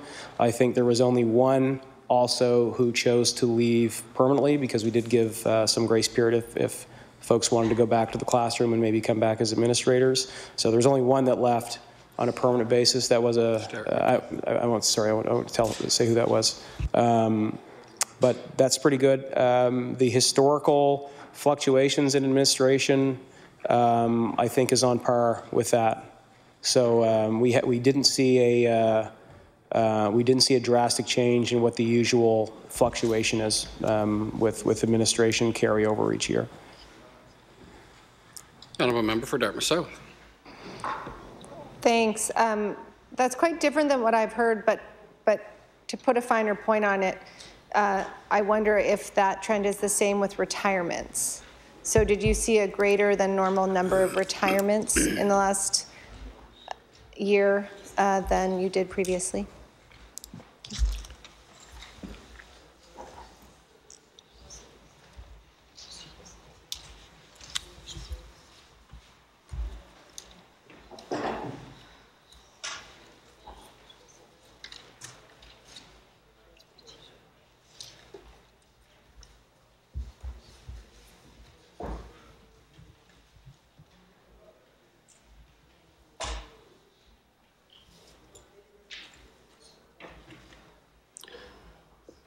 The Honourable Minister of Education. When you we do have the data, so I do want to get that for the House, and we will table it for the member. But what we experienced looking at both retirements and individuals choosing to go back into the classroom is we actually had less people do that than Order, please. Than the average. Time for the NDP caucus has expired. I'll now recognize the honourable member for Dartmouth East for the Progressive Conservative caucus. Break. Certainly, Minister. We shall take a break.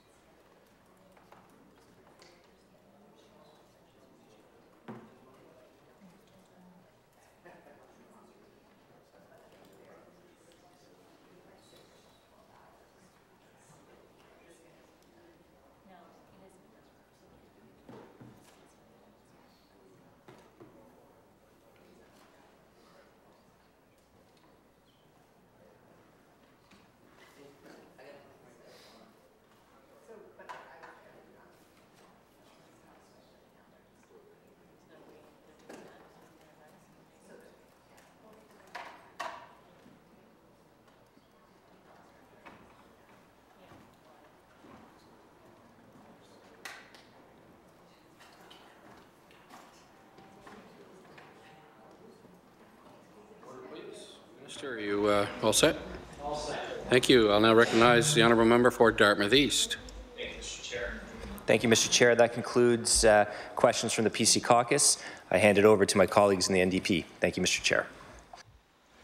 Thank you very much. Merci. I'll now recognize for the NDP caucus the honourable member for Dartmouth South. Thank you, Mr. Chair. When the Halifax Regional School Board still existed, they took leadership on analyzing incidents of racism and discrimination in schools. I know that that is still being done in some capacity in the department.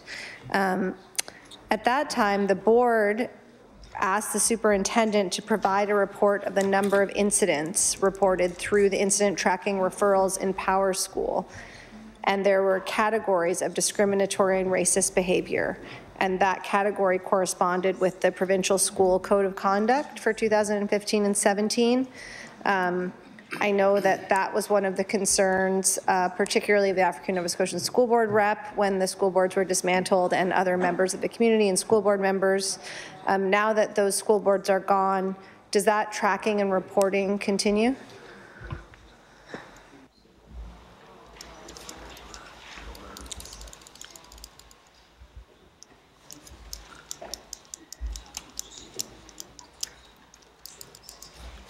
Honourable the Minister of Education. Thank you very much. I can confirm for the member that data is still being collected. That work is still ongoing. Also recognizing and changing the governance structure and losing some of the voices that were on those independent boards. We have enhanced the voices of the African Nova Scotian community and Mi'kmaq community within the department and management positions and on Provincial Advisory Council as well. So we do recognize the concern from those communities on losing voices that they had fought for on those regional school boards, but we still did hear, from those folks a recognition that the governance structure was not helping us achieve what we're trying to go after, and that's reducing the achievement gap between our students. So those voices are still prominent in their advisory capacity with the department and in the management capacity within the department. Honourable member for Dartmouth South. Thank you, Mr. Chair. Can the minister table the number of incidents reported through those tracking referrals in the past year, particularly under the category of discriminatory and racist behavior?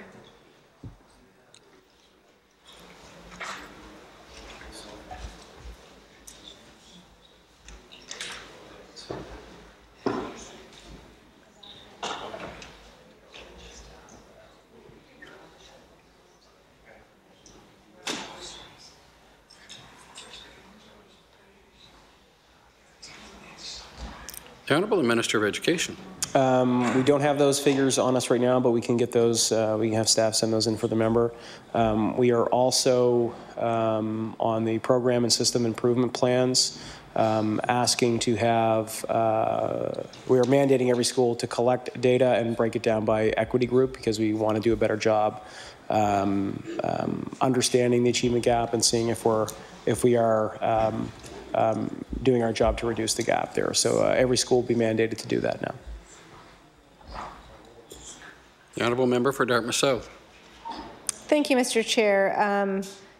I mean, part of it is the achievement gap, but also part of it is just racist incidents, right, that we want to eradicate from our educational system.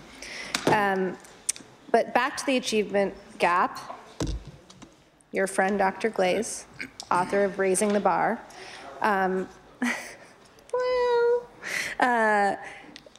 called the achievement gap for African Nova Scotian and Mi'kmaq students a persistent and troubling problem that must be addressed. The minister just spoke of enhancing the capacity of the department to deal with that. Can you speak with some more detail about exactly how the department is doing that, and in particular programs or staffing allocations in this budget, aside from those executive director positions? With respect, I'm not that interested in the PACE members. I mean, as the minister said, PACE exists to advise the minister. That advice may or may not be followed. I mean, I acknowledge that there is some consultation there, but I'm more interested in departmental, paid staff and programs.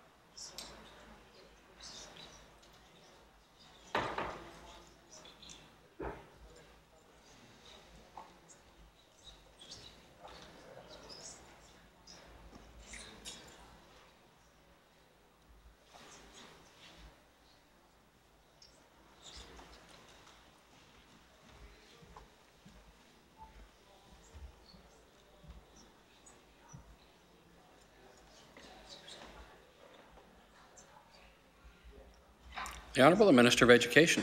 So in terms of the department and regional resources, we do have new executive director positions for Africa, Nova Scotia and Mi'kmaq Learning. They are connected directly to the coordinators in our region and the student support workers in our schools.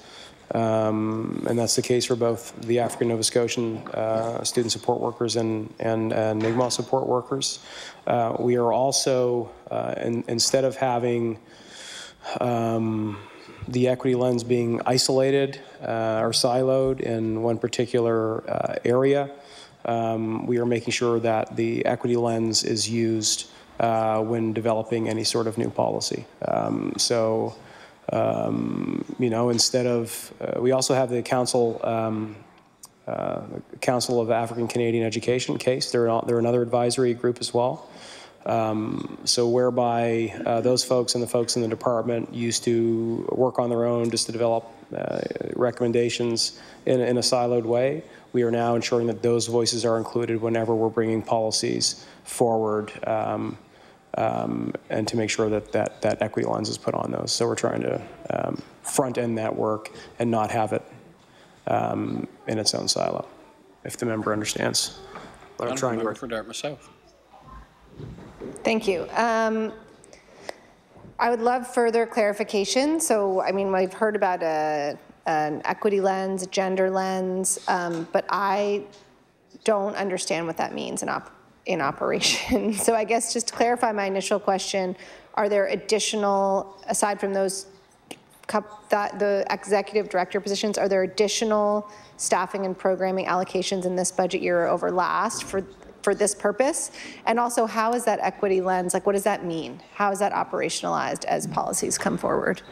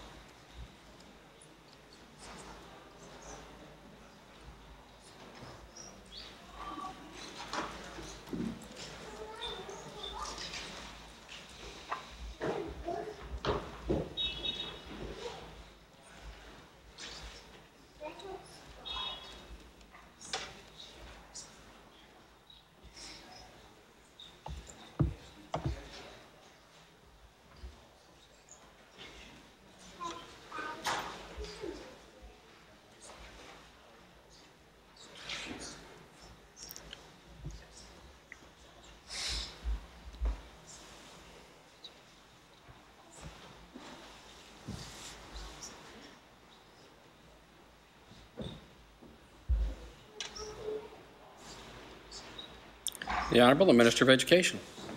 Thank you very much. So the in terms of so there's no new staffing out in the field. The two new executive director positions are the new positions. However, they are now directly linked to all of those folks, and they are now linked into the department, which is very different than what happened before. What I'm talking about when we look at an equity lens is, and this comes out of the Inclusive Education report, is we need to look at our mandate for inclusive education, which involves breaking down any barriers to achievement and well-being, and we're making sure that we now have that that lens used for every single policy change, every single investment that's coming through the department. So I hope that answers the member's question. Honourable Member for Dartmouth South. Thank you. I know what the lens is, but I'm curious on how it's applied. So for instance, I mean, just as an analog, when we were told that there was an equity lens used by all departments by the finance minister, and then we FOIPOP that to see what the application was, we got nothing. So what I want to understand is, how is that applied?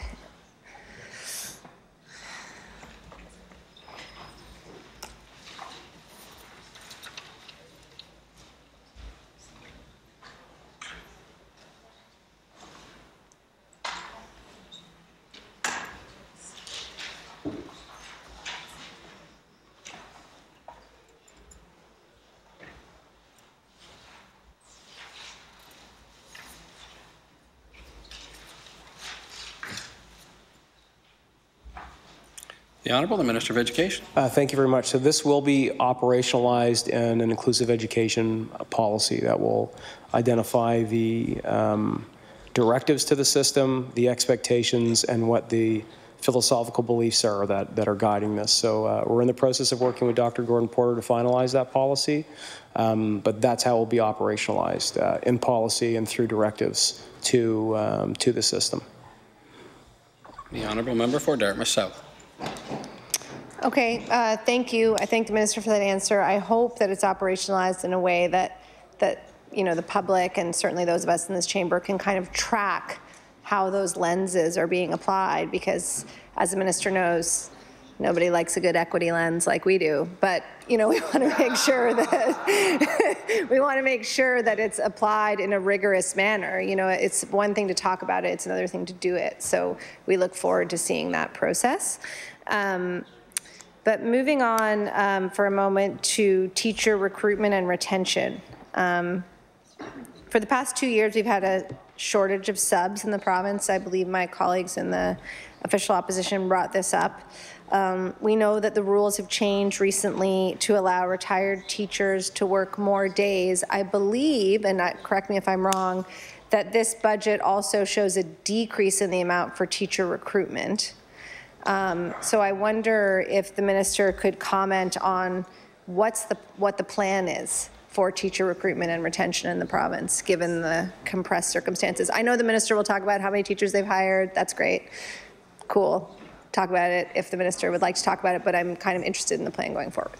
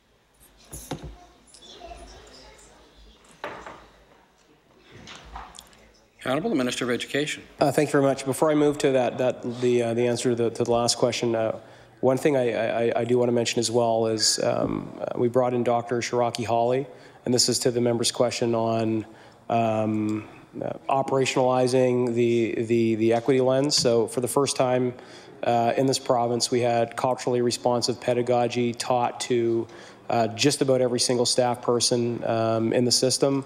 And that includes teachers, administrators, and support staff. The feedback from that was really profound. We were kind of monitoring the Twitter feeds, the social media responses, and also we had a lot of unsolicited feedback come into the department as well, where a lot of teachers in particular indicated that they had a new way of looking at these issues, a new way of evaluating their behavior. We know that you know, certain parts of that aren't going to change overnight, but I just want to mention, remember, that's another way where you can see real tangible operational application of what we're trying to do. In relation to recruitment, so the member's right, if she would have expanded a bit more, then I probably wouldn't need to mention all the hires that have happened, but we did hire the sub pool. They're now working full time. You know, that's a good thing, but on the other side, you are creating a substitute pressure.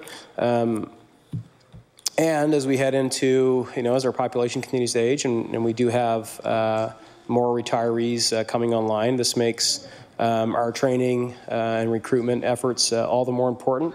So there's a number of things that we're doing in that regard. One is working with our BED providers in Nova Scotia to make sure we do a better job tailoring our BED programs to produce graduates to meet the needs of the system. Produce graduates in the areas where we know there is a deficit. You know, math and French would be two key examples. We also have a program of supporting our support workers, so EAs, TAs, PAs, whichever they're called in whatever region, to help them achieve their BED, if that's something that they're interested in. So that is particularly being used in the Tri-County area, and we're hoping to expand that beyond there as well. We've also had a focus on diversifying the teaching, administrative, and support staff population as well. I'm happy to note that I think from the Mount, if I'm not mistaken, we have the first cohort of all African Nova Scotian guidance counselors that are actually graduating this spring. They will be introduced into the system. And so on top of those things, of course, we are in other Canadian jurisdictions. Yeah. I love that sound. When they say you don't know until you're a parent, it's true. That's not a sound I ever loved before the last 2 years, but that's a sound I love and cherish now. Sound of children. So beyond the work on the BED, tailoring our programs to produce graduates to meet the needs of the system, the focus on diversifying our workforce and having specified grants and programs for those folks, and helping our support staff upgrade. We are also in recruitment mode across the province. We're in other jurisdictions, selling our province, selling the investments that are happening here in Nova Scotia, selling all the non-teaching supports that are coming online and are supporting our teachers and helping them with doing their work and helping them with their quality of life. And we're particularly going after the Ontario market, as I've mentioned before, considering that it sounds like there might be some large-scale layoffs there in teaching. Also a cohort of BED grads in Ontario that just might be needing to look for work in other jurisdictions. So and the member also mentioned allowing graduate holders in specific fields of study to sub without having a BED. So those are a host of things that we're doing right now to try and not just deal with the substitute pressure we're having, but make sure we have the people in place that we require to keep delivering high quality education. The honourable member for Dartmouth South. Thank you, Mr. Chair. So just to one question I had buried in there, my understanding is that the line for teacher recruitment has gone down in the budget. Can you confirm that?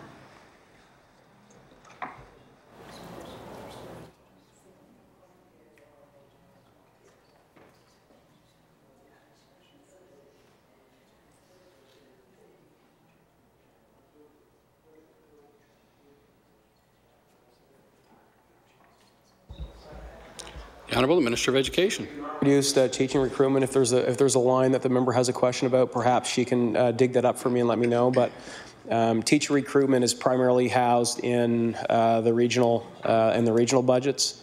They're the ones that are doing the recruitment. That's where the budget is housed, and those dollars have not been reduced. So I'm not sure exactly what the member's referring to.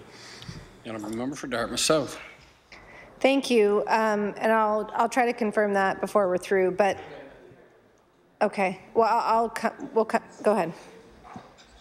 The Honourable Minister of Education. Member might be pointing to page 7.6, where there is there's a reduction in teacher education. That might be it. That is a result of a current vacancy that we have right now. That's not a reduction in teacher recruitment dollars, just to clarify. The Honourable Member for Dartmouth South. Thank you, Mr. Chair.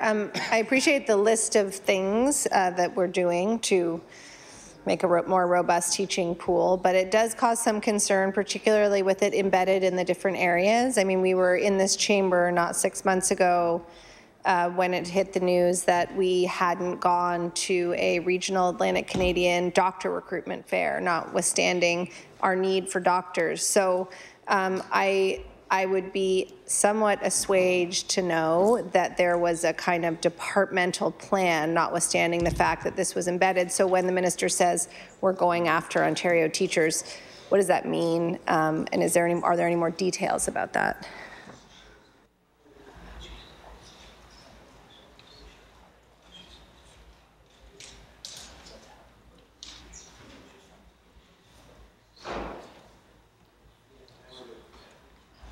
The Honourable Minister of Education. So we're working with the regions. They're helping us identify where their pressures are. The department is engaged in going out and actively doing recruitment. So I've listed a number of things we're doing already. The member reminded me that we also go to career fairs. We reach out to faculty associations directly. And that's also coupled with paid advertising, social media advertising. So, I mean, we try to penetrate those markets to the best of our ability, get directly to our audience, and tell our story. And hopefully it will result in a good year for recruitment to Nova Scotia. The Honourable Member for Dartmouth South. Thank you, Mr. Chair. I guess it's better you're telling the story than me. But moving on, a March 27th media article reported that the latest Early Development Instrument, EDI, results for the province showed that nearly a third of grade primary students in Nova Scotia with signs of developmental challenges and missed milestones as they enter school. Now, I know that the minister has spoken on many occasions about this as one piece of pre-primary, that there is the opportunity to identify these kind of missed milestones. I know that there's also inclusion funding provided to licensed childcare for inclusion for these students who need that extra help. I'm wondering, how is that inclusion funding calculated? Is it calculated based on population data from the EDI or on the specific needs of individuals enrolled in the childcare?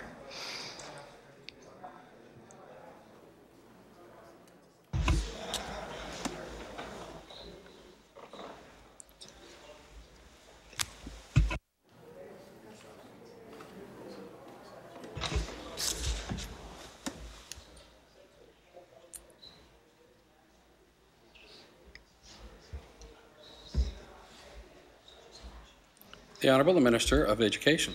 So that funding is distributed on an application basis. So the folks in the classroom will identify additional needs or financial resources that are needed. They send an application to the department and we respond.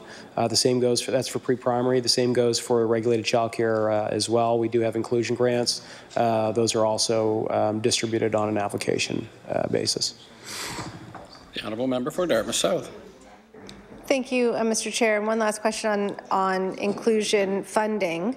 I've heard from a number of resource teachers in schools in the last year that because the allocations for support are made at the beginning of the school year, like moving into the school year, you know, the FTEs and the supports and the teachers and all of that, that this presents a problem particularly for many schools in the metro area because there has been such a large influx of students who are moving to this area just generally, but particularly students with developmental challenges and other divergent needs who find more resources in the city and who move in. And so I know that many schools, you know, have enrollment of upwards of 4 or 5 or 6 students with, you know, identified special needs in the course of a school year, but are completely unable to access, my understanding is, any additional funding or staffing support.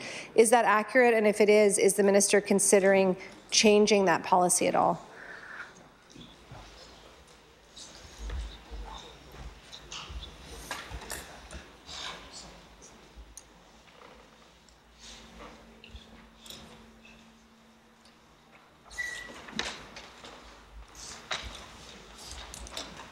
The Honourable Minister of Education.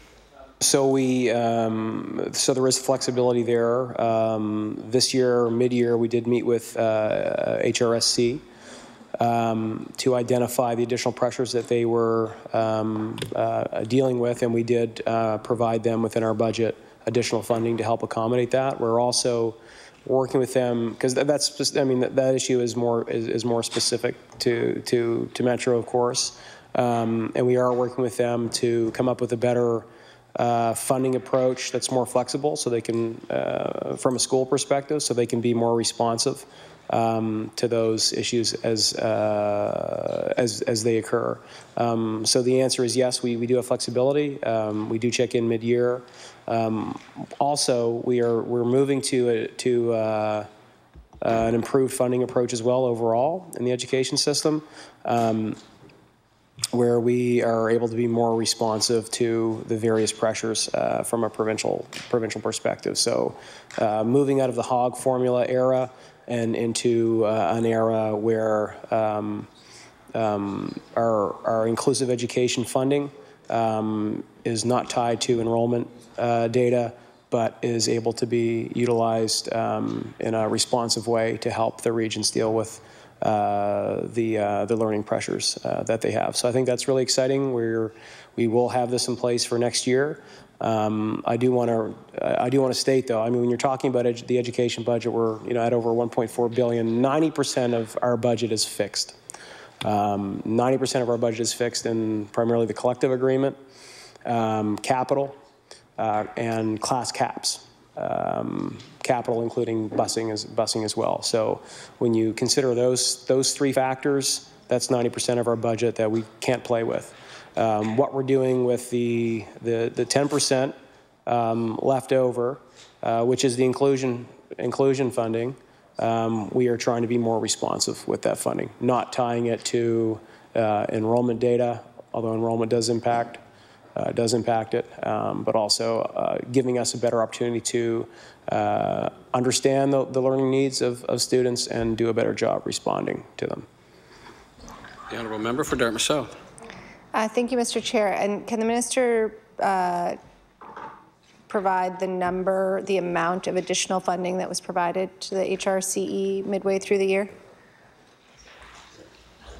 The Honourable Minister of Education. We can get that to the member. Don't have that in our estimates book. The honourable member for Dartmouth South. Thank you, Mr. Chair. That concludes our questions for the Education Minister this evening. Any further questions at the? I would invite the Honourable Minister of Education to offer any closing remarks he has before reading his resolution E5. Thank you very much. I just want to thank the members opposite for, I think, the very thoughtful questions that were presented. We did our best to answer them. I know we have some outstanding information that we'll make sure we provide to the House, but I know this is an issue that is passionate, that elicits passion in all of us. We're talking about our kids, we're talking about our future, and I know that in this case that drove some very productive conversation and questioning, and some members are very good at really digging into this and challenging us to look at how we're approaching funding and where the dollars are going, and that is helpful from my perspective as well as a minister. It makes me better and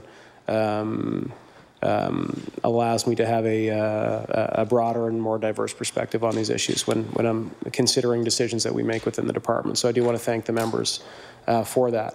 And that said, I'd like to move that the sum not exceeding $1,429,342,000 be granted to the Lieutenant Governor to defray expenses in respect of the Department of Education and Early Childhood Development pursuant to the estimate. Thank you, Minister. Does the resolution stand? The resolution is stood. We'll take a short recess while we await our next team, which I believe is the Department of Transportation and Infrastructure Renewal.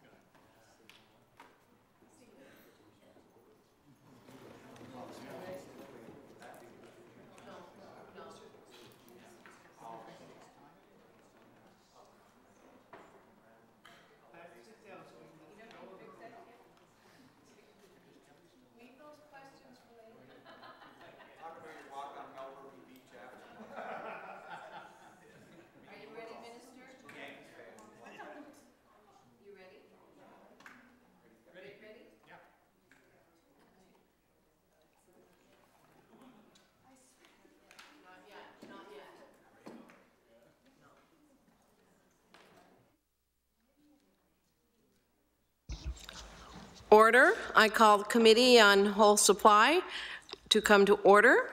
I recognize the Honourable Government House Leader. Thank you, Madam Chair. Would you please call the estimates for the Minister of Transportation and Infrastructure Renewal, Resolutions E39, E46, and E49. I call the Ministry of Transportation, Infrastructure and Renewal and call for resolution E39, E46, and E49. I recognize the Honourable Minister of Transportation, Infrastructure and Renewal. Good afternoon, folks. Thank you very much for the opportunity to talk about the work we do at Transportation and Infrastructure Renewal on behalf of all Nova Scotians. Today I have the following staff with me: Diane Surrett, Executive Director of Finance and Strategic Planning, and Peter Hackett, the Chief Engineer for the department. Madam Chair, the mandate of the Department of Transportation and Infrastructure Renewal is to ensure we deliver quality roadway and building infrastructure to support Nova Scotians and to ensure a thriving province. We will continue to work on twinning the identified 100 series highways, as well as undertake safety measures to improve efficiency and safety of all our roads. Our mandate is also to focus on the QE2 New Generation redevelopment in order to provide Nova Scotians with access to health care they need in the location they need it. We will work to ensure the QE2 redevelopment and all other infrastructure projects under our department are delivered in a timely and fiscally responsible manner. Finally, our mandate is to ensure we are leveraging all that we can for Nova Scotians, to ensure we are fully maximizing Nova Scotia's infrastructure potential as it relates to federal infrastructure funding programs. Last spring, we signed a bilateral agreement with the federal government through the Investing in Canada Infrastructure Program, which brings $828 million into our province and leverages over $2 billion over 10 years. At TIR, we want to deliver quality public infrastructure for Nova Scotians by providing a transportation network for the safe and efficient movement of people and goods, and by continuing to serve the building needs of government departments and agencies. We manage the greatest share of the government's capital budget that helps to pay for a substantial road and bridge network relative to the size of our province, and we take that responsibility very seriously. We manage and maintain 23,000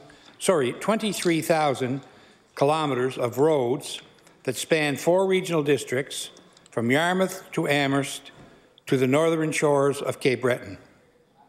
Our network also includes 4,100 bridges and 9 subsidized provincial ferries. Like my fellow Nova Scotians, I know many of these roads well. Throughout my travels in our province, I have had the opportunity to see the fine service provided by TIR's over 2,000 employees. They are committed to the delivery of safe roads that help keep people connected and the economy moving. Our department's employees are also responsible to manage the delivery of provincial buildings, such as schools, hospital, correctional facilities, and to maintain public structures such as provincial museums and the Nova Scotia Legislature. Our employees deliver major infrastructure projects such as the QE2 redevelopment project and the CBRM health care redevelopment. In addition to highways and public works, we are responsible for policy development related to road safety. Last October, we introduced and passed a new modern Traffic Safety Act that will help make the province's roads and highways safer. It replaces the outdated Motor Vehicle Act. The Motor Vehicle Act had not been rewritten since the early 1920s, Madam Chair, and had been amended numerous times. As a result, it was cumbersome, unclear, and inconsistent. The new Traffic Safety Act will enable us to quickly address the more technical and day-to-day issues that arise in the administration of road safety, recognizing the significant technological changes that are affecting our highway system. Significant initiatives in the new Act include defining vulnerable road users and imposing stiffer fines for drivers who injure vulnerable road users on our highways. Clarifying the term distracted driving to reflect changes in modern technology. Managing the advancement of autonomous vehicles, which continues to move even as we speak farther into the reality of today. Enabling municipalities to make bylaws regarding noise, including mufflers. Madam Speaker, we do this with an overall operating budget of $497.3 million in 2019-2020. The operating portion of our budget is used for the day-to-day operations of the department, such as snow and ice control, highway and bridge maintenance, field operations, fleet amortization, ferry operations, vehicle compliance, engineering and construction services, administration, professional services, employee benefits, RIM work, and smaller highway and building projects. Last December, we released the province's 5-year highway improvement plan for 2019-2020. It's the 10th year that the Department of Transportation and Infrastructure Renewal has unveiled our 5-year plan for building, repairing, and maintaining Nova Scotia's roads, highways, and bridges. Sharing this plan lets Nova Scotians know about the improvements being made in their communities and when they can expect the work to be done. It also helps give Nova Scotian companies a better opportunity to prepare for the more than 150 highway improvement projects planned in the coming year. This coming year will be a busy one. Nova Scotia will invest $300 million in capital spending on highways, bridges, and roads in 2019-2020. Madam Chair, that is $15 million more than last year. Last year was $60 million, $60 million more than the year before, which was $10 million more than the year before that. In the last 4 years, this government has committed $1 billion and $25 million to capital improvements on our roads in this province, and we're very proud of that. Transportation is critical to ensure safe and connected communities.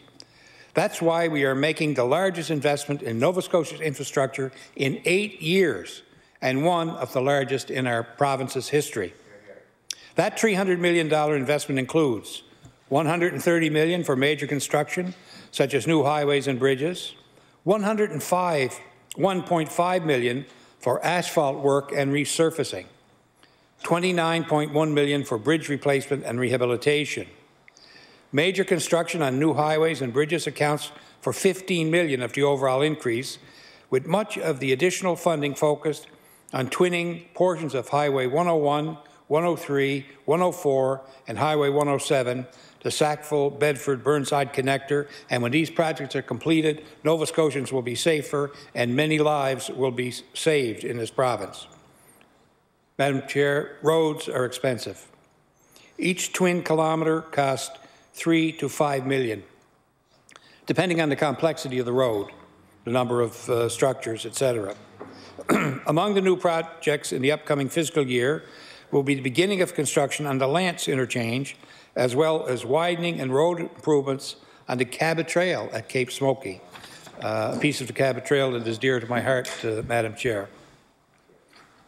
The 5-year plan also continues our commitment to $20 million in spending for the gravel road program to proactively rebuild existing gravel roads in rural Nova Scotia, improving safety and reducing maintenance costs. Madam Chair, this will be the 3rd year of the capital that's been dedicated to the gravel road program in Nova Scotia, and it will bring the total committed to gravel road improvement in Nova Scotia to $50 million. And that's for subgrade improvement to really permanently fix the gravel road programs by improving the subgrade. That's cross culverts, that's ditching, that is crowning, and really the gravel is the icing on the cake, because what we want to do is go into those roads and improve the subgrade so that they will last a long time. Madam Chair, we have a great partnership with the Government of Canada. The significant expense of twinning and constructing new infrastructure points to the importance of working with our federal partners on the new Building Canada Fund, the Investing in Canada Infrastructure Program, and the National Trade Corridors Fund. We are very pleased with the investments made to date with our federal partners. On the Gravel Road Capital Program, we are, as I mentioned, putting $20 million into that program for repair and reconstruction of gravel roads. Well-maintained, good quality roads are essential for rural communities. Madam Chair, we have 8,700 kilometres of gravel roads in our province, and we need to have the ability to repair more of these roads than we have in the past. This program is a proactive approach that will rebuild roads to improve the structure and drainage. This will result in a longer-lasting driving surface and make regular road maintenance easier and cheaper. The funding broke down based on the number of kilometres of gravel roads in each district is $5.8 million for the Western District, which is Kings, Annapolis, Digby, Yarmouth, Shelburne, Queens, and Lunenburg. $2 million for the Central District, which includes Halifax Regional Municipality and Hants County. $5.4 million for the Northern District, which is Cumberland, Colchester, and Pictou. And $6.8 million for the Eastern District, which includes Guysborough, Antigonish, Richmond, Inverness, and Victoria counties, and CBRM, Madam Chair. I want to speak for a minute about the QE2 redevelopment new generation project. Government continues to work closely with the Nova Scotia Health Authority on the province's largest health care project to date, the QE2 new generation project. The project is a once-in-a-generation opportunity to rethink and rebuild the way we deliver health care. This work will allow services to be moved out of the aging Centennial and Victoria buildings in Halifax in particular and prepare for their eventual closure. They have come to the end of their useful life. A major expansion of the Halifax Infirmary site is the biggest component of this project. This includes a new QE2 Cancer Centre, a new outpatient centre, a new innovation and learning centre, and an expanded inpatient care centre. Madam Chair, work is well underway, and Nova Scotians are already seeing the benefits. Dartmouth General Hospital, Madam Chair. At Dartmouth General Hospital, we completed the renovations on the 3rd and 4th floor and a new main entrance. The larger expansion is expected to be completed this fall. Recently, a tender was let for work in the parking lot at that facility. Last year, a new operating room at Hants County Community Hospital in Windsor opened, along with the existing OR, which was renovated. Work is happening now at the Halifax Infirmary to get the 3rd and 5th floors renovated for a new hybrid OR and 2 interventional suites. And construction of Nova Scotia's first hospice residence is almost complete, and will be welcoming patients in late April, Madam Chair. We continue to communicate the progress and all updates of the QE2 New Generation project when we know them. CBRM healthcare redevelopment. We're also working closely with the Nova Scotia Health Authority and healthcare officials of the CBRM healthcare on the CBRM healthcare redevelopment project. This is a large, exciting project that will transform the way healthcare is delivered in Cape Breton, improving access to care and creating more reliable, sustainable services. Recently, we announced a major expansion of the Cape Breton Regional Hospital with a new expanded emergency department, critical care department, and a cancer centre, Madam Chair. All 3 services will be part of the new 190,000 square foot building to be constructed at the back of the Cape Breton Regional Hospital, which will be connected to the existing building via a pedway. We issued a request for proposals for design services for this expansion, and once again, we will continue to communicate the progress and all updates of this project to the House. 190,000 square feet, Madam Chair, is approximately 4.5 acres under roof. That is a major commitment to the future of infrastructure and health care in Cape Breton. Cobequid Pass. As you know, the province has indicated that we will be removing tolls from the Cobequid Pass for Nova Scotia motorists once the bonds are paid off, expected to be in 2020. A decision on commercial trucks and non-Nova Scotia residents will be made as we move closer to this date and have fully assessed the long-term maintenance and operating costs. Madam Chair, we want to give Nova Scotia motorists a break. As we move closer to 2020, we will look at how we'll maintain this crucial piece of infrastructure going forward. Boat Harbour, Madam Chair. Government remains committed to the timeline set out in the legislation to close the existing Boat Harbour effluent treatment facility by January 2020. Madam Chair, we also remain committed to remediate Boat Harbour, more importantly. To date, just under $217 million has been set aside for the Boat Harbour remediation project.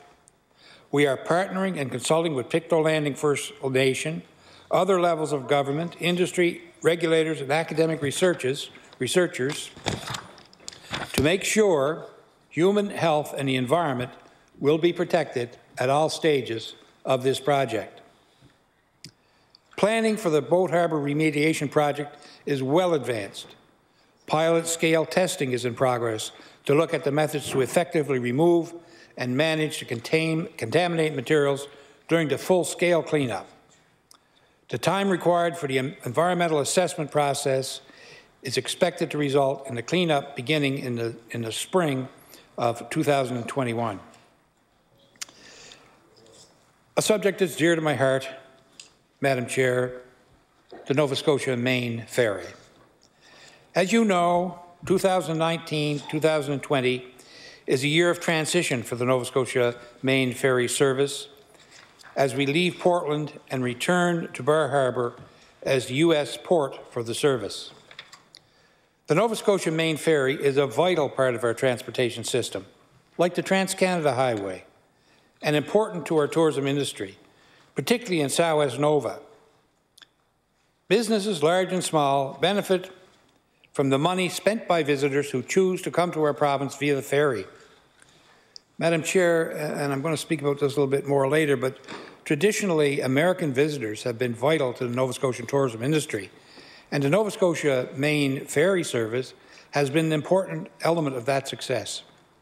In 2018, Madam Chair, the Nova Scotia Main Ferry service transported about 13% of the American visitors who came to our province, a very significant percentage of the over 200,000 Americans who come to Nova Scotia in the last season. Madam Chair, we are confident the move to Bar Harbour will provide greater stability for the service and provide cost savings that will reduce the subsidy in the long term. We are anticipating a cost of about $8.5 million to pay for the renovation of the Bar Harbour Ferry Terminal. It will appear in our 2018-2019 fiscal numbers. Work on the ferry terminals includes a fixed span and pier, deck and pile repairs, as well as moving the transfer bridge from the Portland terminal and reassembling it in Bar Harbour. It also includes demolition of some other buildings. Construction of the Customs Plaza facilities and reinstallation of security equipment moved from Portland is also part of the renovation. Renovations to the existing terminal provide retail space for bay ferries, public space for customers, and update custom facilities. We are happy to have Bar Harbour as a partner who is demonstrating its support for Nova Scotia Main Ferry Service through their significant investment, support, and long-term commitment, including Bar Harbour's $4.7 million purchase from the state of Maine of the ferry terminal itself, allowing Nova Scotia to avoid all the costs of owning and operating and managing a facility in a foreign country. At an annual lease cost of about $260,000 in Bar Harbour per year, compared to $370,000 in Portland, including a commitment to annual investments in facility upgrades and improvements. A long-term, stable lease for 5 operating seasons with a 1-year right of renewal. The work is currently underway with an anticipated launch of the new Bar Harbour Yarmouth route at the end of June. The province is budgeting $13.8 million to operate the Nova Scotia main service in 2019-2020. We're confident that moving the service from Portland to Bar Harbour offers an opportunity to reset the service in a supportive American home port. The natural advantage of closer proximity to Nova Scotia gives us the opportunity to reduce the costs of the province's contribution to the ferry service in the long term. Madam Chair, I want to take a few minutes to review how important our waterways are and have been to our province from a social, political, economic, and food provision point of view. Firstly, Madam Chair, I want to recognize the great contribution that the Mi'kma'ki have made to our province. Madam Chair, I often refer to them as the original road builders in Nova Scotia, because remember, they plied our great rivers and along our coast for many, many years in pursuit of those same activities that I mentioned: trade, economy, food, and social activities that creates community. Really, not much has changed. And they did that for thousands of years. Now, the rivers are our highways. If you think about particularly the twinning programs that we're doing. And the spirit of cooperation that exists between our department and the Assembly is really something that we can all be proud of. And if you look at the intersections of great rivers in Nova Scotia, we still have those intersections. And those intersections, and I point to the Pottenkeck interchange recently opened in Pottenkeck and Antigonish County, where we were able to work with the federal government and to reestablish a link to a significant portion of their reserve lands that had been severed in the 60s when we weren't quite as thoughtful about our commitment to our Aboriginals as we are now. And there's lots of examples of Aboriginal economic initiatives that have been enabled by these interchanges that have been constructed in cooperation with the federal government and with our provincial budget. They're very important to our economic development and restore the importance of the Aboriginal community that perhaps had been tarnished a bit over the years. Madam Chair, when I look back at this province that we have, and we're so blessed to have this little spot in the North Atlantic and reflect on how important ocean travel has been to us. In my own riding, we have a significant legend, which is the Henry Sinclair legend. Henry Sinclair was an Orkney prince who visited North America in the 13th century, and there's evidence of his landing in Guysborough County. And that legend is tied up with the legend of the Knights Templar, and also goes to the pursuit of the Holy Grail, which some people say is at Oak Island, as a matter of fact. So the ocean and transport on the ocean has always been vital to our province. Leif Erikson in the Vikings visited our area, and certainly in Newfoundland, there's lots of evidence of them there. As the world evolved, we have the wonderful Acadian heritage that Nova Scotia is so lucky to have and so proud of, that came with Champlain's early visits to Nova Scotia by boat on that ocean highway in pursuit of the bounty of the fishing. Later on in the evolving process, things got a little heated between the British and the French, and we were left with the legacy of Louisbourg, one of the greatest fortresses ever built in the history of the world. And I want to talk for a minute, Madam Chair, about the wonderful legacy and linkage that we have with our American neighbors. which is based on ocean travel, Madam Chair. Many of our sitting in this House would have cousins who are in the so-called Boston states who left here, and people from there came up here based on the fishing trade that existed over the great oceans through that period of time. And, Madam Chair, I want to point out to the House, in particular, the great debt that our tourism industry owes to our American visitors, in particular. But also, if you look at our great relationship with the Caribbean, which is also a significant portion of our current trade situation. We know that our Emera utility is a heavy investor in the Caribbean, so there's still a great relationship there. But our fishing boats transported fish to the Caribbean and brought back that wonderful elixir, sometimes known as rum, at the time.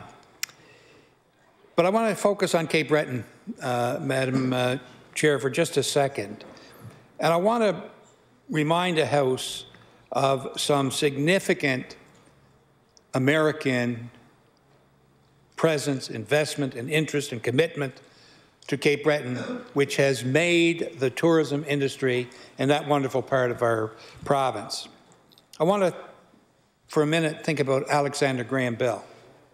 Now, we all know who Alexander Graham Bell is, and his wife, Mabel, and how his great interest in her deafness spurred him to work on his inventions of the telephone.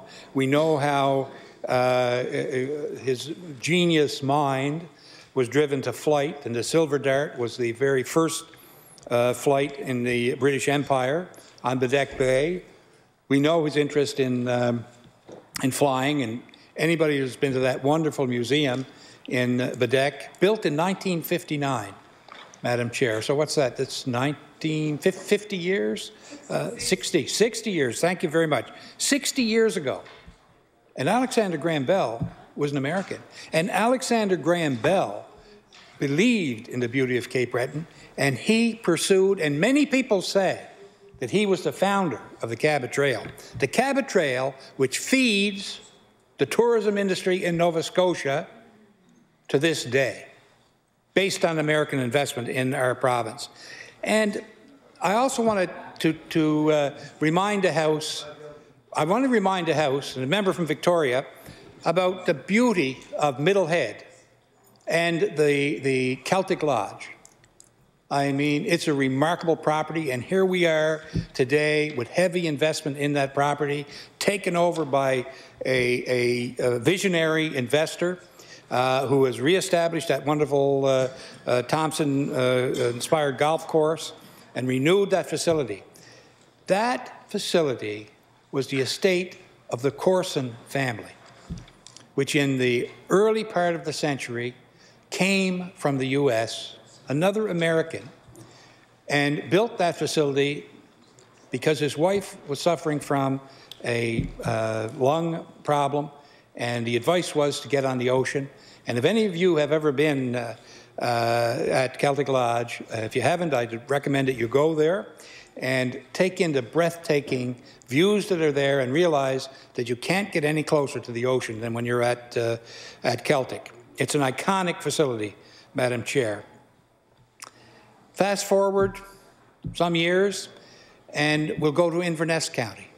That beautiful county in Inverness has so much history, lots of Celtic history, of which, Madam Chair, I'm very pleased to say, as part of my own history, because my maternal grandmother was a Ross from northeast Margaree. And what do you see today, Madam Chair, if you visit Inverness?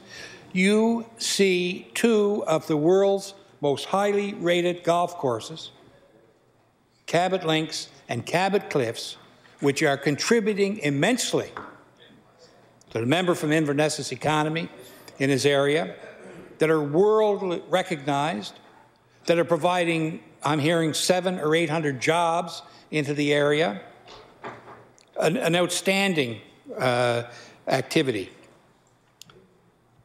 Madam Chair, the importance of our marine transportation system to the province is underlined by this, and the importance of continuing the links with the U.S. for our tourism business is also underlined by that, Madam Chair. 13% of American visitors from last year took the Nova Scotia Main Ferry to get here. But we have many ferries that service Nova Scotia, Madam Chair. We have the ferry at Pictou, we have the ferry at Digby, we have the Marine Atlantic Ferry that applies to Newfoundland. The Ile de Magdalene is serviced by a ferry. We have the Halifax-Dartmouth ferries, and we have 9 interprovincial ferries in this province. So, Madam Chair, I want to make the point that Nova Scotians are kind-hearted people, and we have great bounty in this province. And I think that Nova Scotians want to share that bounty. We don't want to separate and segregate and point at an area and keep the bounty, especially in Cape Breton, much of which came from our American history and visitation, to themselves. We need to spread that around. Thank you, Madam Chair. And with that, I'm happy to take questions. Thank you, Minister, for your remarks. I recognize the honourable member for Pictou Centre. Thank you, Madam Chair, and I want to thank the Minister for his brief comments. Anyway, certainly enjoyed them, and I welcome his staff here tonight, and looking forward to asking a few questions in the next few minutes. And again, for a small province, Minister, we certainly have a lot of roads and a lot of bridges. As he mentioned in his opening comments, 4,100 bridges, I believe, and somewhere around 23,000 kilometres of roads. The first question I have for you, Minister, is the rail track between Port Hawkesbury and Sydney. We're all aware that Genesis Wyoming purchased the assets in December the 12th, 2012. And we also know that there's a significant amount of work will be required to have this line functional again to accommodate traffic. There's certainly significant changes or significant challenges that face anyone interested in using this line as it presently stands. There's, besides that, there's limited resources, lack of local capacity to perform the scope of work necessary or required, not to mention all the environmental permits that would be required throughout. Talking to some witnesses, they've reported that this line is in very poor condition, with a great deal of grass and small trees growing inside the tracks, rails, fallen branches, trees and overgrowth encroaching on the track. Not to mention, you know, in most areas, a layer of rust on the steel rails since it closed in 2014, Madam Chair. And the general state of the crossings, overpasses, indicate that they have been effectively abandoned, according to the Hatch report. It has been stated more than once that it would take probably $105+ million to upgrade this rail to a Class 3. My understanding, Minister, is that over in the past years that the government continues to pay the owners $60,000 a month, which would probably, if you do the math, I think $720,000 a year. My first question is, does this payment per month continues in this particular budget going forward in 2019-2020? I would ask that the Minister introduces staff before he replies to the question. I recognize the Honourable Minister of Transportation and Renewal. Thank you very much. I apologize, Madam Chair, I thought I did that. But this is the Chief Engineer. I'll do it in reverse order this time.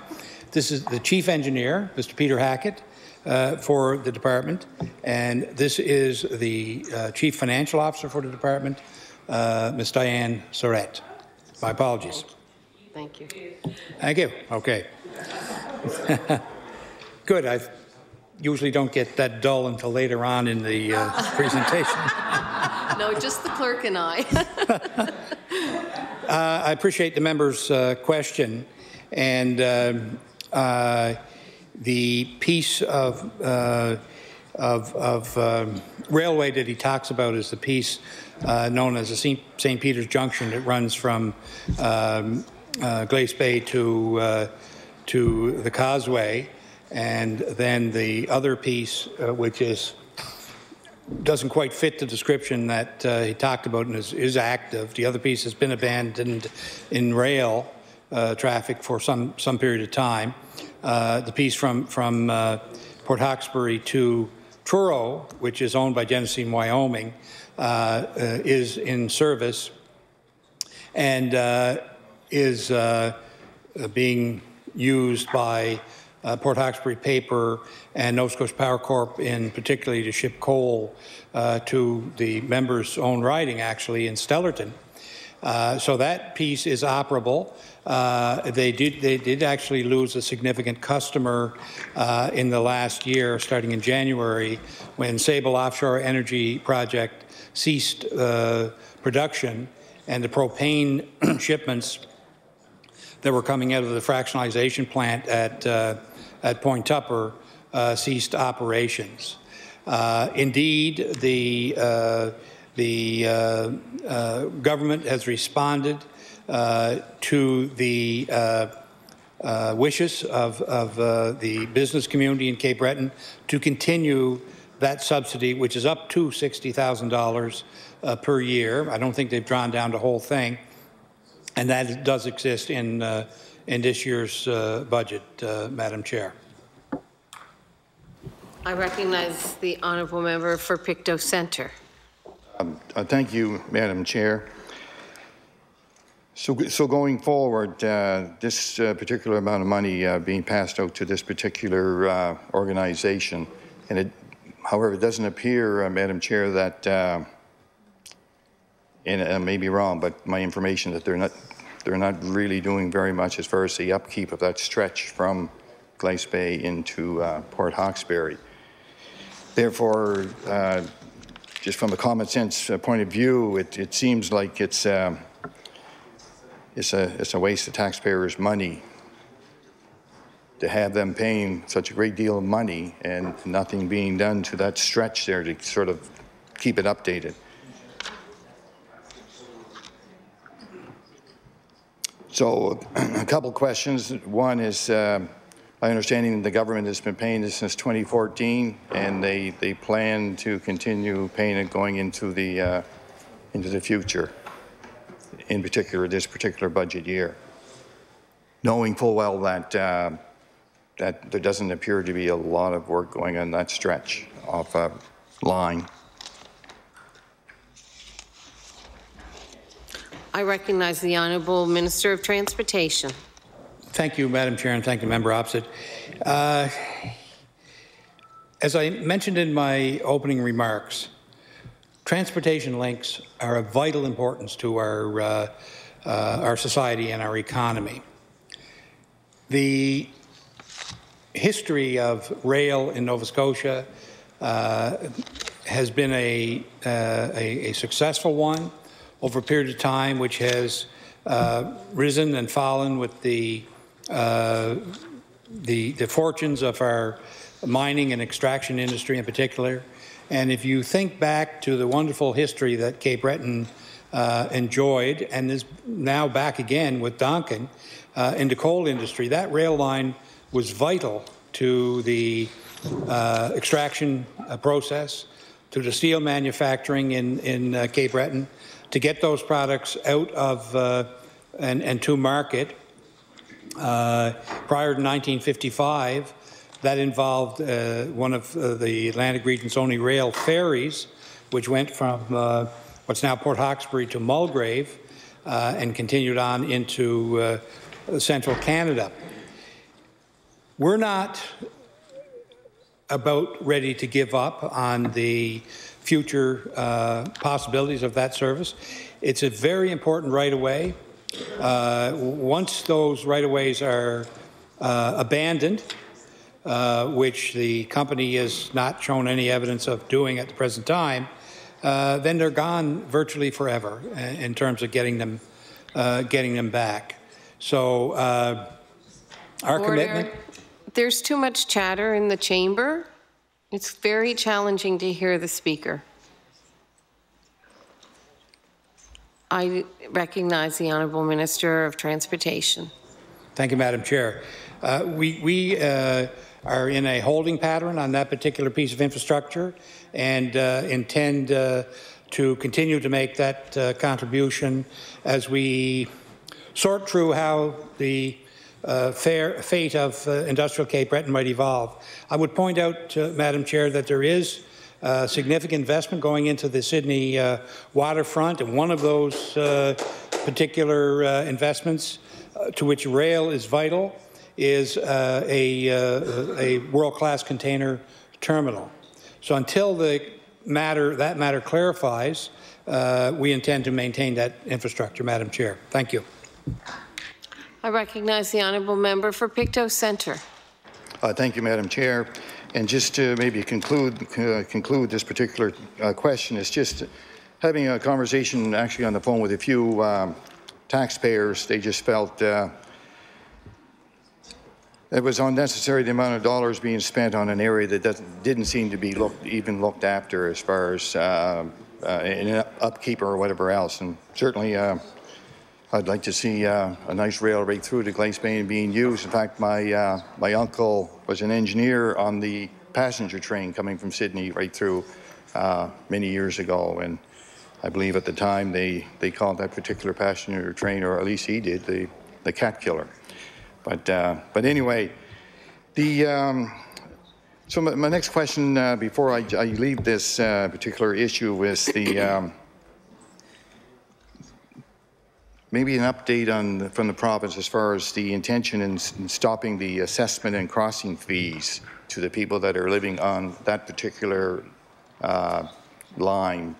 And the line I'm referring to is the one on the other side of the causeway. I recognize the Honourable Minister of Transportation. Thank you, Madam Chair. That's a matter between the rail owner and the private landowners that are affected by that. Those crossing arrangements exist in many parts of the country. As a matter of fact, on the Hants-Windsor line, that same situation exists, and in parts of that line there isn't even any rail in existence. And for one particular piece of it that I'm very aware of, it's called the Halfway River Abateau. There's no rail there, yet they continue to collect fees, and that's a matter between the rail company. They're entitled to do that under their ownership rights, and we have not interfered in that process, and we presently have no intent to do that. I recognize the Honourable Member for Pictou Centre. Thank you, Madam Chair. I'm going to switch gears here and go to another area. As Chief Engineer had mentioned earlier, prior to starting, that my constituency is 3 towns, Trenton, Glasgow, and Stullerton, so I don't have too many roads I have to worry about outside of maybe a little stretch of 25 seconds of the 104 passing through. But Minister, I want to bring your attention to something that you've been dealing with for quite some time now, and it's the Trenton Connector, which is the Abercrombie Road and the connecting road coming out of Trenton going towards the highway. And over the years, there's been 5 fatalities on that particular intersection and at least 59 accidents. And there's a set of lights there, of course, now. And recently, we had a meeting at the Abercrombie Fire Department. There was a couple representatives from your department that attended that, and the area manager, Gray Chisholm, was there from our area and so on. And that was quite a crowd in the facility that evening, expressing displeasure that nothing was being done for that intersection. There's a lot of brainstorming going on about, be $3 million for a roundabout, maybe slowing down the speed. The speed limit was 80 coming into that particular intersection from all four sides. So I guess my question is, I know you can only spread the dollars so far, but is there anything in your plans in the immediate future where something different may occur at that particular intersection to alleviate the problems that they're seeming to be having there?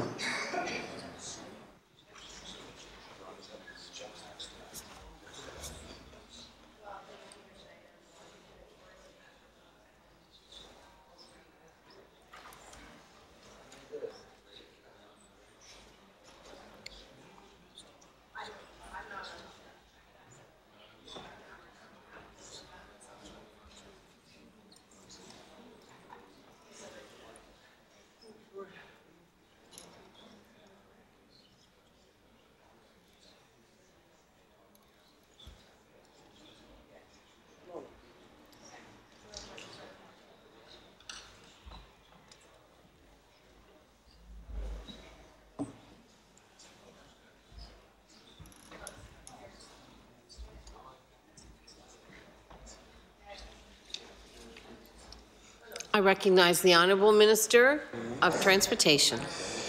Thank you very much, Madam Speaker, and I really appreciate the member bringing that particular intersection forward. The member from Pictou West has brought that forward in the past.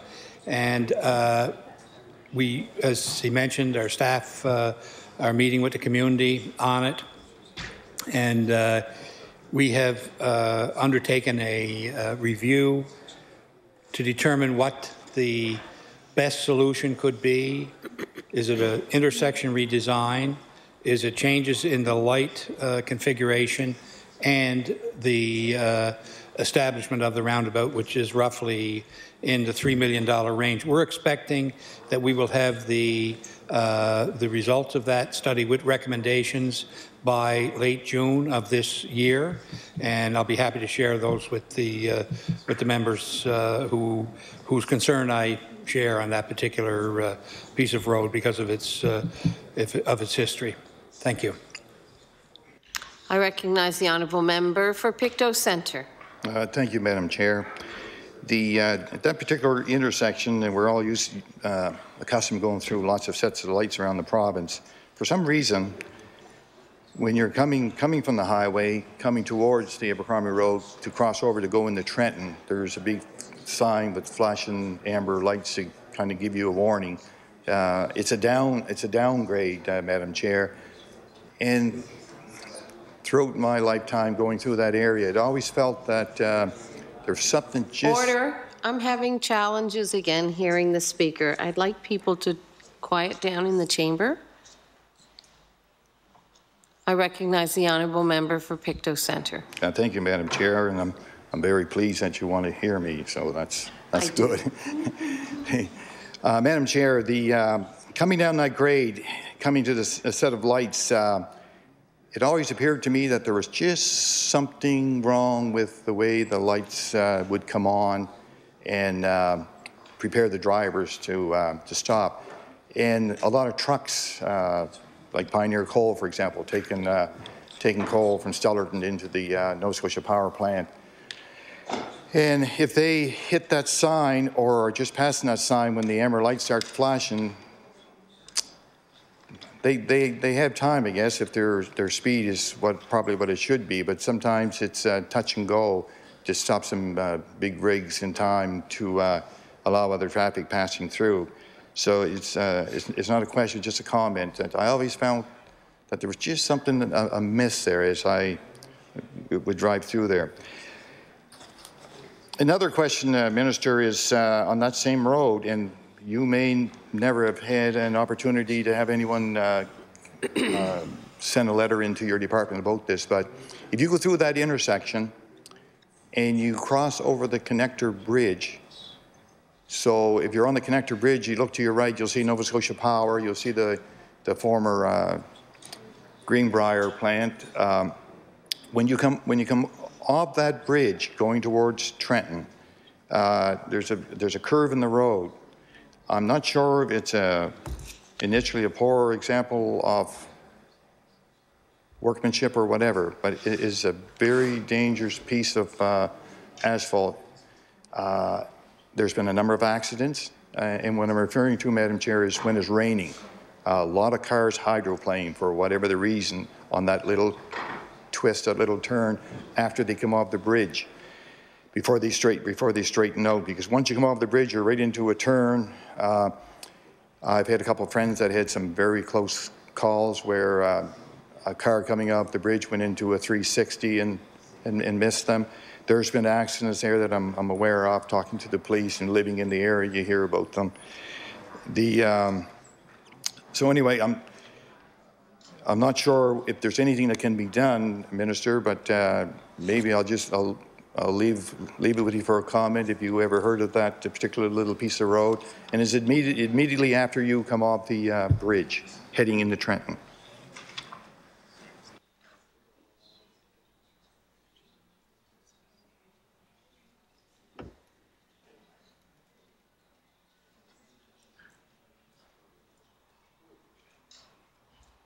I recognize the Honourable Minister for Transportation.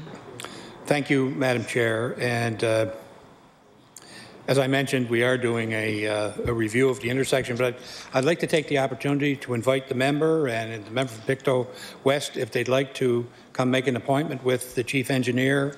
We can take a look at that road exactly. We can put it up on the screen and work together towards what we can do to improve the safety at that particular location. Thank you. I recognize the Honourable Member for Pictou Centre. Thank you, Madam Chair. The budget for the Northern Region, Minister, is it the same as last year, more or less? Northern Region.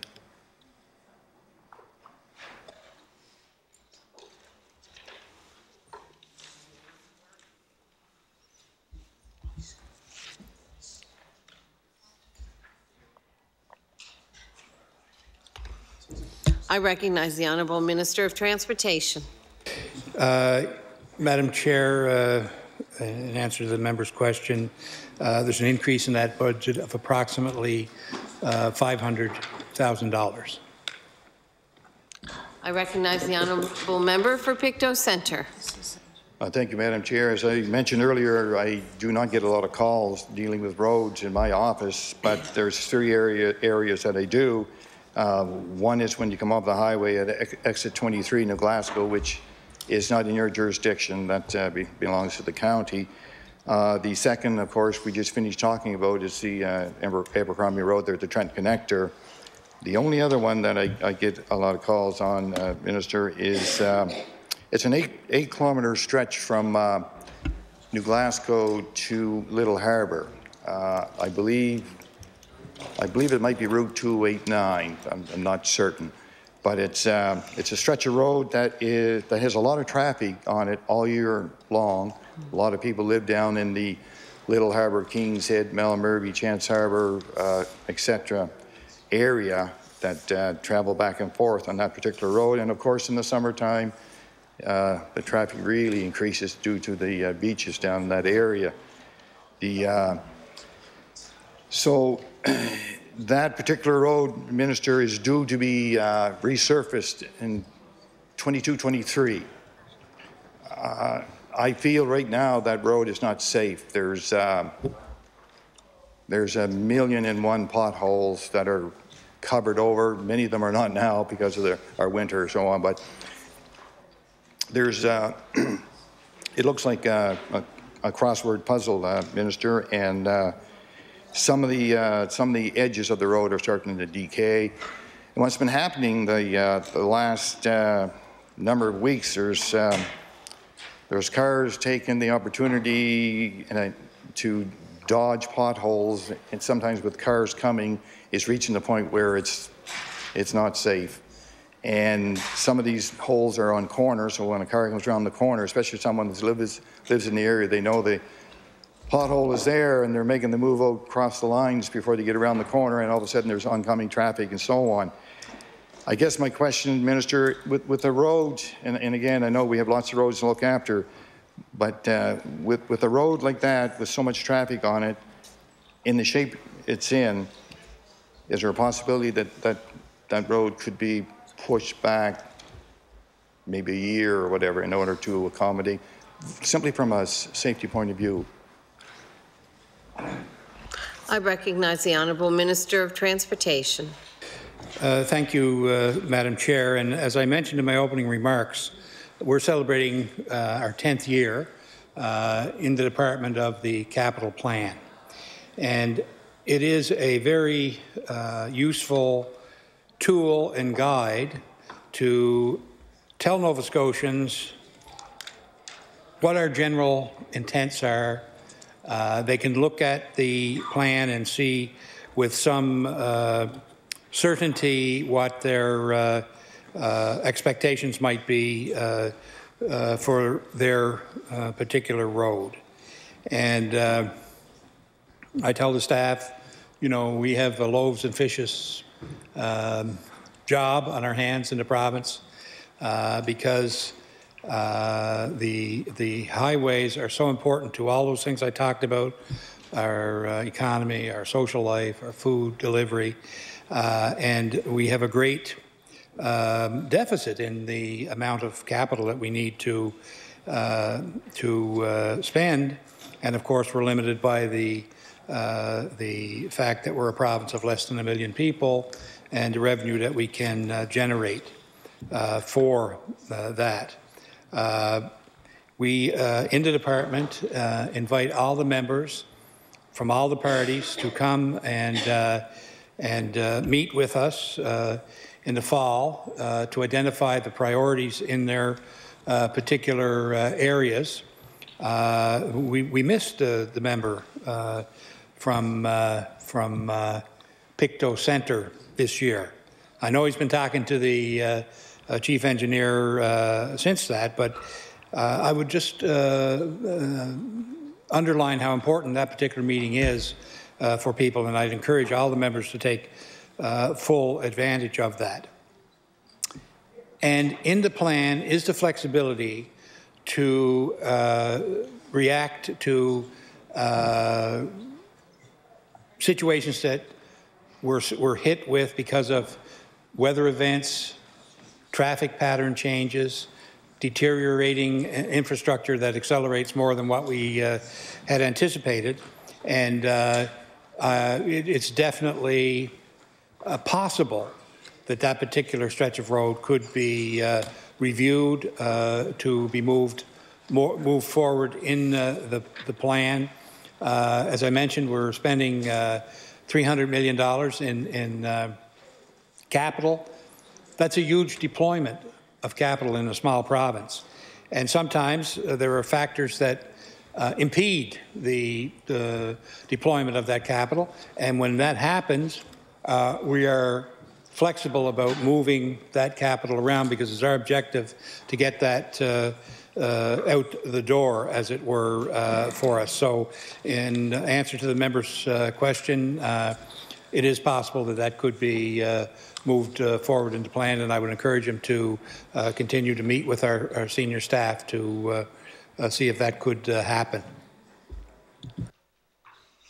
I recognize the honourable member for Pictou Centre. Thank you, Madam Chair. Minister, you mentioned in your opening remarks about another $20 million for gravel roads. I believe it was $20 million last year, and $5.4 million for the northern zone. Two quick questions. I assume this money is used for equipment, salaries, and materials, and did the department spend the $20 million last year?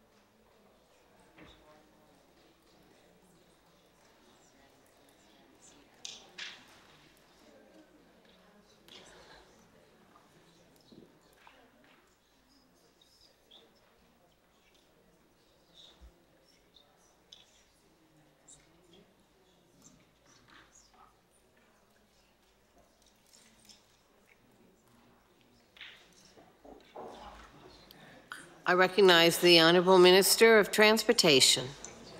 Thank you, Madam Chair, and thank the member for the question. We're particularly proud of our gravel road capital program, and indeed last year we were able to deploy 18.3 million of the 20 million budget, and the difference, approximately 1.6 is carried over into this year's budget, and that is because of the lateness in the season. We couldn't get some of those projects out, but that money stays in the program. And indeed, the gravel road program is a contracted service. So in answer to the member's question about where that capital is spent, it is spent through the contractor who does deploy it in the various areas that he mentioned there in terms of material, equipment costs, and whatever their cost is to build the gravel roads. And we're very happy to tell the House that we're getting some pretty good results from that program. We're getting very competitive bids from our robust road builders network, and it's onward and upward when it comes to this particular program. Thank you. I recognize the Honourable Member for Pictou Centre. Thank you, Madam Chair. Next quick question is just dealing with the RIM budget, and you don't have to break it down. I guess just, and you may have mentioned in your comments too, but my question would be has there been an increase in the RIM budget this year? And I think I can recall seeing where there was 2 million set aside for brush cutting. That certainly would be music to the ears of Junior Terrio from Digby Annapolis from 03 to 2013 Minister. So the question is again, is there an increase in that RIM budget for this current year?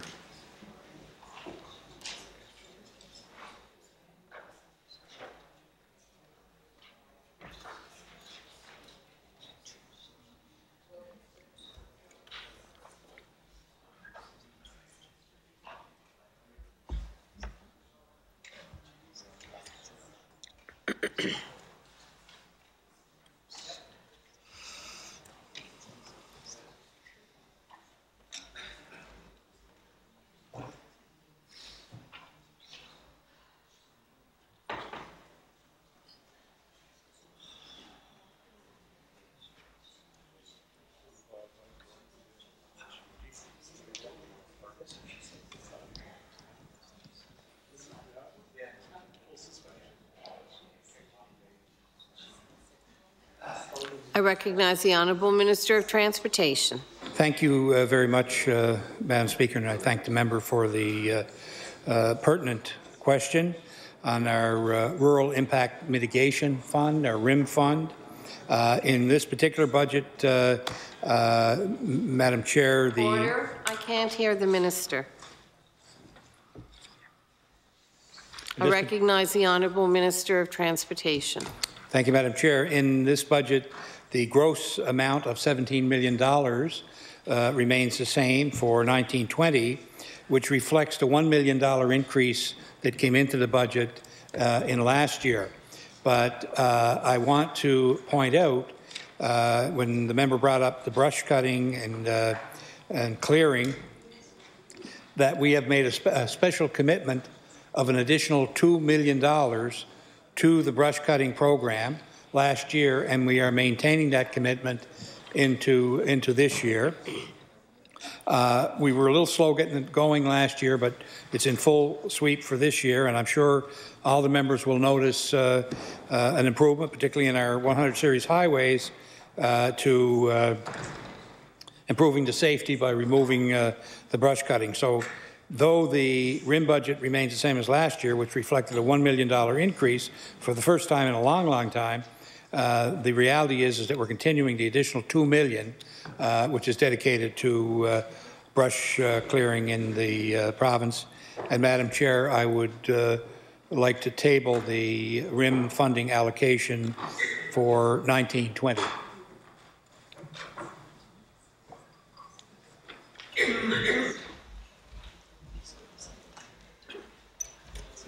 I recognize the Honourable Member for Pictou Centre. Thank you, Madam Chair. And I can recall back a few years ago, prior to probably the minister being in the legislature, with the member from DB Annapolis getting on his feet in estimates and asking the transportation minister from Cumberland South that the weeds were and the alders were growing so much along the side of the highway down there that they were meeting each other in the center line. So he'll be happy to hear that there's an investment in the brush cutting. Moving on, Minister, the just sort of a very brief summary about a vehicle hitting a pothole. I understand there's a call center. They call in, they get a number, they can download an application. A few weeks ago, I received someone in my office who hit a major pothole on the main highway passing Truro and damaged their, bust their rim, bust their tire. I just happened, it was on a Monday, I just happened to hit that same one Saturday night going through and was a little luckier. I didn't do any damage, but what percentage of residents get reimbursed for damage occurred after hitting potholes?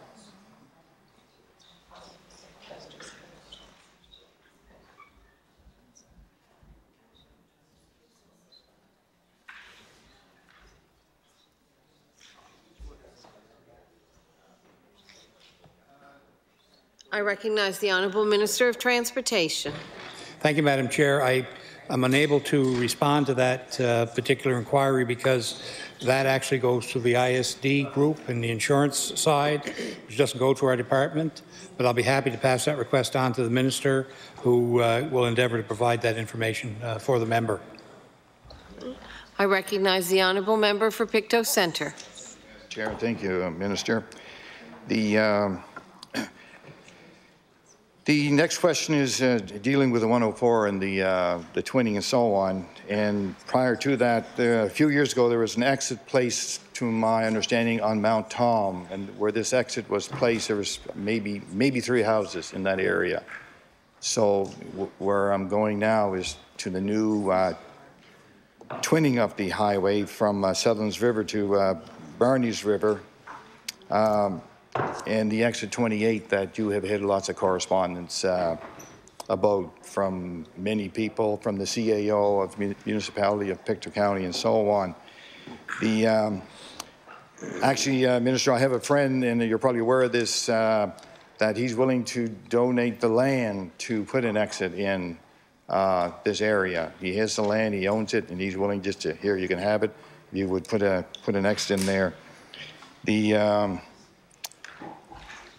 There appears to be an unwillingness at the moment to put an interchange in that Broadway area, and maybe, you know, there's reasons, and I read in the correspondence, Madam Chair, about low traffic demand, moderate time savings, estimate costs, and so on, but that the staff does not preclude that maybe going into the future there could be an interchange placed there. I'm saying, well, if there is a slight possibility that one could have one put there in the future, maybe the time is now when they're twinning through. Also, a gated emergency access has been evaluated by the Minister's Department. That didn't really go over too well with the residents. Didn't seem to address the concerns that they have. The exit would serve the needs of residents in Telford, Broadway, Micklefield, Blue Mountain, Moose River, Piedmont Valley, and French River, Madam Chair. And it certainly would allow quicker access for our EMO, ambulances, fire trucks, police, snow removal, maintenance, and TIR vehicles. A new exit, Madam Chair, may help with combating depopulation in this particular area. And one gentleman in the area, and I'm not sure if this gentleman contacted the minister or not, but he said, looking into the future, Madam Chair, when many people will be using electric vehicles, Broadway would be an excellent location for electric charging stations, and a ramp would offer the potential for commercial development. The distance, Madam Chair, between Sutherlands River and Barney's River is 21.5 kilometers. This distance is 72% longer than the average distance between any other exits on the 104. Between Halifax and Barneys River, exits are anywhere from 4.2 kilometers to 9.5 kilometers apart, with the average 6 kilometers. Broadway is in a unique physical location. It is approximately halfway between New Glasgow and Antigonish, and is also halfway between Halifax and Sydney. Former TIR ministers, member for Glace Bay, and the former minister for the NDP, Bill Esterbrooks, have said before that exit ramps should be constructed every 4 to 5 kilometres on the Trans-Canada Highway because safety is important. Once again, Minister, the perfect time might be now to build this, especially with the land being donated. And some residents tell me that they have to travel an extra 16 kilometres.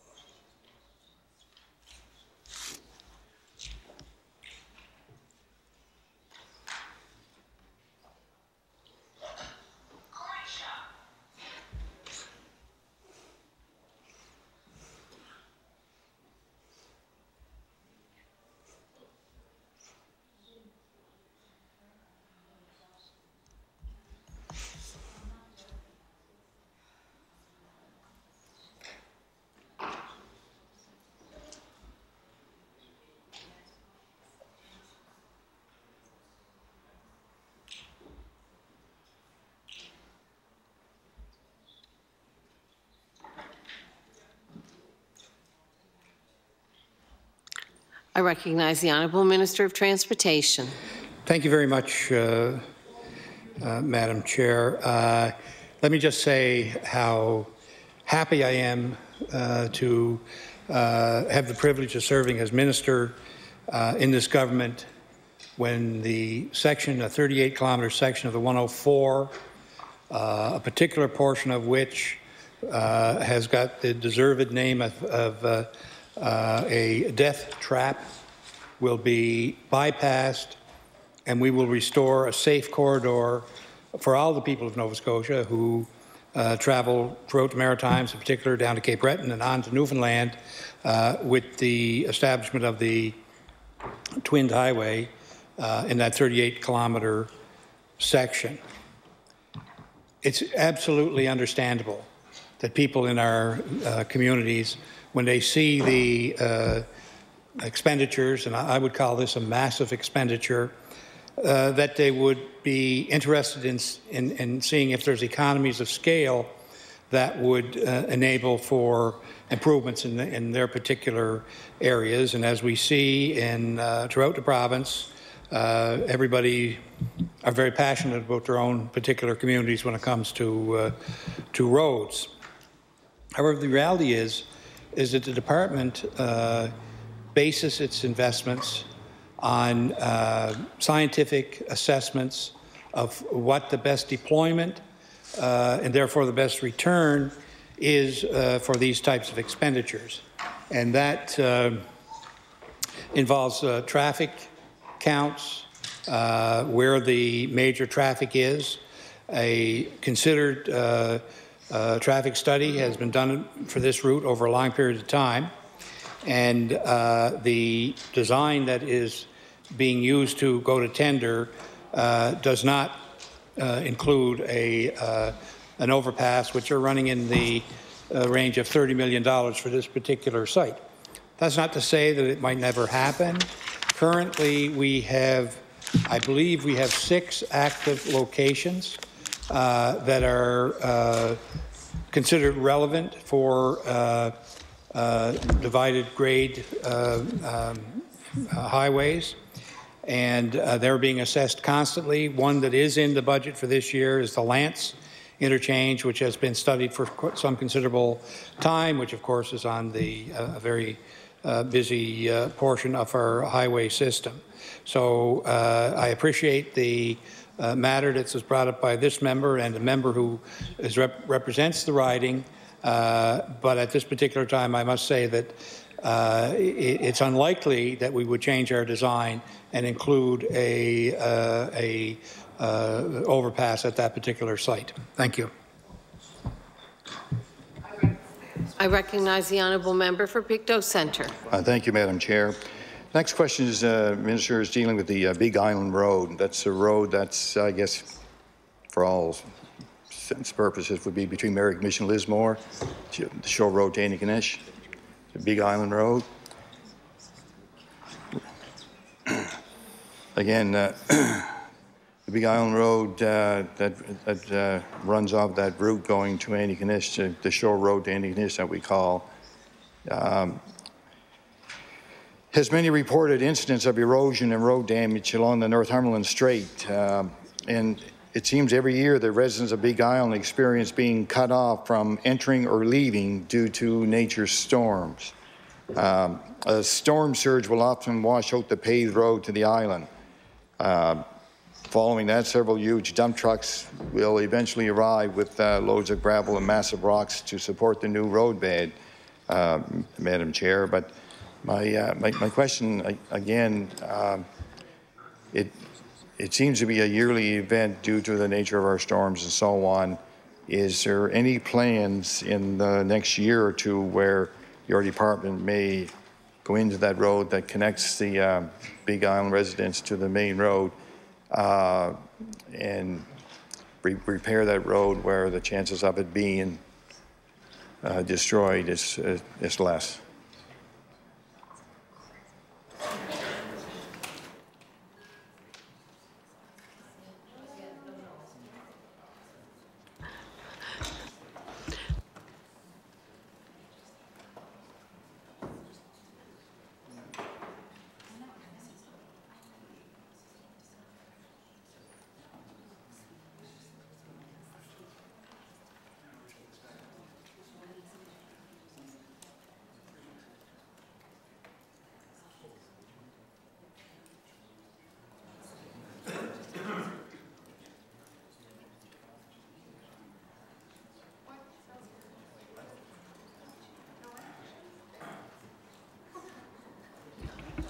I recognize the Honourable Minister of Transportation. Thank you, Madam Chair, and thank the member for the bringing this to our attention. Yes, last fall we did go in and effect some significant repairs on that particular section, and we are working on a made in the department solution for that particular section. We're aware that we'd like to do something that would be more effective on a permanent basis, that would stop us from spending money and then having it wash away. I would share with the House that the issue of climate change and in particular coastal erosion of our coastal roads, and we have a lot of them in this province. As I said before, many of our busy roads in the province run along our coast because in the days when those roads were built, people sought out the sea level grades that are available along the coast. So we end up with the irony of having some of our most valuable waterfront property as part of a public road system. But in that particular instance, we are, our local people on the ground are working at a more permanent solution there, which we'd be happy to share with the member. And it's also in the context of what we see as a need for us to focus on the issue of climate change and how it's affecting our public infrastructure and the vulnerabilities that we have with our coastal road system. Thank you. I recognize the honourable member for Pictou Centre. Thank you, Madam Chair, and I'm going to avoid the preamble again back to potholes just with one quick question. Has the department ever looked beyond the scope of normal practice to examine other possible ways or methods of repairing our roads in the spring? I recognize the Honourable Minister of Transportation. Thank you very much, Madam Speaker, and it's a very pertinent question. We seem to, I think, have, and when I say we, I mean the province, fallen into a place where we sort of accept the spring conditions. It's almost become a tradition, an unfortunate one. However, yes, we are putting a lens on what we can do better. We have engaged Dalhousie to help us with some research into the more modern methods of dealing with this, to find out what the best technique is across the world, because we're not alone in this world. There's lots of places with a similar climate, and I'm excited to say that we're involved in that research. Thank you. Order. Time has allotted for consideration of supply today has elapsed. I recognize the Honourable Government House Leader. Thank you, Madam Chair. I move that the committee do now rise and that you report progress and beg leave to sit again. The motion is carried. The committee will now rise and report its business to the House.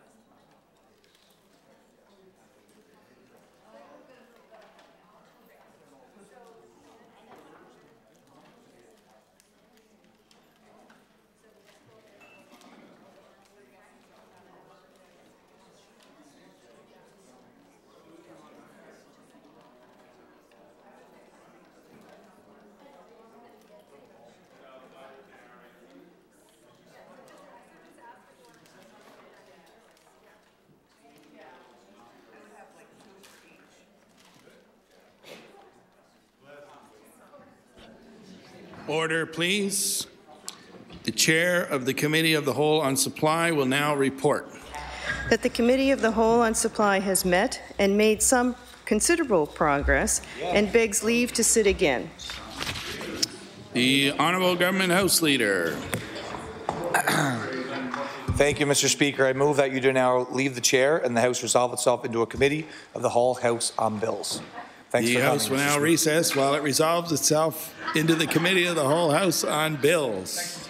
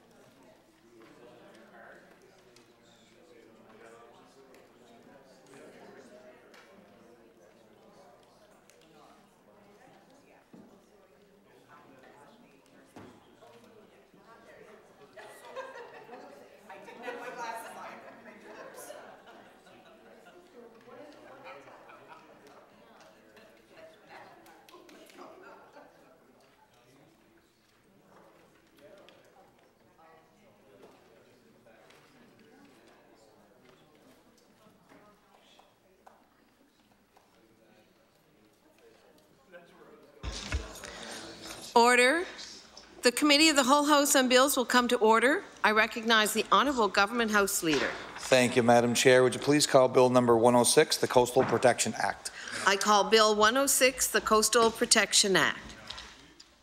The Clerk.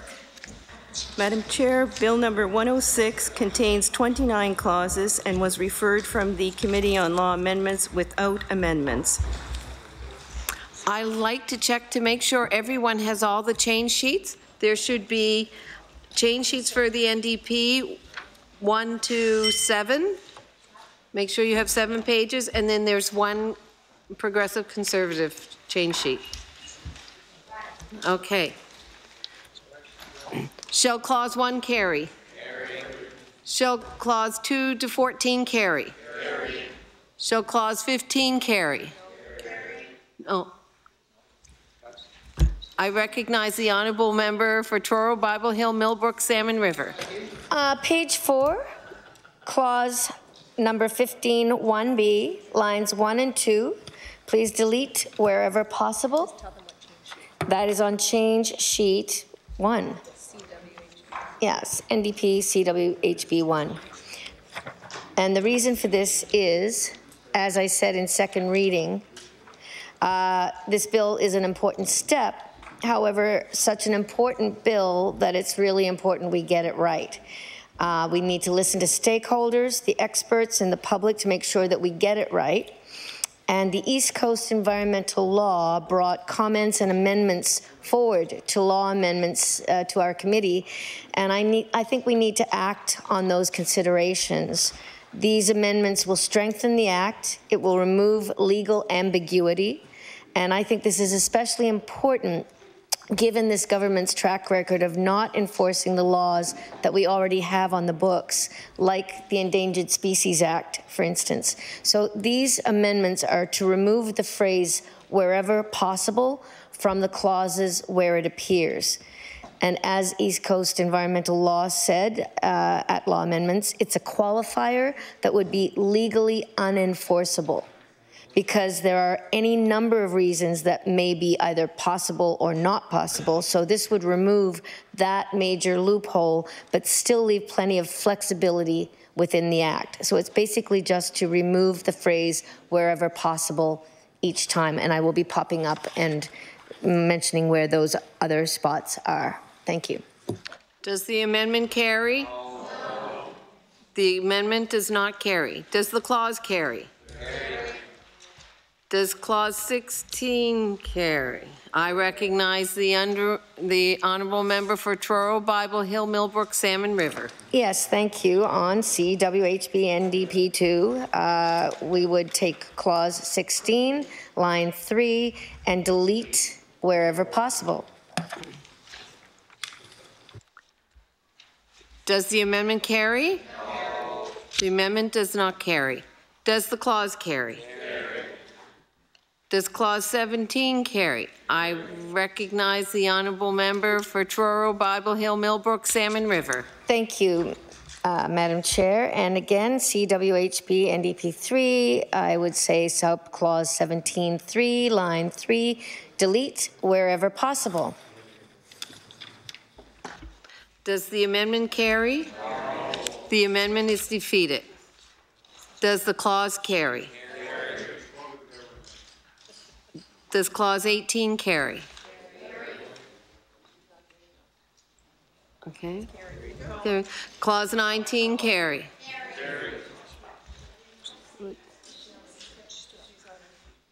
I recognize the Honourable Member for Truro, Bible Hill, Millbrook, Salmon River.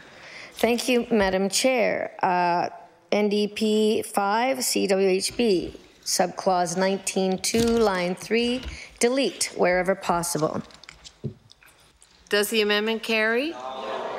The amendment is defeated. Do clauses 20 to does not, clause 19 carry? Okay. Do clauses 20 and 21 carry? The clause 22 carry. I recognize the Honourable Member for Truro, Bible Hill, Millbrook, Salmon River. Thank you, Madam Chair. And on CWHB NDP 6, subclause 22.2, line 2, delete wherever possible. Does the amendment carry? No. The amendment is defeated. Does clause 22 carry? Carry. Does clause 20, I recognize the honourable member for clause 23. I recognize the honourable member for Truro, Bible Hill, Millbrook, Salmon River. Thank you, Madam Speaker, or Madam Chair. On NDP 7, CWHB, clause 23, line 3, delete wherever possible. Does the amendment carry? No. Does the amendment is defeated? Does the clause carry? Carry. Do clauses 24 through 27 carry? Carry. Okay. Here's a new clause.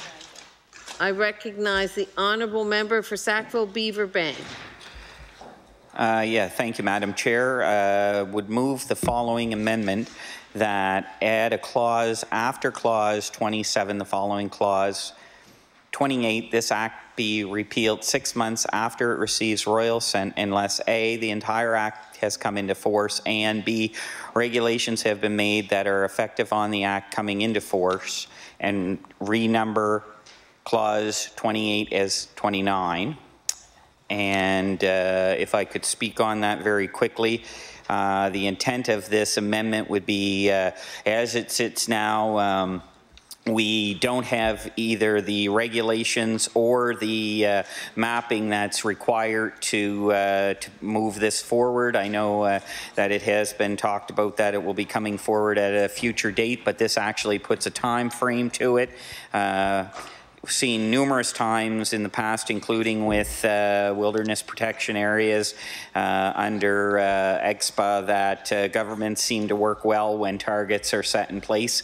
And that's what it does this way, so that after it receives royal assent, it doesn't sit on the shelf, that it would actually be proclaimed or come back to the House to be reviewed. Shall the new clause carry? The clause is, the amendment is defeated. Clause 28 to 29 carry. Shall the title carry? Shall the bill carry? The bill is carried.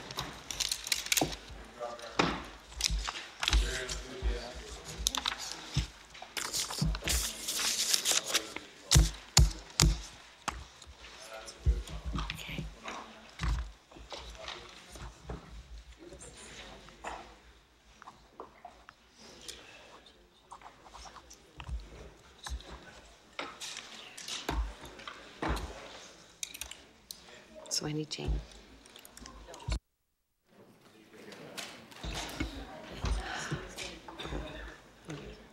I recognize the Honourable Government House Leader. Thank you, Madam Chair. Would you please call Bill number 119, the Builders Lien Act? I call Bill 119, the Builders Lien Act. The Clerk. Madam Chair, Bill number 119 contains 7 clauses and was referred from the Committee on Law Amendments without amendments. Shall clause 1 carry? Carry. Shall the remaining clauses carry? Carry. Shall the title carry? Carry. Shall the bill carry? Carry. The bill is carried.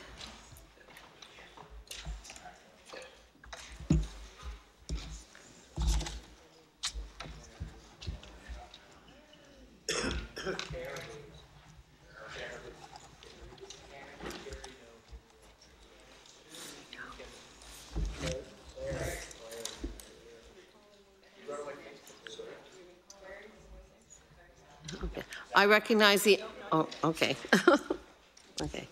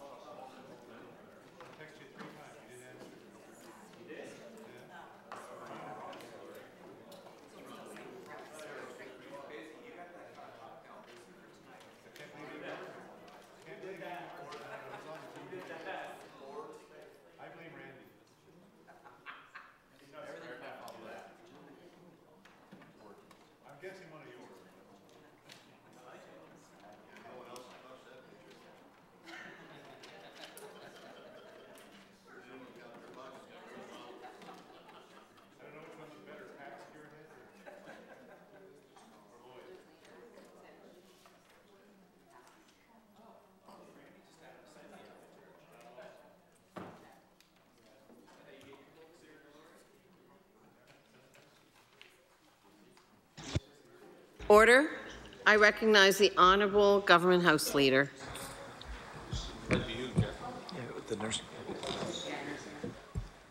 Thank you, Madam Chair. Would you please call Bill number 121, the Nursing Act? I call Bill 121, the Nursing Act. The Clerk. Madam Chair, Bill number 121 contains 189 clauses and was referred from the Committee on Law Amendments without amendments. Shall Clause 1 carry? Shall Clause 2 through 186 carry? I recognize the Honourable Member for Cape Breton Centre. Thank you, Madam Chair. Page 64, add after Clause 186 the following clause, 187. The schedule to Chapter 42 of the Acts of 2010, the Public Interest Disclosure of Wrongdoing Act, is amended by adding IWK Health Centre and Nova Scotia Health Authority in alphabetical order. And I would just like to stress, Madam Chair, that after law amendments, we heard from concerned parties that the public's safety should always be at the forefront of this act, and by allowing those who care for the public to report any such instances that may be of worry, this would ensure everyone's safety and protection. Oh, sorry. I'm sorry. CWHB NDP-1, and then page 64, renumber clauses 187 to 189 as 188 to 190. Does the amendment carry? No. The amendment is defeated. Does Clause 187 carry? Carry. Do the remaining clauses carry? Carry. Shall the title carry? Carry. Shall the bill carry? Carry. The bill is carried.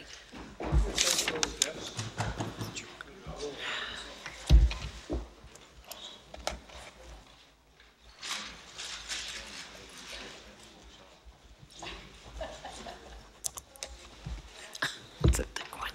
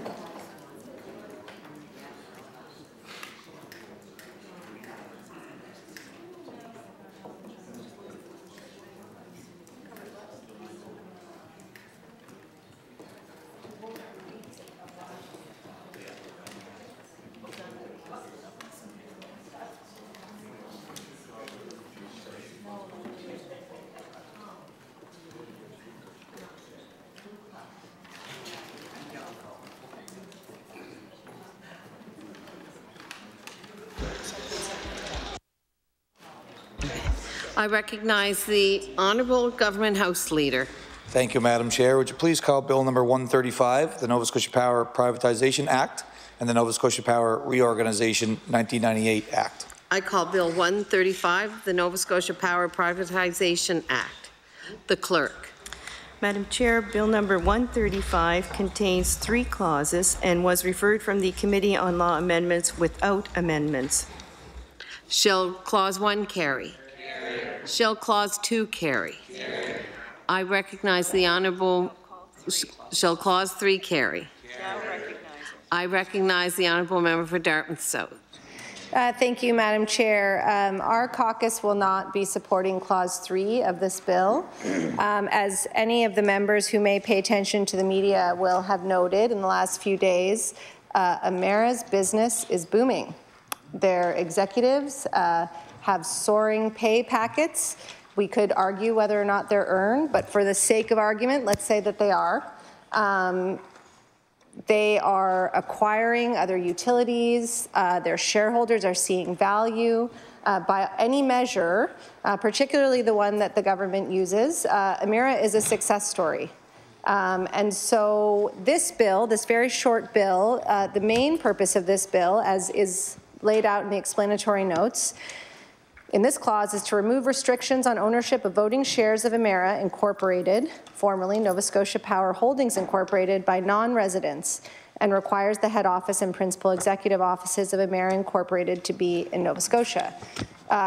We're all for the head offices to remain in Nova Scotia. We are told that this removal of the requirement that's a legacy from the Nova Scotia Power days of not more than 25% foreign ownership is to ensure that Emera has access to capital. But Madam Chair, we have seen nothing, not one shred of evidence, even anecdotal, that Emera doesn't have everything it needs to thrive as a company. As I'm sure you'll probably hear more from us in the future and in third reading, we even have our questions about the degree to which Emera is thriving and the corresponding challenges that all of our constituents have with their subsidiary, Nova Scotia Power. But we'll leave that for another day. I stand here to register our disagreement with the need for this, quite simply because we've had very little time to look at this bill. We had very little notice to law amendments, and we're approving a major change, a change which we even had to go to a secret bill briefing for because, it would trigger securities law if anyone were to find out about it. I'm not arguing with that. I'm saying when we're contemplating such a serious change to a utility that impacts every single Nova Scotian through its subsidiary, Nova Scotia Power, I think we want to be able to have a more fulsome debate about why this is needed. And to repeat, we have heard nothing, not one scintilla of evidence about why Emera needs any more support to succeed than it currently has. And so for that reason, Madam Chair, the NDP will be voting against this clause. Shall clause 3 carry? Shall the bill carry? Shall the title carry? Shall the bill carry? The bill is carried.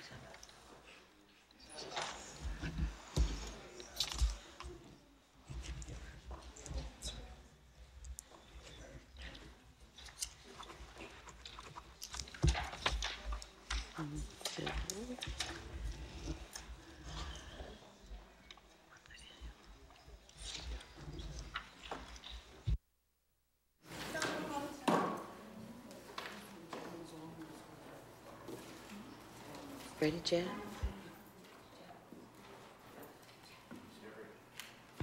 I recognize the Honourable Government House Leader. Thank you, Madam Chair. Would you please call Bill number 139, the Income Tax Act? I call Bill 139, the Income Tax Act. The Clerk. Madam Chair, Bill number 139 contains 4 clauses and was reported back from the Committee on Law Amendments without amendments. Shall clause 1 carry? Shall the remaining clauses carry? Shall the title carry? Shall the bill carry?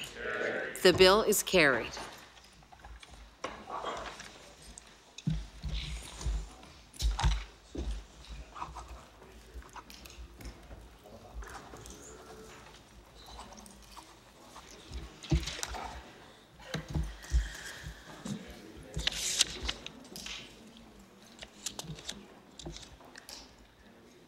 I recognize the Honourable Government House Leader.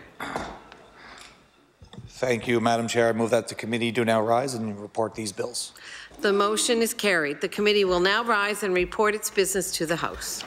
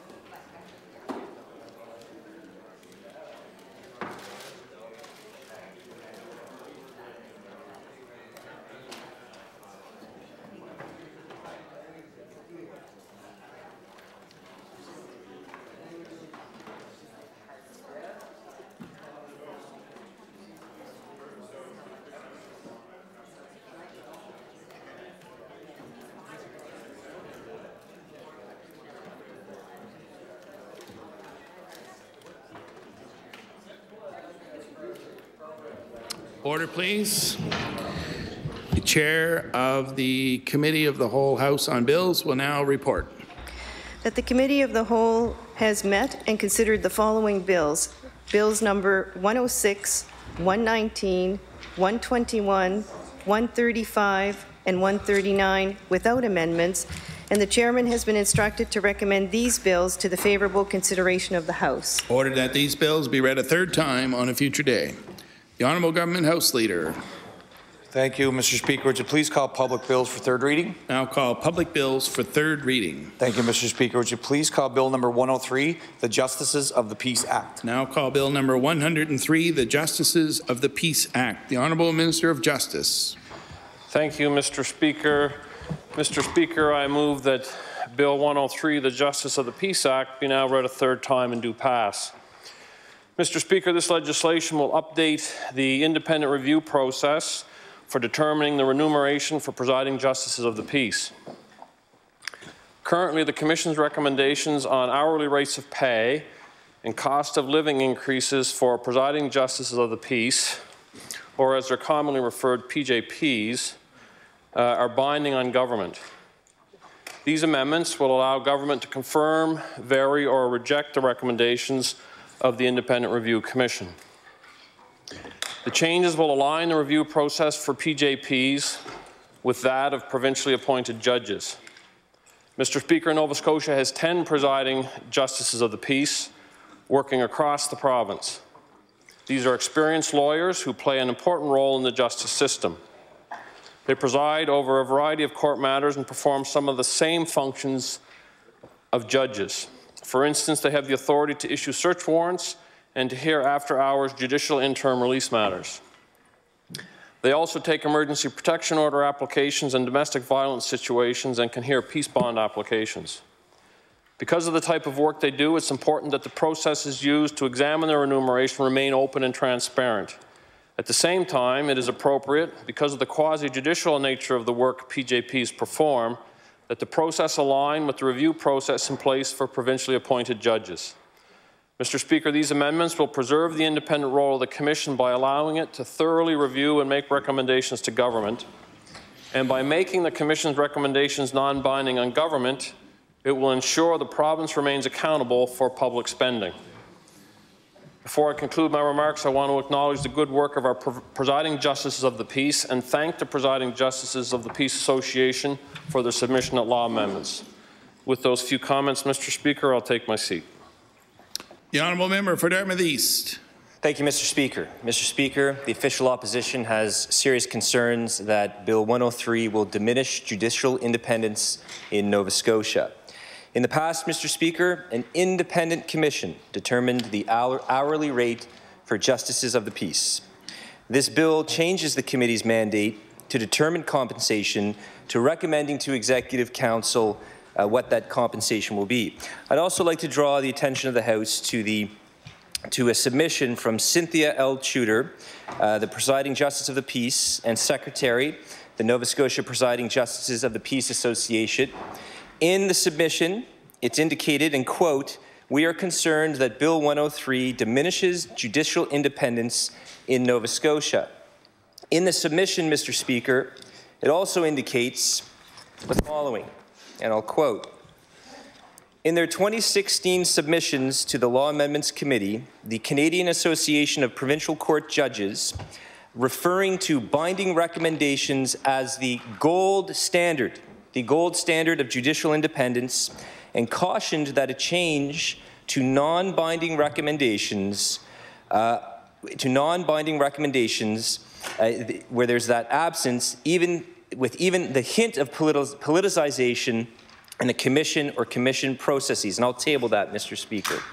Mr. Speaker, we have concerns that this bill will exert more control over commissions. Let's not forget, Mr. Speaker, in 2016, government made changes to the Provincial Court Act. Those changes were contained in the omnibus financial measures, and those changes are being challenged still in the Supreme Court. In this bill, Mr. Speaker, commissions go from binding recommendations to non-binding for compensation of JPs. It seems like the Commission's ability to determine compensation for JPs will simply rubber stamp the decision of the Minister and Executive Council. Mr. Speaker, the official opposition remains opposed to Bill 103. Thank you, Mr. Speaker. The Honourable House Leader for the New Democratic Party.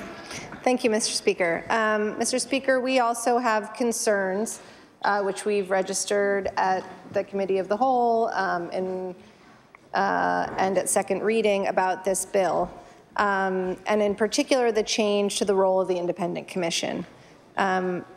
As I mentioned at third reading, presiding justices of the peace have qualifications and experiences that are similar to provincial court judges.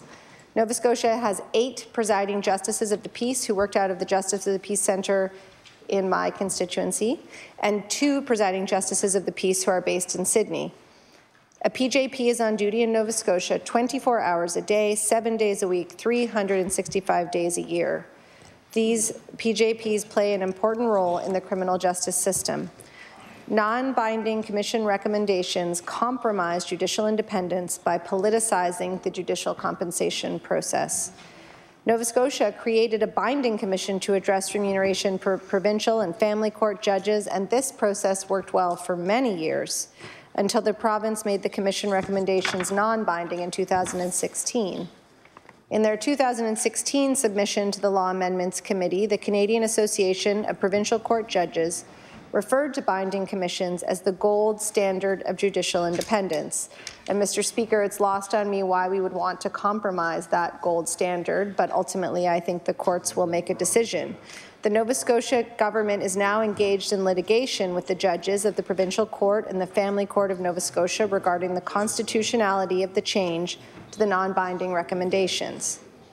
An effective judicial compensation commission process depoliticizes the setting of judicial compensation, discourages litigation, is cost-effective, ensures timely implementation or review of commission recommendations, protects the structural separation of the branches of government, and promotes public confidence in the judiciary.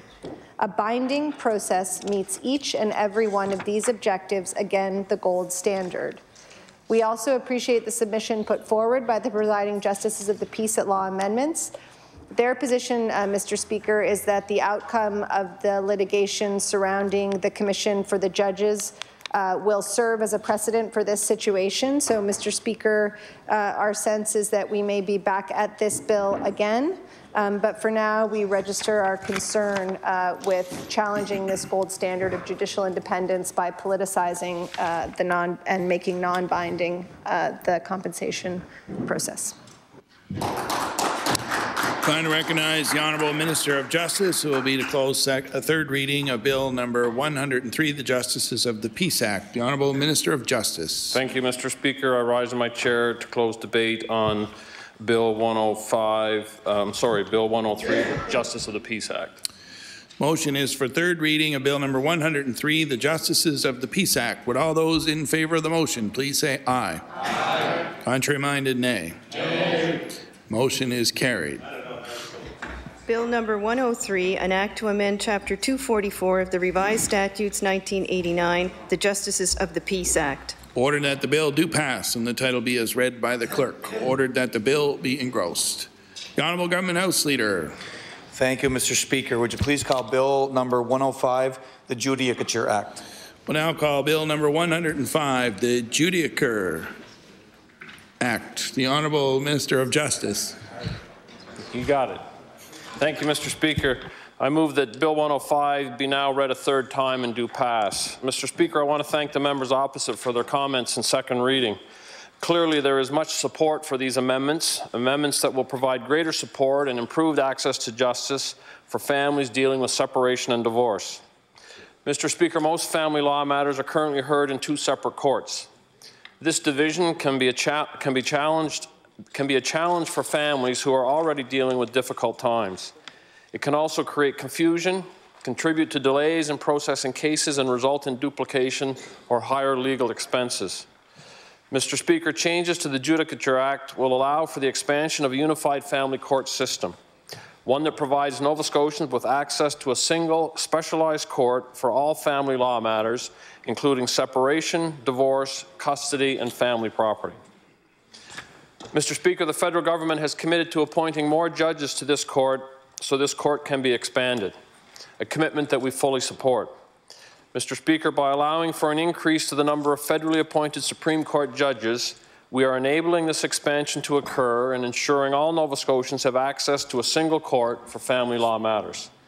In closing, I want to say that I and this government are committed to building a justice system that is supportive and responsive to the needs of Nova Scotians. These changes, Mr. Speaker, I believe will go a long way in seeing that this happens.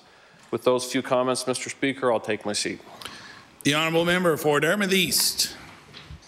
Thank you, Mr. Speaker. I want to thank the minister for his comments and thank you for bringing this bill forward. This bill, Mr. Speaker, is an access to justice bill, and certainly whenever you see a piece of legislation such as this come forward that we know will be supportive to families and to the residents of Nova Scotia, most certainly we support that. Clearly the aim of the bill is to provide a unified family court for those wishing to divorce or separate. As it stands, my understanding, Mr. Speaker, in some parts of the province, it is divided into two courts, Supreme and Family Court, which has resulted in delays, higher legal fees, and confusion. The bill here will allow these matters to be dealt with in one court rather than two. 7 new federal judges are required to achieve a Supreme Court family division, and it's my understanding, Mr. Speaker, these appointments have been approved by the federal cabinet. So it appears this process simplifies court procedures, especially in rural Nova Scotia, and the official opposition is in support of this bill. Thank you, Mr. Speaker. The Honourable House Leader for the New Democratic Party. Thank you, Mr. Speaker. I'm also pleased to stand and support this bill. We know in our own constituencies, I know from my own background, the challenges that the legal system poses, particularly in matters of family law, where you're dealing with a very challenging time, often people who are self-represented, who don't know how to make their way through court, and the fact that you have to have matters heard currently in 2 different courts, depending on whether you're hearing about divorce or about maintenance or custody. To have a unified family court, we believe, will greatly simplify that process, will make it easier for litigants, more cost-effective, simpler, and that, along with the addition of judges, increases access to justice, and therefore we are pleased to support it. Time to recognize the Honourable Minister of Justice. It will be to close 3rd reading of Bill number 105, the Judicature Act. The Honourable Minister of Justice. Thank you. Thank you, Mr. Speaker, and I want to thank my colleagues and both opposition parties for the support of this bill, which I believe, and I know they believe, will make access to justice in family law matters more timely, more efficient, and more affordable to those who require those services. With those few comments, Mr. Speaker, I rise to close debate on Bill 105, the Judicature Act. Motion is for 3rd reading of Bill number 105, the Judicature Act. Would all those in favour of the motion please say aye. Aye. Contrary-minded, nay. Motion is carried. Bill number 105, entitled an Act to amend Chapter 240 of the Revised Statutes 1989, the Judicature Act. Ordered that the bill do pass and the title be as read by the clerk. Ordered that the bill be engrossed. The Honourable Government House Leader. Thank you, Mr. Speaker. Would you please call Bill number 109, the Pension Benefits Act? Now call Bill number 109, the Pension Benefits Act. The Honourable Minister of Finance. Thank you, Mr. Speaker. I rise today to move Bill 109, the Pension Benefits Act, be now read a 3rd time and do pass.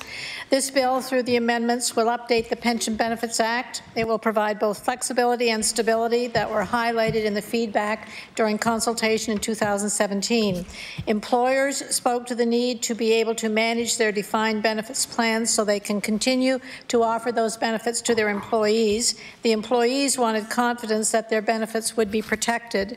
The amendments through the legislative changes respond to both by, number 1, introducing reserve accounts, number 2, removing limits on the use of letters of credit, number 3, allowing for the discharge of liability for annuity buyouts. This act does not apply to the Nova Scotia Teachers' Pension, Public Servants Superannuation Plan, or Members' Retirement Allowance. These plans are all governed by separate legislation. Administrative changes around language and clarity will be effective when the bill passes, and the remaining legislative changes are expected to be proclaimed and effective in the fall of 2019, once those regulations have been developed. It's my understanding that questions for clarity were asked by the member from Inverness and have been addressed in a meeting with the Finance Department staff and that member. And with those remarks, I will take my seat. The Honourable House Leader for the Official Opposition. Mr. Speaker, I'd like to start by thanking the Minister for arranging that meeting she just referenced, and it was helpful, and I think that's a good way for government and opposition to work together when there are questions to provide answers. And I think it's an example, Mr. Speaker, that perhaps some of the other members that might not have the same background as she has in this House, being from over on this side, maybe could learn from.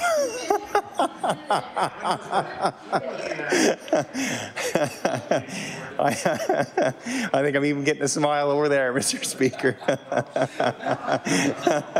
Well, we're trying anyway. So, Mr. Speaker, I want to thank the Minister again for the meeting, and there were some questions. I'm just going to quickly reference it, the three items she mentioned. That there's a reserve account, and this is essentially so that if the employer, who is the person who, the organized party that has to contribute to that, is contributing to it, it is they who could end up with a trapped surplus. And so what I was concerned about was the pensioner and any liability that they might be taking on. So that is fine. Letters of credit, the banks are really on the hook. Any financial institution that would like to take on the risk, why not let them take it if they so wish? There's no harm to the pensioner. And discharge of liabilities. This was an interesting one because people are living longer, and longevity risk has become a problem. And if an insurance company wants to take on that risk, let them take it on, Mr. Speaker. So that may be helpful to the plan. So the only thing I would say in closing, Mr. Speaker, we are going to support this bill. There was another bill that I had put forward years ago about transparency for pensioners, people who have defined benefit plans, and essentially so that each year or in a year where there are any significant changes to the plan, members of the plan could be made aware in a language that they can understand so that they don't face surprises like pensioners of the new Page pension plan felt the surprise a number of years ago. So I passed that information on to the Minister's staff at that meeting, and it may be something that they want to take a look at in the future. The intent, of course, is to protect pensioners and to keep them informed. Thank you, Mr. Speaker. The Honourable House Leader for the New Democratic Party. Thank you, Mr. Speaker. Mr. Speaker, we were pleased that this bill was the result of extensive negotiations.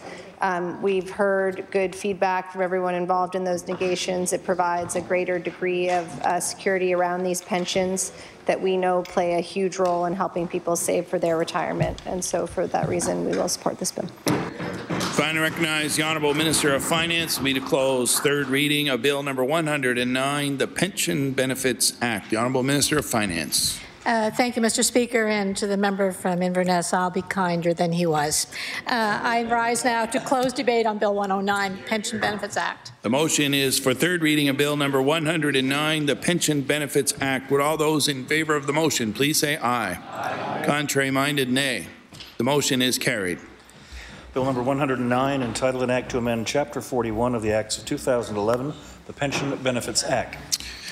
Ordered that the bill do pass and the title be as read by the clerk. Ordered that the bill be engrossed. The Honourable Government House Leader. Thank you, Mr. Speaker. Would you please call Bill number 112, the Education Act, an act to amend respecting student protection? We'll now call Bill number 112, the Education Act, an act to amend respecting student protection. The Honourable Minister of Education. Thank you very much, Mr. Speaker. I move that Bill number 112, an act to amend Schedule A of Chapter 1 of the Acts of 2018, the Education Act, respecting student protection, be now read a third time. Again, there's four objectives we're trying to achieve with this act. One is to achieve regular criminal record checks beyond the initial one for all employees before they enter into the education system. We do have 20,000 employees Under our employ, we will be rolling this out in a phased-in approach with cohorts of about 20% of those employees at a time. This will also mandate an annual declaration that states whether or not an employee has been convicted of a criminal offense. This will standardize pre-employment checks as well as for volunteers.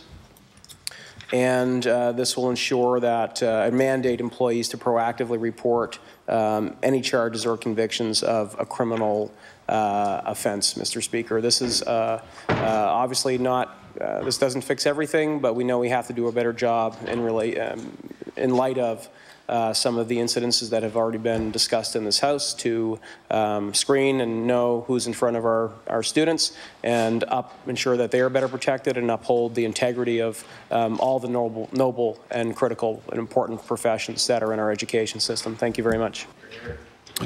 The Honourable Member for Queens Shelburne. Thank you, Mr. Speaker. I'm happy to rise to offer a few comments on Bill 112, an Act to amend Schedule A of Chapter 1 of the Acts 2018, the Education Act respecting student protection. As I've stated in my comments in second reading, this piece of legislation is an important piece of legislation. This legislation will require new criteria for teachers and educational supports in our public school system. Student safety and protection will be strengthened by this legislation, and we all know and understand that one victim is too many. This legislation not only will protect our students in the province, but it equally is important to protect the integrity of this very valued and essential profession, and that it also will be protected in this legislation. Mr. Speaker, our caucus did express concerns surrounding the collection and storage of private information, which I raised when I previously spoke to this bill. We know the Office of the Information and Privacy Commissioner was not consulted on this bill, and this bill will result in a large collection and storage of personal and sensitive information, and that needs to be protected.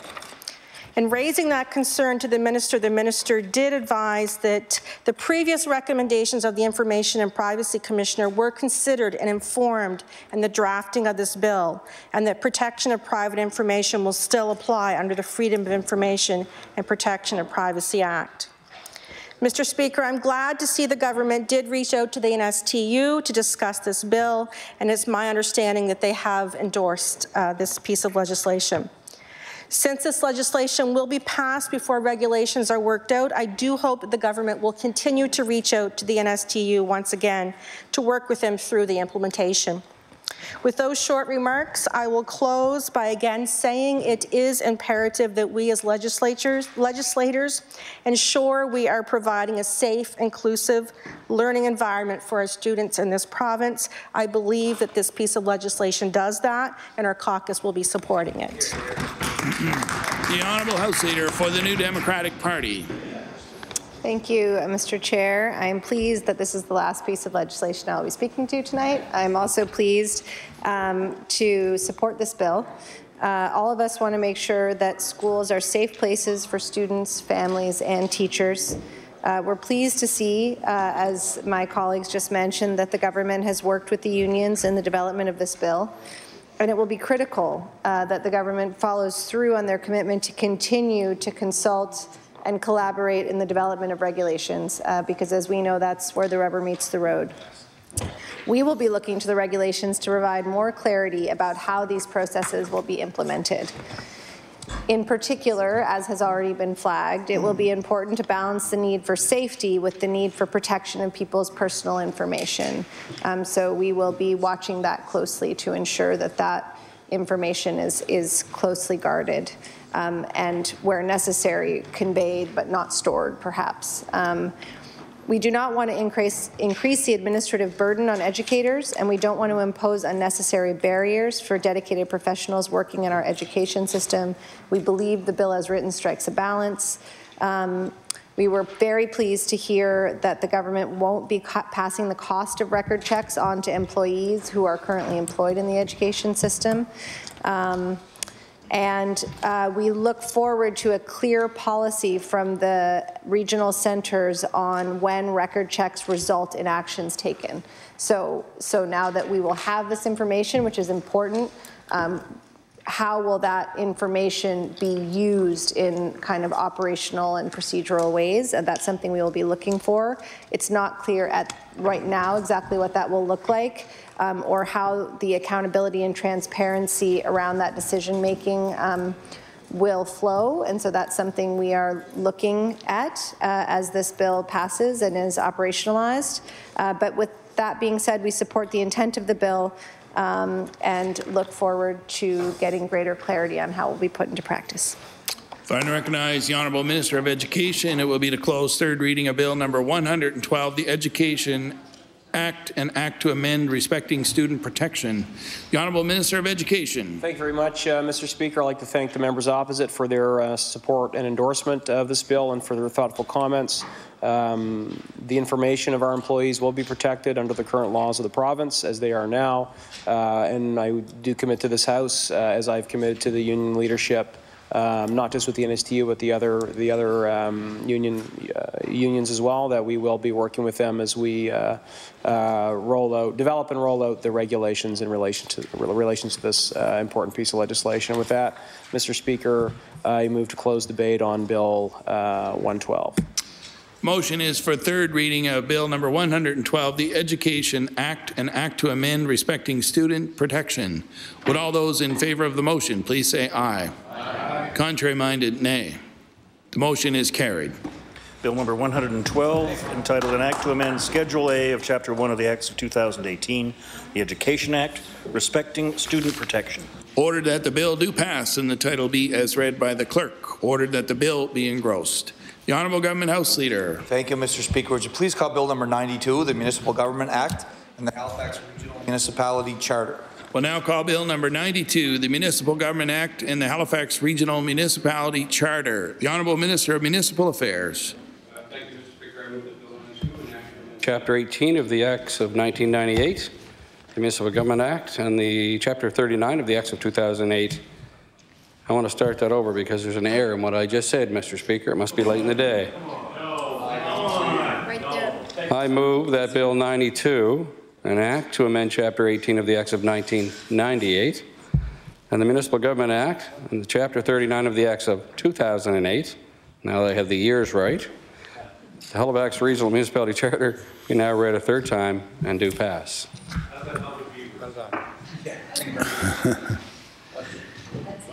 The Honourable Member for Halifax Needham. Thank you, Mr. Speaker, and I welcome this opportunity to speak just briefly to Bill 92. We are in support of this bill, as indeed are municipalities and the Nova Scotia Federation of Municipalities, which have been advocating for a long time for more flexibility in spending. I want to emphasize that in our view and in my view, this bill is really just a step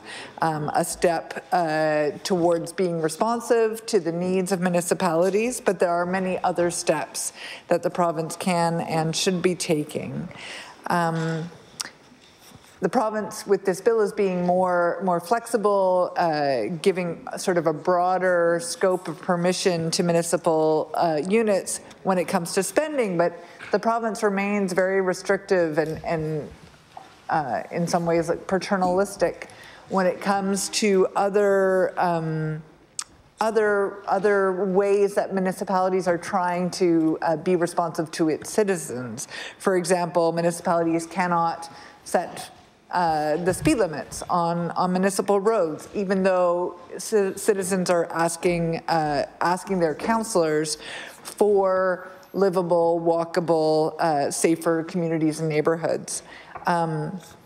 Another recent example that really struck me was how the province announced much needed funding late in the budget year for libraries, but then just sort of said, oh, and provinces and municipalities are going to chip in, close to the same amount, but without giving those municipal units the sort of notice that they would require in order to plan around that. And of course, municipalities don't have all the mechanisms that the province does have when it comes to raising funds. So I think, you know, the province needs to be listening a lot more and continuing to really work with our municipalities, including rural ones that are facing funding and viability challenges.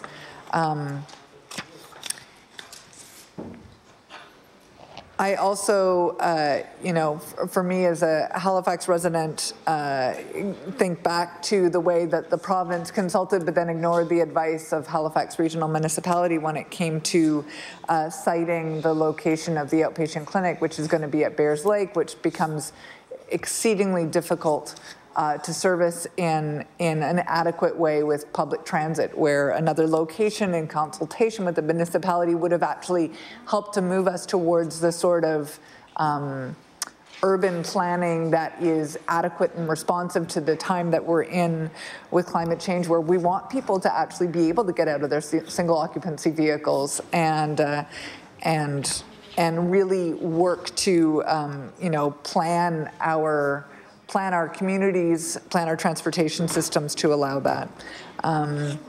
So I'm not going to speak a whole lot longer because we're all tired. And this is going to pass, and we do welcome it. I will look forward to asking some questions about some of these same themes to the Minister of Municipal Affairs tomorrow in budget estimates. And for now, I just say that we're in support of this bill, and I'm glad to see it moving forward. Thank you. The honourable member for Cumberland North. Thank you, Mr. Speaker. Bill 92 repealed Section 65 of Chapter 18 of the MGA. This repealed section outlined the specific areas that municipalities may spend money for municipal purposes.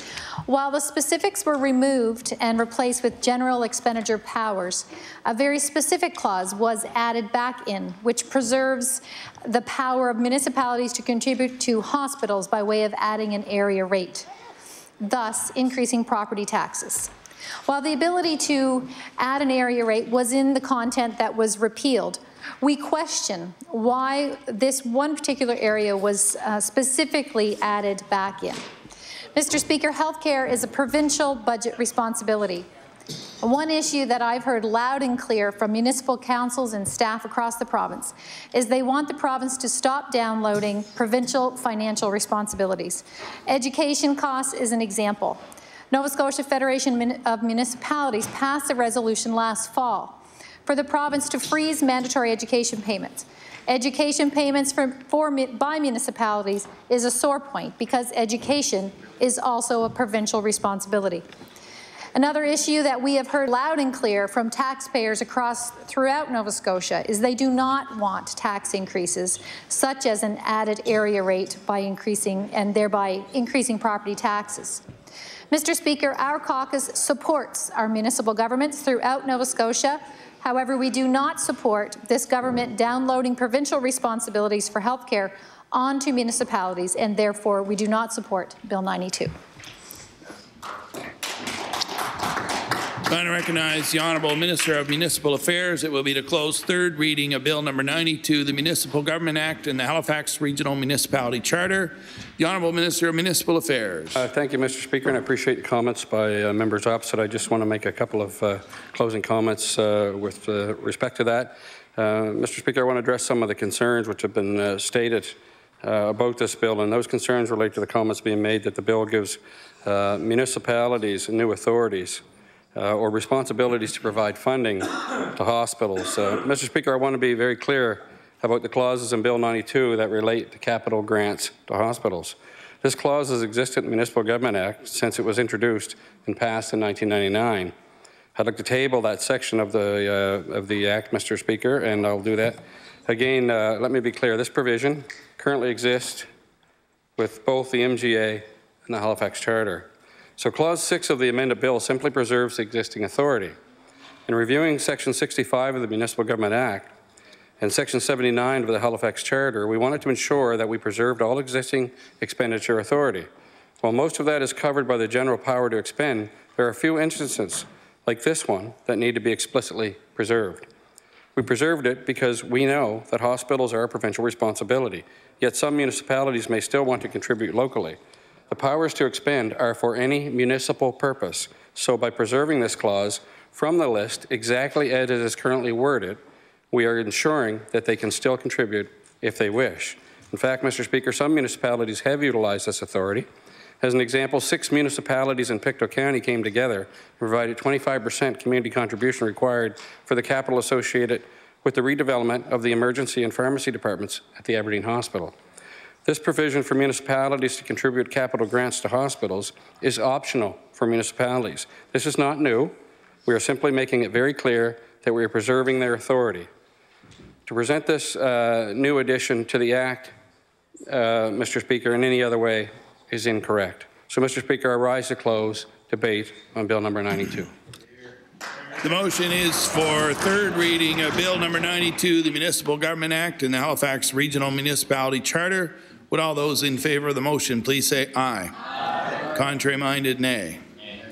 The motion is carried. Bill number 92, entitled an Act to amend Chapter 18 of the Acts of 1998, the Municipal Government Act, and Chapter 39 of the Acts of 2008, the Halifax Regional Municipality Charter. Ordered that the bill do pass and the title be as read by the clerk. Ordered that the bill be engrossed. The Honourable Government House Leader.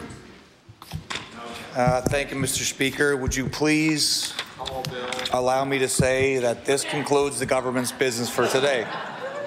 I move that the House do now rise to sit again tomorrow, Wednesday, April 10th, 2019, between the hours of 1 p.m. and 5:30 p.m.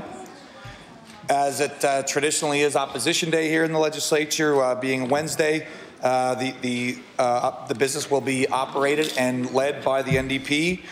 So I'll ask the Deputy House Leader for the NDP to call tomorrow's agenda. The Honourable Deputy House Leader for the New Democratic Party. Thank you, Mr. Speaker. For tomorrow, I would beg leave to call private members' public bills number 108, the Green Jobs Act, and Bill 141, Health Services and Insurance Act, an act to amend respecting the establishment of a school dental health program. Motion is for the House to adjourn to rise again tomorrow, Wednesday, April 10th at 1 p.m. Would all those in favor of the motion please say aye. Aye. Contrary-minded, nay. Motion is carried. The House now stands adjourned until tomorrow at 1 p.m.